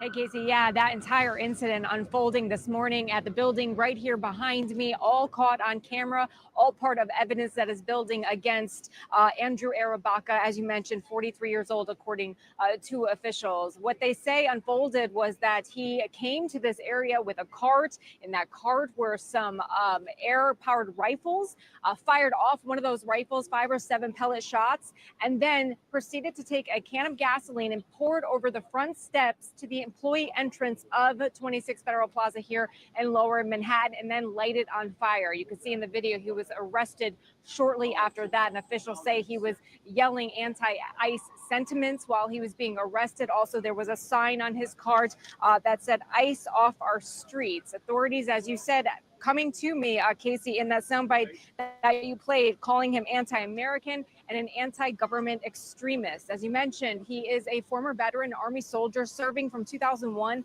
to 2005. We know that he's actually talking to investigators. He did mention that he was willing to commit as much harm to not only the people inside the building, but anyone outside as well, according to authorities. As of this point, charges have not been filed. But again, as I was saying, a lot of the evidence is continuing to build up. We know that they have impounded his car. They have impounded his car. They're trying to now get a search warrant to go through it and continuing to have discussions with Mr. Arabaka. We also know from investigators that they were able to track his whereabouts from the last 24 hours or so, saying that he basically slept on the street outside the Holland Tunnel.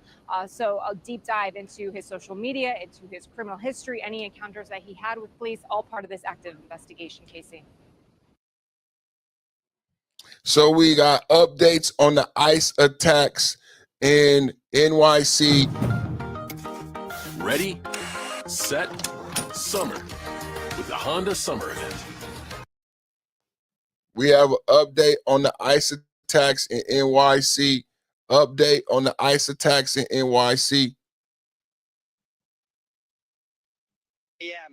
A man by the name of Andrew Arabaka, A-R-R-A-B-A-C-A, arrived at 26 Federal Plaza just behind us on Worth Street at the employee entrance to the building, where he ignited gasoline. He poured gasoline onto the ground and ignited it with a lighter and an incendiary device. That device was a firework, a large firework in a canister. That proceeded to catch on fire, pretty big flame as you've seen on the internet. He then pulled out an airsoft rifle and fired 5 to 7 pellets, if you will, in the direction of 26 Federal Plaza. At that time, Federal Protective Services, 2 officers, a gray suit, a contractor with Allied that is employed to guard this building. And those 3 people, and the 2 officers standing behind me in the blue shirts, are the officers that intervened and took Mr. Arabaka into custody. Well, he had him on the ground. An FBI agent jumped in and they put handcuffs on him and took him in the building. He is currently in custody and he has been interviewed. Arabaka is a former United States Army soldier. He was enlisted for approximately 4 years, serving from 2001 to 2005. He was a repairman or a mechanic on Patriot missile systems. He is 43 years old. There were injuries in this. 3 people were injured, minor injuries, 1 civilian and 2 government employees. Right now, our evidence response team is out working with NYPD and our New York Joint Terrorism Task Force to collect evidence, to conduct interviews. We have located a vehicle of Mr. Arabaka's. We have seized that vehicle. We are procuring or obtaining a search warrant. Mr. Arabaka came armed with bad intentions. I will say that 26 Federal Plaza has long been a target of extremists, of terrorists, and today the extremism was brought here. The building was attacked. Mr. Arabaka was looking to injure people and harm people. He had 2 axes, a hammer, a machete, and 3 knives. Fixed blade knives. He had, as I said earlier, 6 incendiary devices or fireworks, and he had some other destructive items. Going forward today, like I said, we'll do more interviews. We'll collect more evidence, and we will, and I'll leave to Mr. McDonald to talk about charges.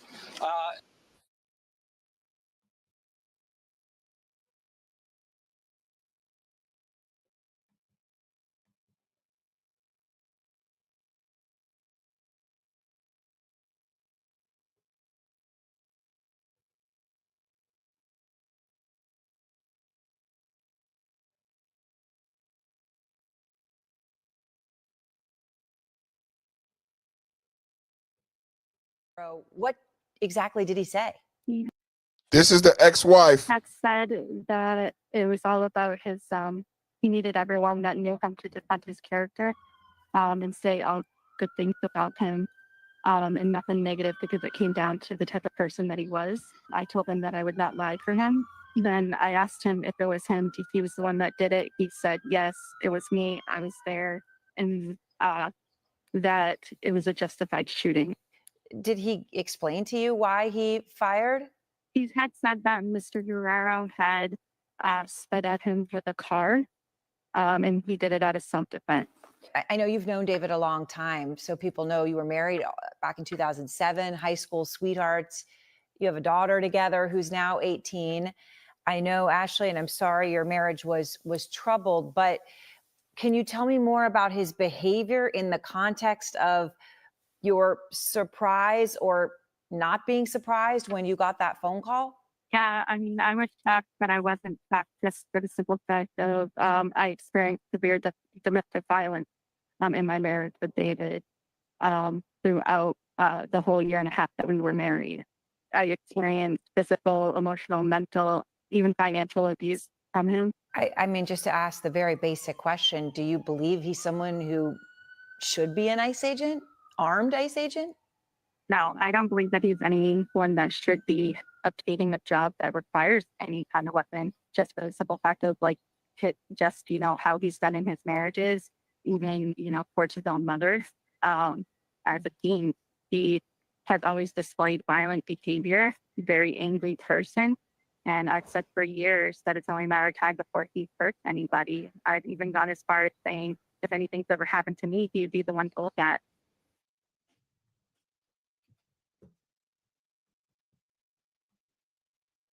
Incendiary device outside a federal building that houses a number of government offices, including an immigration court. Eyewitness video shows a man pouring a liquid onto a set of steps before setting it ablaze. The individual was quickly wrestled to the ground, and authorities identified him as 43-year-old Andrew Arabaca. Investigators say they found what appeared to be anti-ICE material in his possession, including a cart that read "ICE off our streets." Authorities say he also came, in their words, armed with bad intentions. Today, the extremism was brought here. The building was attacked. Mr. Arabaca was looking to injure people and harm people. He had 2 axes, a hammer, a machete, and 3 knives. 3 people suffered minor injuries in the attack. No charges have been announced, and the investigation is ongoing. In New York City, the FBI says a former U.S. Army soldier set off an incendiary device outside a federal building that houses a number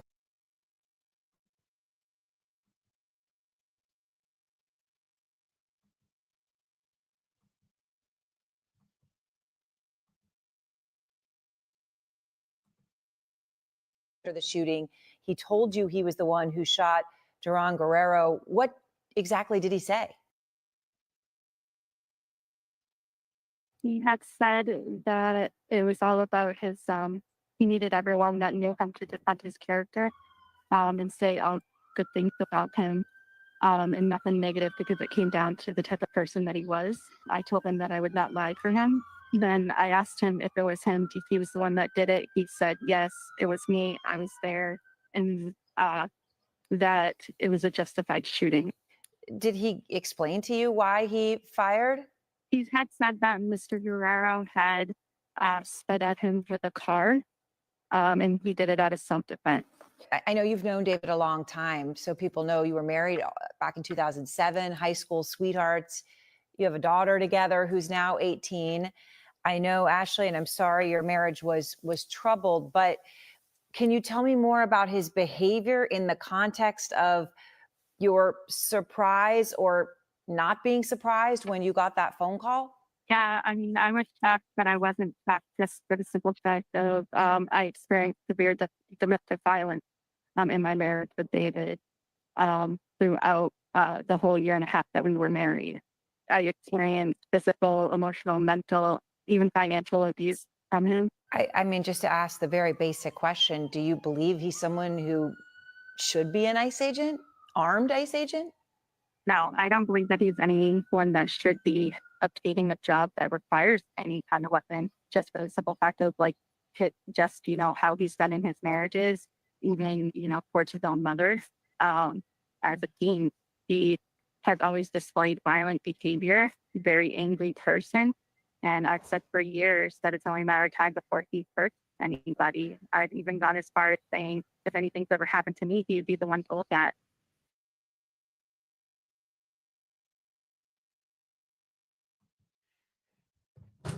That was the ex-wife from the officer involved shooting, the ICE involved shooting in Maine.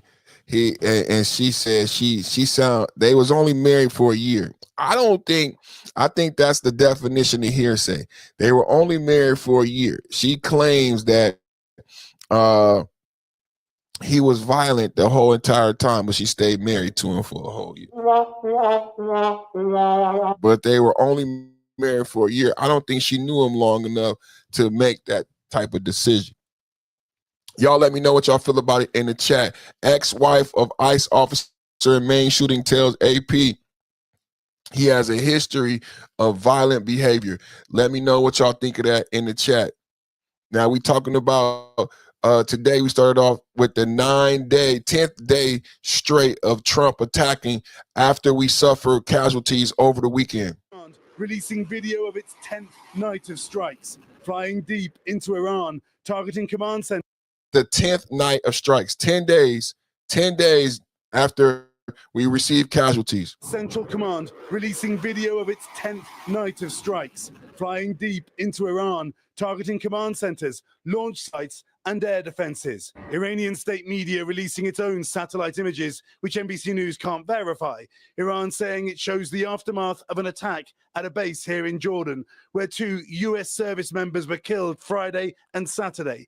19-year-old Private Isabella Gonzalez and 25-year-old Lieutenant Tyler James Feehan. The Pentagon saying they were part of a long-term mission in the region to combat the terror group ISIS. President Trump posting, every time Iran kills an American soldier, they will pay for that killing many times over. But Iran firing more missiles, sending another barrage to Jordan last night. The State Department issuing a rare global travel warning to Americans abroad. LA wildlife experts believe this rescued bald eagle is one half of the Big Bear's beloved pair. You know them, right? Jack. So that's what we start off reporting today on the and this is more on the ex-wife. Let me see if I got some more on the ex-wife. ICE involved shooting in Maine, and the ex. I thought that it was just a delusional thing because I'm used to him talking crazy, so to speak. So I said, yeah, sure you are, buddy. You know, I didn't realize that he was actually working for ICE until yesterday. And I was completely shocked because I'm like, how do you keep getting into these jobs where you're around guns all the time? I asked him what was going on. He told me that I don't need to be answering questions for anybody, that all I needed to know was that it was a justified shooting and that he did do it. And he claimed that this man had tried to run him over. And I said, I don't see that in anything. And I've watched it from all angles. All I seen is how the car was going in circle after the fact. And then he's like, well, I need you to lie about my character because this is how, like, this is what it comes down to is my character. I don't want you talking about any of the abuse in our relationship. Like, this is literally about me, actually. I told him that I was not going to lie for him, that I've waited years to speak my truth. I've been silenced long enough. And wait a minute. It was abuse, not only to me, but to our daughter. I've never I been waited divorced from years. him. I've dealt I with waited harassing years phone to speak calls, my truth. threats of Holy him wanting to shit. kill me. I believe that this man was murdered. I believe that David's Oh mental my health God. played a part in what happened. I think what happened was he was standing there during that operation, had a PTSD moment and hit What? fight or flight mode. And What? unfortunately, a man lost his life due to it. Didn't respond to text messages or email seeking comment. Unbelievable. Can y'all believe this? Can y'all believe this? What she said? She's a strange wife. They was married for years. What the hell is wrong with you, AP? What the hell is wrong with you, AP? Come on, AP. What's wrong with you, AP? Oh man. Oh man, ICE attacks, man. ICE attacks, man. Can y'all believe this, man? And a strange wife, they was married for what, a year? I think they was married for a year. And now she said, I've been waiting to share my a woman scorned. A woman scorned. That's the definition of hearsay. A woman scorned, boy. She said he called her and asked her to lie for him. And she said, I'm not gonna lie for you. I've been waiting to tell David my called truth. you after the shooting. He told you he was the one who shot Duran Guerrero. What exactly did he say? He had said that it was all about his, he needed everyone that knew him to defend his character, and say all good things about him, and nothing negative, because it came down to the type of person that he was. I told him that I would not lie for him.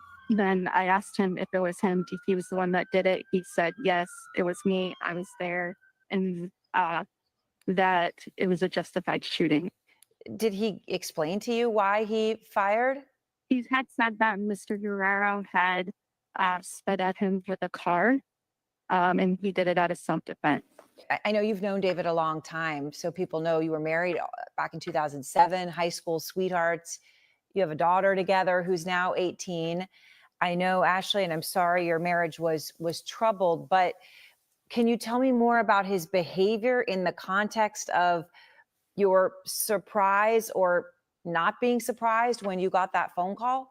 Yeah, I mean, I was shocked, but I wasn't shocked just for the simple fact of I experienced severe domestic violence in my marriage with David throughout the whole year and a half that we were married.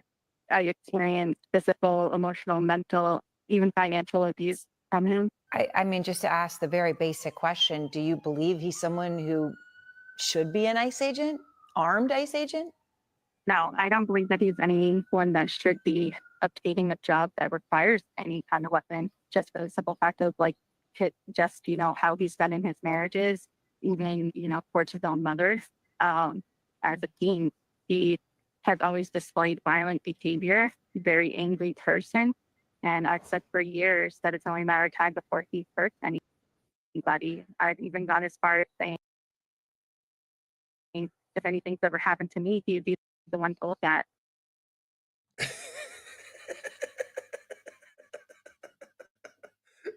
If anything happened to me, it was him.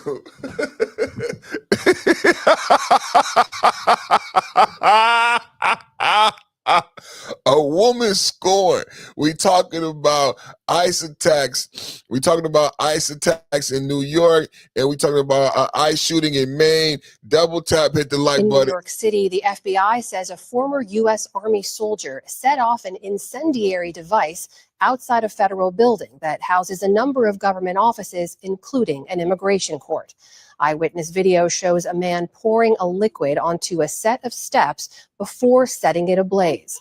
The individual was quickly wrestled to the ground, and authorities identified him as 43-year-old Andrew Arabaka.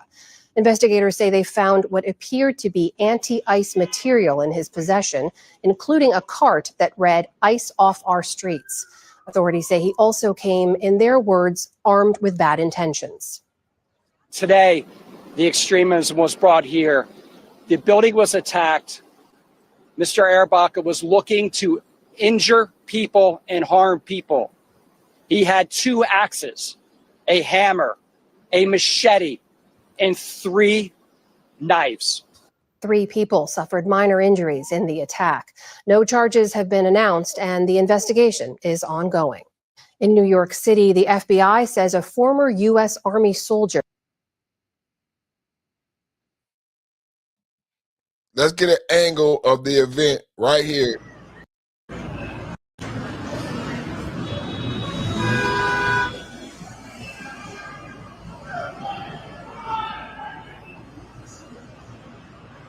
Look, here.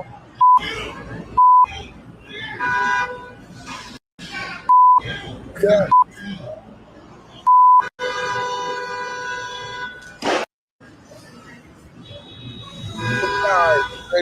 Fire. Nick Lee, he hangs out with his own other car there. He grabbed.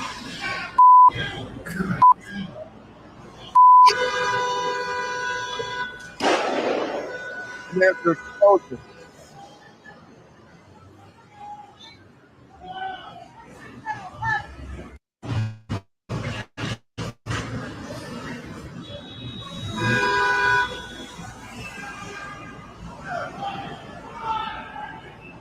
So I'm reporting this guy who threw that, started the fire.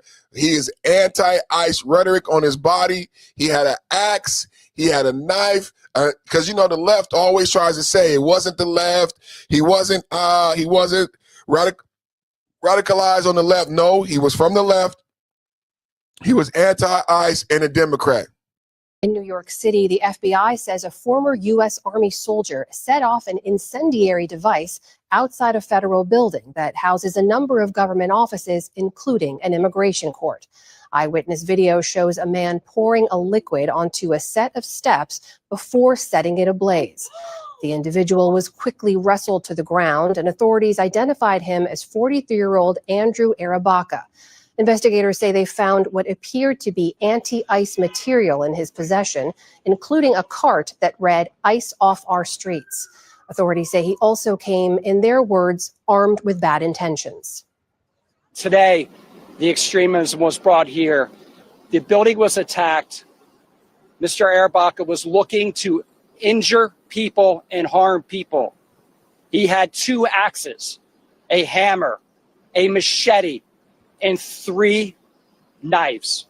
3 people suffered minor injuries in the attack. No charges have been announced, and the investigation is ongoing. No charges. I believe there is charges. I believe there is charges. This is ICE doing their job. This is ICE doing their job. I've been getting a lot of support for ICE. I want to say thank you to everybody in the chat for supporting ICE and sing this song on your way home. Ice, ice, baby. Too cold, it's like ice, ice, baby. Just go back home. Just go back home. Hey, what's your name, bro?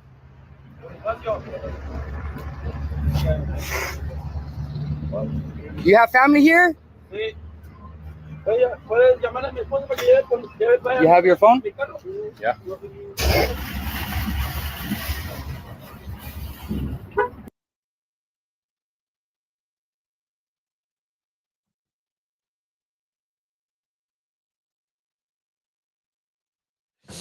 ICE agents doing their job at Home Depot, creating jobs for you.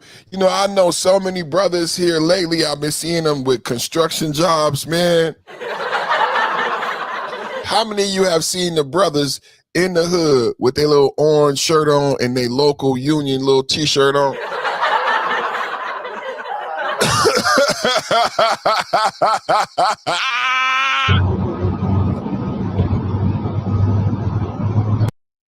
So I have noticed an uptick.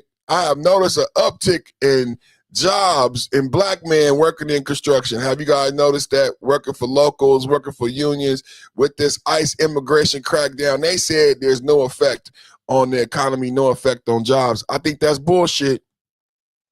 Fresh off the back of his meeting with Canadian Prime Minister Mark Carney at the FIFA World Cup final, President Donald Trump on Monday unveiled 50% tariffs on a wide range of imports from Canada.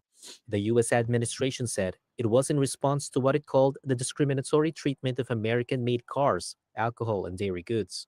The U.S. Trade Representative's office said that the tariffs would apply to nearly $20 billion of imports from Canada. That's about 5.2% of the worth of goods that the U.S. imported from Canada in 2025, according to the U.S. Census Bureau data. The new levies will take effect in 30 days and will include goods ranging from dairy products to cement and hockey gear, among others. U.S. Trade Representative Jamieson Greer said that Canada, quote, continues to retaliate against the United States for its efforts to rebalance trade. Canadian Prime Minister Mark Carney said in a statement that his government has made comprehensive proposals to resolve trade disputes with Washington, and asserted that Trump's past tariffs violated the North American Trade Pact between Canada, the United States, and Mexico. However, Carney also struck a conciliatory tone, saying that, quote, Canada stands ready to engage intensively to address outstanding issues with the U.S. So Trump, well, we got wildfires in Canada. We got the smoke proliferating. We got people choking in Detroit. So Trump said we got to charge him. So we charging Canada tariffs. Plus, the new Canadian Prime Minister hasn't been very friendly to the United States. The Canada tariffs. One, are those a response to the wildfires in? No. That's separate. We're looking at that separately. And what is there anything Canada It's only can do? response to the way they've treated our farmers and our people. Yeah, Canada's been very, very tough on us over the years, for many years, and no other president's done anything about it. I love Canada. I love the people of Canada. Many friends that live in Canada, but their leadership from Trudeau to the current leadership, I mean, in all fairness to them, they need us to survive. Without us, there's no way they can survive. So, but they've been very, very tough over a period of the last 50 years, actually. Is there the Canada tariffs? One, are those a response to the wildfires in? No. That's separate. We're looking at that separately. And what is there anything Canada It's only can do? response to the way they've treated our farmers and our people. Yeah, Canada's been very, very tough on us over the years, for many years, and no other president's done anything about it.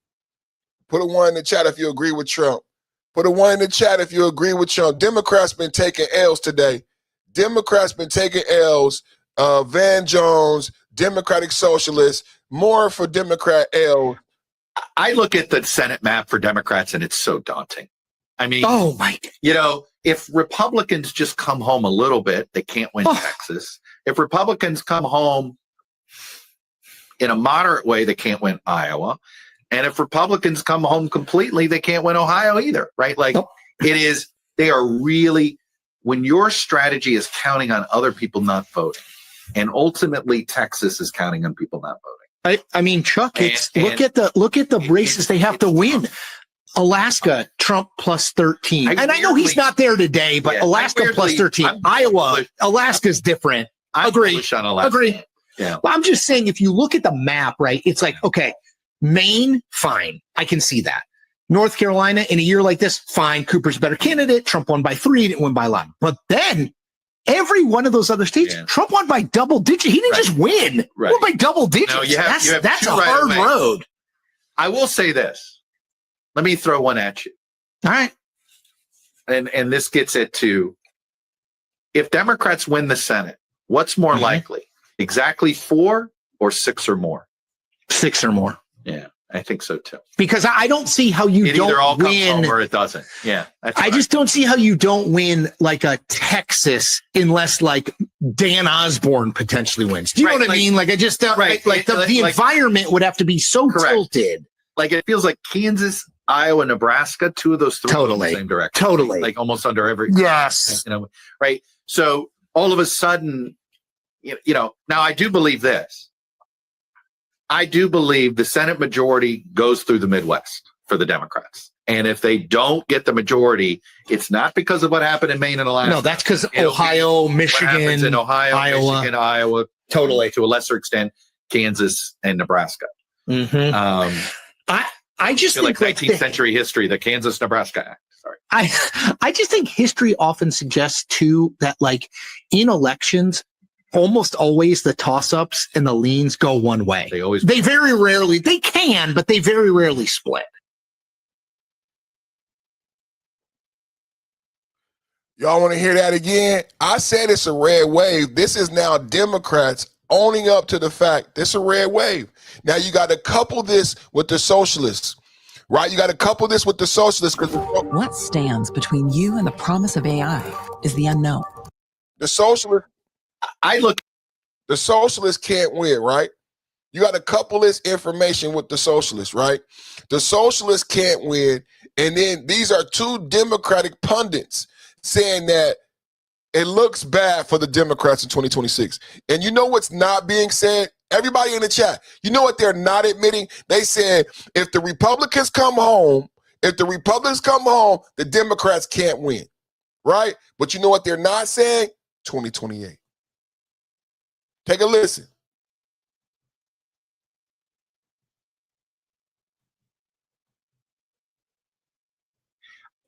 I look at the Senate map for Democrats and it's so daunting. I mean, if Republicans just come home a little bit, they can't win Texas. If Republicans come home in a moderate way, they can't win Iowa. And if Republicans come home completely, they can't win Ohio either, right? Like they are really, when your strategy is counting on other people not voting, and ultimately Texas is counting on people not voting. I mean, Chuck, look at the races they have to win. Alaska, Trump plus 13. And I know he's not there today, but Alaska plus 13. Iowa, Alaska's different. Agree. Agree. Yeah. But I'm just saying, if you look at the map, right, it's like, okay, Maine, fine. I can see that. North Carolina, in a year like this, fine. Cooper's a better candidate. Trump won by 3, didn't win by a lot. But then every one of those other states, Trump won by double digits. He didn't just win. He won by double digits. No, you have that's two a right hard away. road.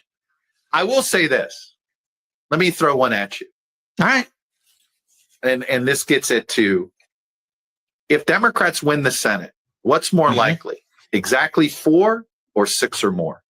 6 or more. Yeah, I think so too. Because I don't see how you It don't either all comes win. home or it doesn't. Yeah. I just don't see how you don't win like a Texas unless like Dan Osborne potentially wins. Do you know what I mean? Like I just don't, the environment would have to be so tilted. Like it feels like Kansas, Iowa, Nebraska, 2 of those 3 go in the same direction. Totally. Like almost under every. Yes. Right. So all of a sudden, now I do believe this.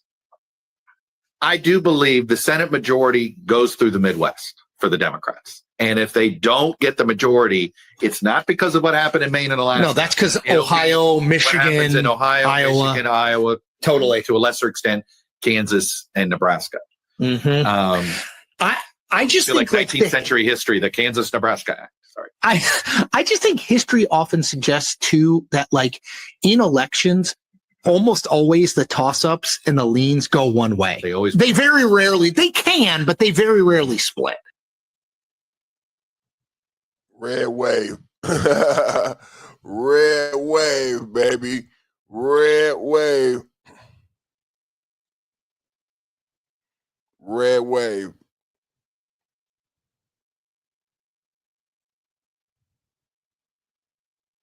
Somebody said Vance projected to win 2028 according to Polymarket short-term one. Vance is going to walk, if not run, into the White House. J.D. Vance, Marco Rubio will win in 2028. And the Democrats don't even have a mission or a direction. What we showed today is the Democrats are falling apart left and right. Democrat Socialist Party, they don't have a mission. They don't have a scope. They don't have a direction. So we did a great show today. I'm very proud of everybody for showing up. The comment section went crazy. Comment section every day. Y'all got to join the channel, become a member so you can get your comment lit up in the chat. The comment section went crazy today. It goes crazy every day. Proud of the podcast. Proud of everybody. Thank you to everybody. Big favor to everybody watching right now. Hit the like button and subscribe. Everybody watching right now, do me a huge favor. We coming up on 13,000 subscribers, you guys. It's a milestone for me. 13,000 subscribers. If everybody right now watching hits the subscribe button, we will hit 13,000 today. Straight up. If everybody watching right now hit the subscribe button, we will hit 13,000 subscribers today. It's a huge milestone for me.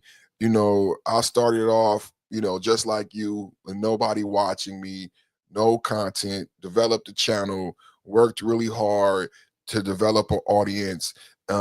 I was so surprised when we got monetized. So very proud of everything we've accomplished here. We hit 5,000 subscribers and we went on the run. I mean, we hit 5,000 subscribers and we went on the run. And it just been up since then. Now we hit 10,000. That was a huge milestone. And then now we recently, we hit 10,000, and then a lot of people get stuck at 10,000. So we hit 10,000, and I was very happy with the 10,000, and then we kept going. Now we just hit 10,000 the other month, and now we're already at 13,000. So it's like I didn't expect any of this. We worked real hard to get here. From the top floor, we built this from the ground to the top floor, to the penthouse, to the clouds. Still smelling like a brick right now. Still smelling like a brick right now. So I'm very excited. I'm very happy about the success of the channel. You know what I'm more excited about? The education. Like, we really been educating people. A lot of people don't know a lot about these topics. They are super passionate about these topics, but they don't know much about them, right? And so we've been doing some education. I've been seeing the chat change too. I'm so proud of the chat. I'm so proud of YouTube. I've been seeing a different color in the chat. You know what I'm saying? We got Bridge showed up today and gifted 5 memberships. Get you a membership, man.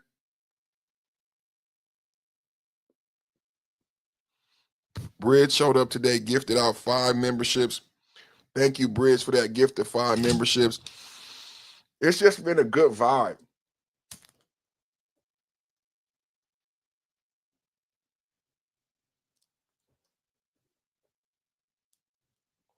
It's just been a good vibe on the podcast lately.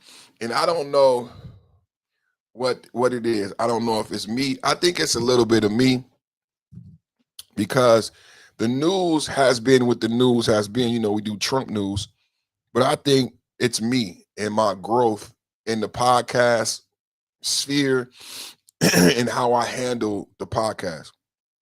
You know, you got to think about it. You go from one day, nobody watching you, and then one day I have 500 people watching me. So I've been having to have growing pains and adjust.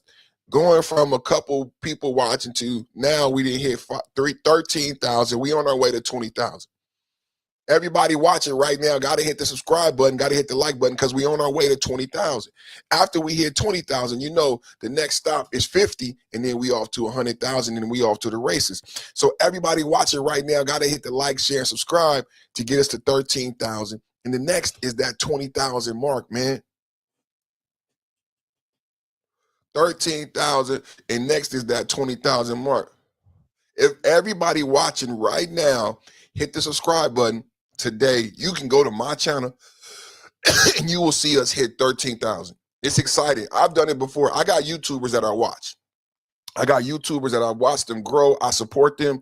And I'm telling you right now, it's a special thing to watch a YouTuber go through his growth spurt and then come into his own and then own that space and own that audience. You guys have been here with me as I come into my own and own the space, own my audience, own the 1 p.m. time slot. Who else is doing what I'm doing at 1 p.m. on YouTube? I own that time slot. I created that time. Now you see a lot of other Black men going live at 1 p.m. on YouTube. Why? Why do they go? Because I created that slot. It wasn't viable. Nobody went live midday. Everybody goes live at 7 in the morning or at night. The only person to go live in the midday, because I had a midday podcast. I had the midday podcast from an OG perspective. So I go live at 1 p.m. I created my own time slot. I created my own niche. I own the space. 1 p.m. Monday through Friday on YouTube belongs to the Perfect Timing Podcast. It's a podcast for political debate. I own the space. If you see politics when I'm on, it's because of me. It's because I created this time slot. Straight up, bro. How we built this from the ground to the top floor from the ground. Still smelling like a brick right now. Still smelling like a brick right now. We created this, man, from the bottom, man. We created this from the bottom. Every day we went live. Every day at 1 p.m., Monday through Friday, talking about politics. And now YouTube has a viable time slot. I've created an opportunity for other YouTubers. Because I come in at 1 p.m. with this content, with this political content from a Black conservative, it's compelling, it's charismatic, it's visually appealing. I created this time slot, bro. Perfect Timing Podcast, bro.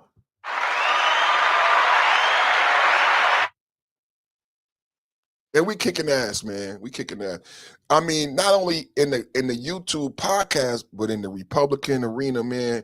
Donald Trump and the Republicans is kicking ass. We kicking ass. Kick it, eat ass, man. Kick it, eat ass. So I need everybody watching, man. Hit the like button, hit the subscribe. And this is what I want you to do. After you hit the like button and subscribe, go to the channel and see and put it in the chat right now. Perfect. We had 13,000. Everybody watching right now, go subscribe, hit the like button, and what I want you to do, go to my channel, go right now, open another tab, hit the ellipsis, go to channel, and then say perfect. I want to see in the comment, before we leave, I want to see somebody in the comment section right now say perfect, you're at 13,000. Come on. Everybody watching right now, hit the subscribe button, hit the like button, and then I want somebody who support the channel. Go to the channel right now and say, perfect, you're at 13K, baby. And 20,000 is on the way. And I'm going to be here when you hit 100,000. Let me see somebody in the chat right now. I want to see somebody in the chat right now say, perfect, you're at 13,000. I'm going to be here when you hit 20,000. And I'm going to be here when you hit 100,000. I need to see that right now in the chat.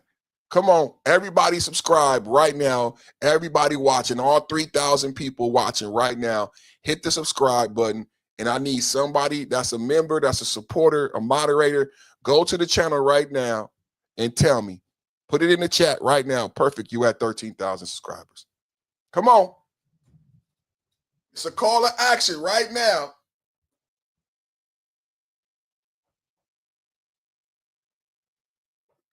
Everybody go like, share, subscribe. We on a mission to 13,000. Let me put a banner up. 13K. 13K, baby. 13K. Let me know.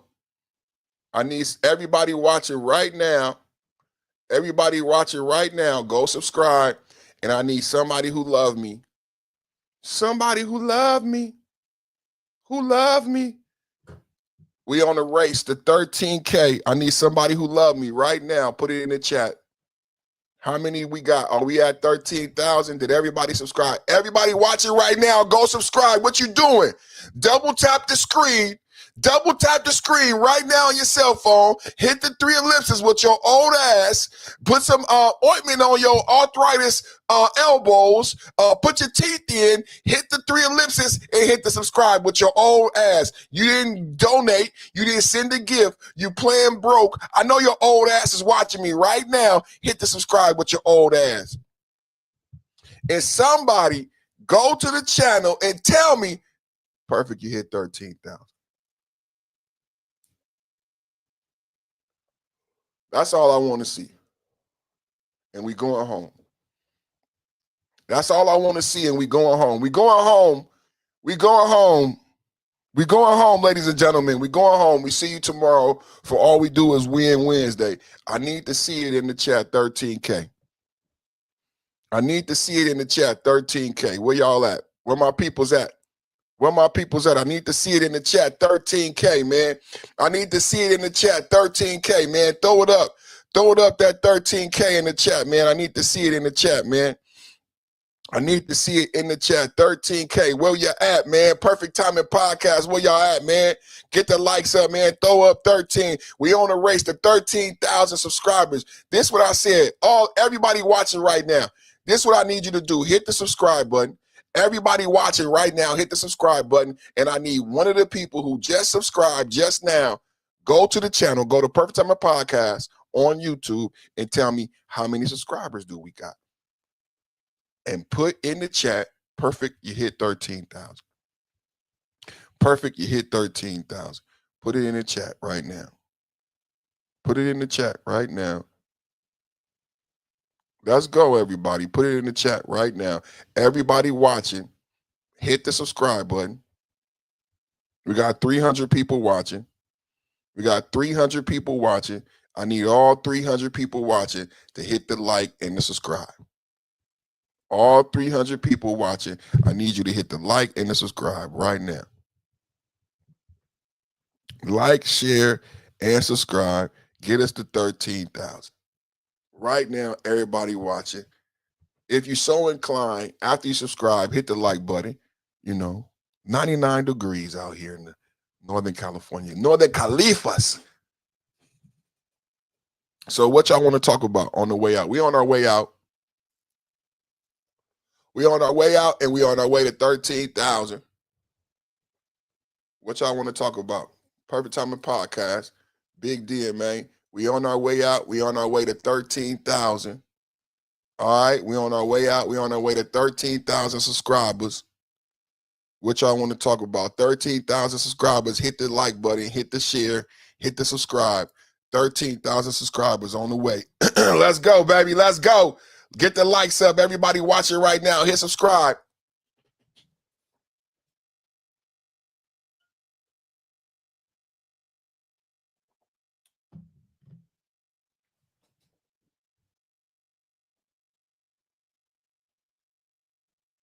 Did you subscribe yet? Did you subscribe yet? Did you subscribe? A lot of people be having that in their comments say, did you subscribe yet? Did you hit the like button yet? All right, y'all. I'm going to shut it down. I'm starving. My wife is making some tacos. I'm about to go smash these tacos, man. Taco Tuesday. Hang out with the family. And my back is killing me after a podcast like this, a long podcast. I don't know. We might take a break tomorrow. Come back at 1 p.m. tomorrow, man. I love you guys, man. God bless America. And again, we cast some casualties over the weekend. So I want to say my heartfelt condolences to the troops family. God bless the troops that lost their lives. My condolences. Thank you for your service. Thank you for your commitment to the country. God bless America. God bless President Trump. Rest in peace to those soldiers. Rest in peace, Charlie Kirk. God bless the memory of Charlie Kirk. God bless his family. I will see you guys tomorrow. God bless everybody that's on my side and on the side of right and conservatism in the chat. Man, I want to say salute to you guys. Thank you for all your blessings and your heartfelt wishes and your love and your support. Everybody up and down, Relax and Talk Sports, Eric Jordan Bridge, everybody I didn't mention, all the new people, the new supporters. I know you're thinking about subscribing, becoming a member. Come on and join the Perfect Timing family. It's a family over here.